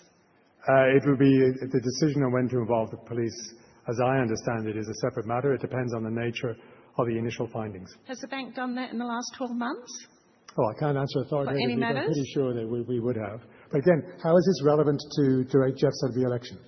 Because I'm an owner of the bank and I'm asking. Okay, I'm sorry, Rita. I've given you plenty of time on the that. business. I have to make sure the meeting stays on track. So I think we've answered the question. I'll just note for the record that that's not a proper answer. Thank you. Thank you, Rita. Okay. Let's move on to item 2B because we've no more questions on that. So we now move to my re-election as a director. I'll say a few words, and then I'll ask Christine O'Reilly, as our most senior serving non-executive director, to chair the meeting for the session. So if I can talk a little bit about why I believe why I'm seeking your support. It has been a privilege serving as your chair since 2020, and I'm certainly honoured and aware of the privilege I have in being able to put myself forward today for re-election. Since joining the board in 2019, I've worked closely with my fellow directors and the management team to strengthen our bank while preparing ANZ for the challenges and opportunities ahead. And as I've said earlier, a key focus has been ensuring a successful change in the leadership of the bank with the appointment of ANZ's new CEO, Nuno Matos. And I'm confident he is taking the right steps to position your bank for long-term sustainable growth. In addition, the board has worked with Nuno to deliver renewal in the executive leadership team, with 4 new internationally experienced executives joining the ExCo team. The board itself has undertaken significant renewal. 6 of the 9 non-executive directors who are before you on the combined bank and group boards have joined since 2023. Beyond my ANZ responsibilities, I serve as the chair of a government business entity called the Western Sydney Airport Corporation and a non-profit entity, St Vincent's Health Australia. My professional experience spans leadership roles across the public, private and not-for-profit sectors, including serving as CEO of Optus from 2004 until 2012, and later as a CEO of Singtel's Group Consumer. My time leading large organizations and serving as a non-executive director has provided me with deep experience in governance and a clear understanding of the importance of creating sustainable value for shareholders. Looking ahead, if re-elected, my priorities will be to support the board and the management team in the transformation program that Nuno and I described in our opening remarks. Another key priority is to strengthen the board by bringing in additional retail and commercial experience. And very importantly, I am committed, picking up on the earlier question, to ensure a smooth transition to a new board chair during my final term. As I've indicated, I firmly believe ANZ is well positioned for the future. We have a highly capable team led by Nuno. We have a clear refresh strategy in ANZ 2030 and a strong commitment to do the right thing for our customers while delivering ongoing value for you, our shareholders. I acknowledge the responsibility that comes with the role, and I respectfully ask for shareholder support as I seek re-election as chair of the ANZ board. Thank you. And as such, I'll now ask Christine O'Reilly to chair the meeting for this part of the meeting. Thank you, Paul, and good afternoon, everyone. I'll now invite shareholders to ask questions on the chairman's re-election as a director. And I think the first question is from Sue Howes. Sue. Thank you. I would like to ask a question to the chairman. As this is your final term as a director of the company, what are your 3 priorities over this coming period? Thank you, Chair.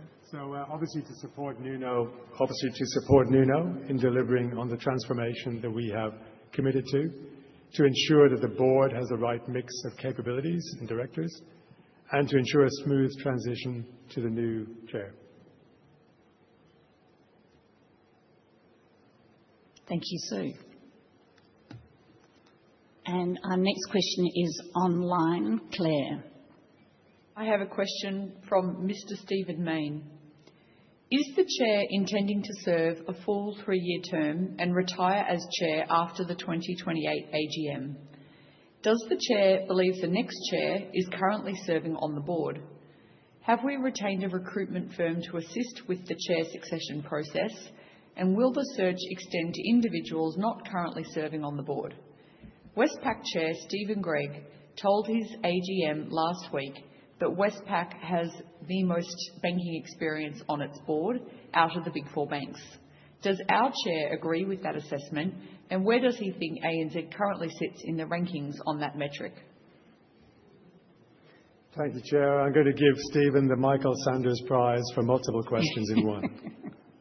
So let me try and work through them.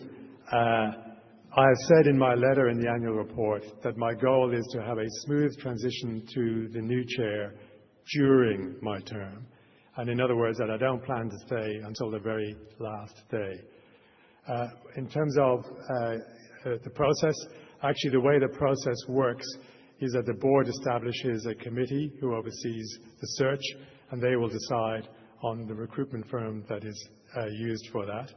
We do have a recruitment firm currently who do extensive work for us on building a pipeline of candidates who could serve on the board with the right qualifications.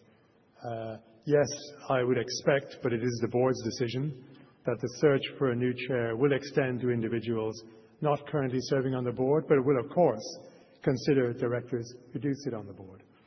In terms of the board makeup, I think I flagged that we do have an experienced board, but I think I've said publicly that our commitment is to add additional retail/commercial experience to the board moving forward. And I'll probably leave it at that. Thank you, Paul. And we have another question from Stephen, so maybe don't sit down just quite yet, Paul. Claire. Another question from Mr. Stephen Mayne. Paul O'Sullivan re-election question. How many of ANZ's circa 450,000 shareholders voted in favour of Chair Paul O'Sullivan's re-election by proxy, and how many voted against? If even gambling company BETR and Myer can voluntarily produce this sort of proxy voting data at their recent AGMs, why can't ANZ? Computershare runs our share register, and they publish the headcount data in the poll results after its own AGM. So will we request the same data from Computershare and include the headcount data when releasing the poll results to the ASX later today? You've got the data, so please let the sunshine in on the sad fact that less than 3% of your shareholders will participate in voting at today's AGM. Thank you, Stephen. The answer is that we don't share the number of shareholders. We disclose the number of votes cast, as the law requires, but not the number of shareholders that cast them. So, and the next question is from the floor, Mr. Sanderson.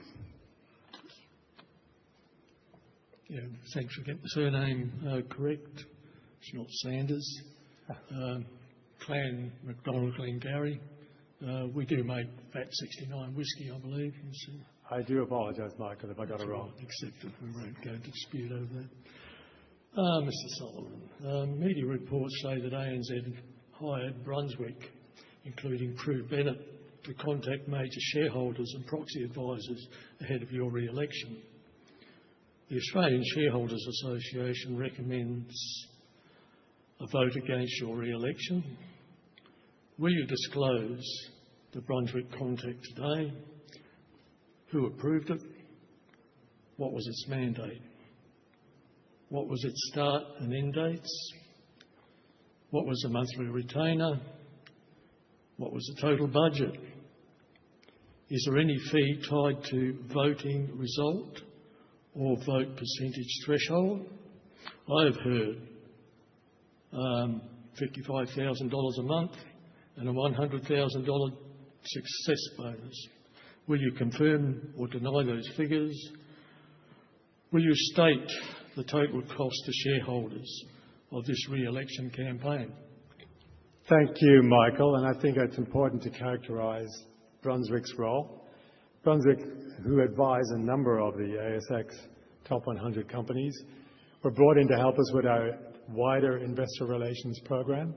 There were a number of things they did. They helped us with an investor survey to understand what are the issues that are important to investors, what are the concerns that we need to make sure the board is taking into account, and that's a very common practice across industry. And we also had them assist us. We've done some reorganising in our investor relations team, and Prue, who you mentioned, is a very experienced investor relations person, and she's been there to provide some support to the team as we made those changes. I think we have disclosed that we did have an arrangement with them which included the fact that there was a performance goal they were set in terms of helping us explain our remuneration and getting support for the remuneration report. But as you can see, that report hasn't succeeded today. But beyond that, I don't think I'm at liberty to release anything else other than to say there was no incentive tied to my re-election. Okay. My question was specific to your re-election, not the big picture, but I'll accept that as fine. Lucky last one, all over. Mr. O'Sullivan, you approved Ms Holton's appointment to the chair of Suncorp board. At the time, ANZ had serious complaints about her conduct. Why did you still back her? What checks did you do? Did you disclose the compliant findings to the Suncorp Bank board before the appointment? Did Ms Holton's exit from ANZ involve an understanding, benefit or trade-off link to a future role? Will you publish the approval chain, the minutes and the conflict checks for her Suncorp appointment? I think the broad answer, Michael, will be no. I think I answered earlier the rationale for appointing Jane. I think I've also pointed out through the meeting that we have very formal and independent processes if there are any issues that are identified, and I'm not saying there were, but if there were, it would have gone through a very formal process. Those are confidential because if there was an issue and someone raised it, we need to protect the individuals involved. And I think I explained this is a big bank requiring someone who's got tremendous experience and knowledge about how to handle large organisations, and Jane's background and qualifications made her appropriate for that.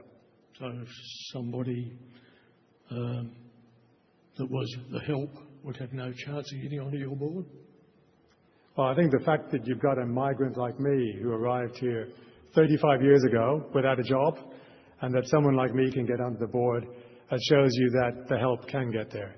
And I have certainly worked my way through organisations from the bottom. Okay, well, that's me for today. Thank you very much for your patience. Thank you. And we have Mr. Fanning. Thank you. Through the chair, and Paul, this is a question for you. No doubt in recent years you've had a torrid time as the chair of the board. I don't envy your time and effort and dedication you've put in. Could you, in hindsight, have identified the regulatory issues, even the non-financial issues of the bank earlier on? So it's a good question, Paul, if I'm okay to answer it, Chair. It's a very good question to ask. And as I described the role of a director and of a board, we don't run the company day to day, but we set the objectives, we agree the strategy with management, and then we try to help management with advice, and we monitor performance.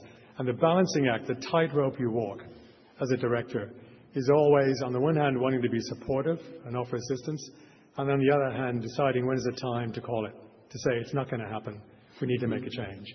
That's the challenging bit. And in hindsight, you'll always ask yourself whether you could have moved earlier or whether you moved too quickly.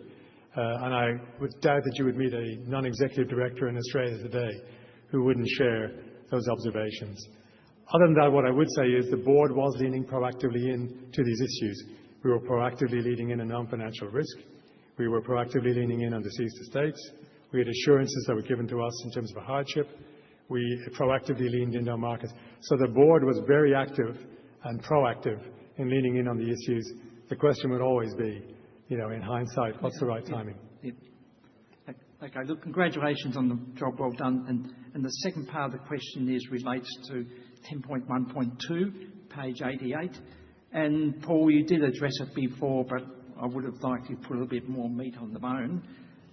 What is the specific policy for NEDs to acquire shares after joining the board? I mean, is there a time period, or is it so many shares per year, or is it X percentage of the director's fees? Can you just perhaps enumerate that for us, please? I'm trying to find, it's actually stated somewhere in the annual I'm looking report. at page 88, but... Yeah. Basically, it's that there's a period of time, I think it's 5 years, in which directors have an opportunity to acquire sufficient fees that reflect their fees. And in my case, I've got to get to, I don't remember the exact percentage, but I think it's 100% of my fees that I've got to cover. It's not in the report, but I recently sold down, when I finally had an opportunity to trade, I sold down my capital notes and then reinvested in shares. And I've also recently invested my net fees for being a board director and chair into shares. And I've given a commitment that moving forward, I will invest every period that I'm paid my net fees and buy ANZ shares, and I will hold them until I finish my tenure as board chair. So there's very strong alignment with me and all other shareholders. I'm glad Paul, you set an example for other board directors. Right. Thank you. Thank you, Paul. Thank you. And we appear to have another question from Ms. Mazalevskis.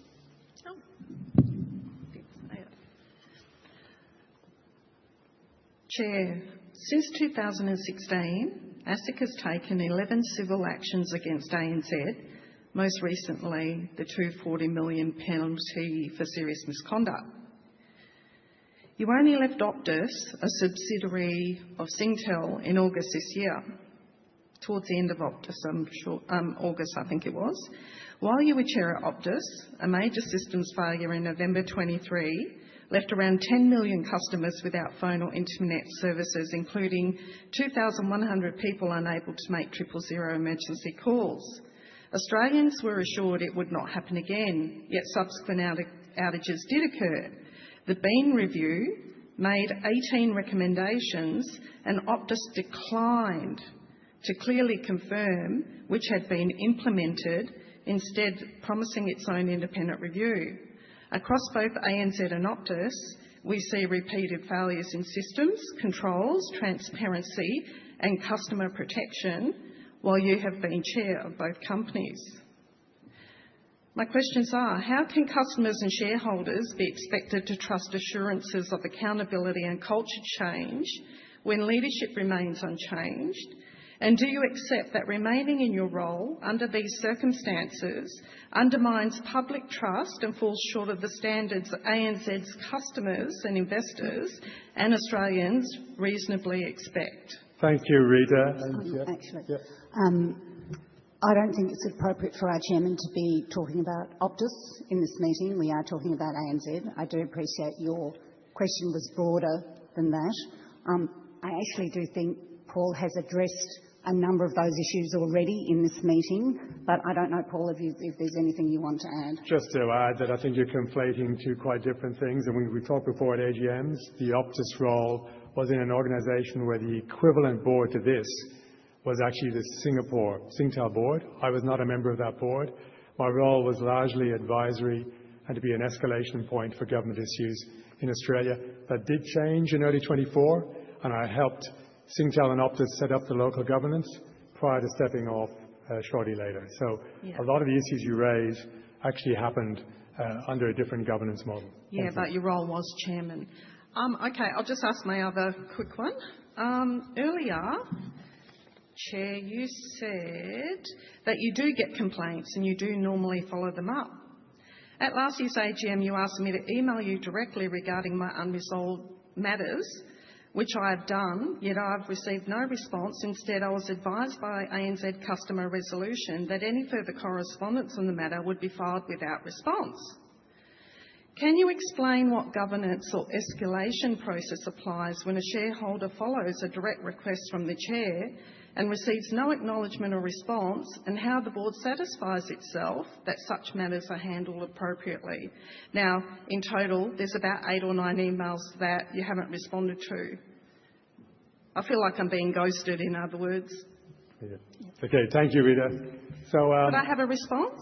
So I did pass on your queries, and I did ask the team to brief me, and the response, which is what you got, was that these issues have already been well examined and ventilated. No, I've already explained that it was through ANZ management fraudulent documents. That, which is your view, and it's the view of our expert it's team. Your documents. The expert view of our team is different, And that's why they Chair, said, look, by making that we have statement, you're making exhaustively... yourself and ANZ complicit in the fraud of my loan and my matters. Can I finish Do you answering not the question? understand that? Can I finish answering the question, Rita? Well, can I finish? Because you've been cutting everyone off all day, so please have the decency, because you destroyed our lives. Not just me, not you, ANZ. There has been underhandedness, wrongdoing and fraud within the bank, which we need to do a push to have a Royal Commission, because it's not being investigated, and there are very long-term, long-standing customers who are victims that you refuse to acknowledge or help. I've had shareholders today come up to me today and say, why don't they fix your matter? Why don't they meet with you? Why don't they address what's happened? And I said, well, you go and ask them. Well, if I can, and we have to come year after year. So if I can respond, Rita, I would say I was here. sufficiently concerned with your statements that I did ask to be briefed, and I asked them to look at it. The feedback was it has been well examined, well ventilated, that you have actually been through a number of processes, and therefore the response you got was an honest answer from ANZ, which is we've exhausted all our avenues of inquiry. So I think you've made... There's with Mr. Matos, and I'm waiting for a response to that email as well. You are hiding behind fraud, and it is very negligent to not at least meet with me so I can present the actual facts to show you what your bank has done. So I'm actually going to cut this off now. We have given you an adequate forum. I just have to listen to Paul if he says he's examined the facts. I know him to be a person that will have examined the facts, and it's not appropriate that we speak about a personal matter. So there are no more questions, so Paul, I'll hand back to you. Thank you, Christine.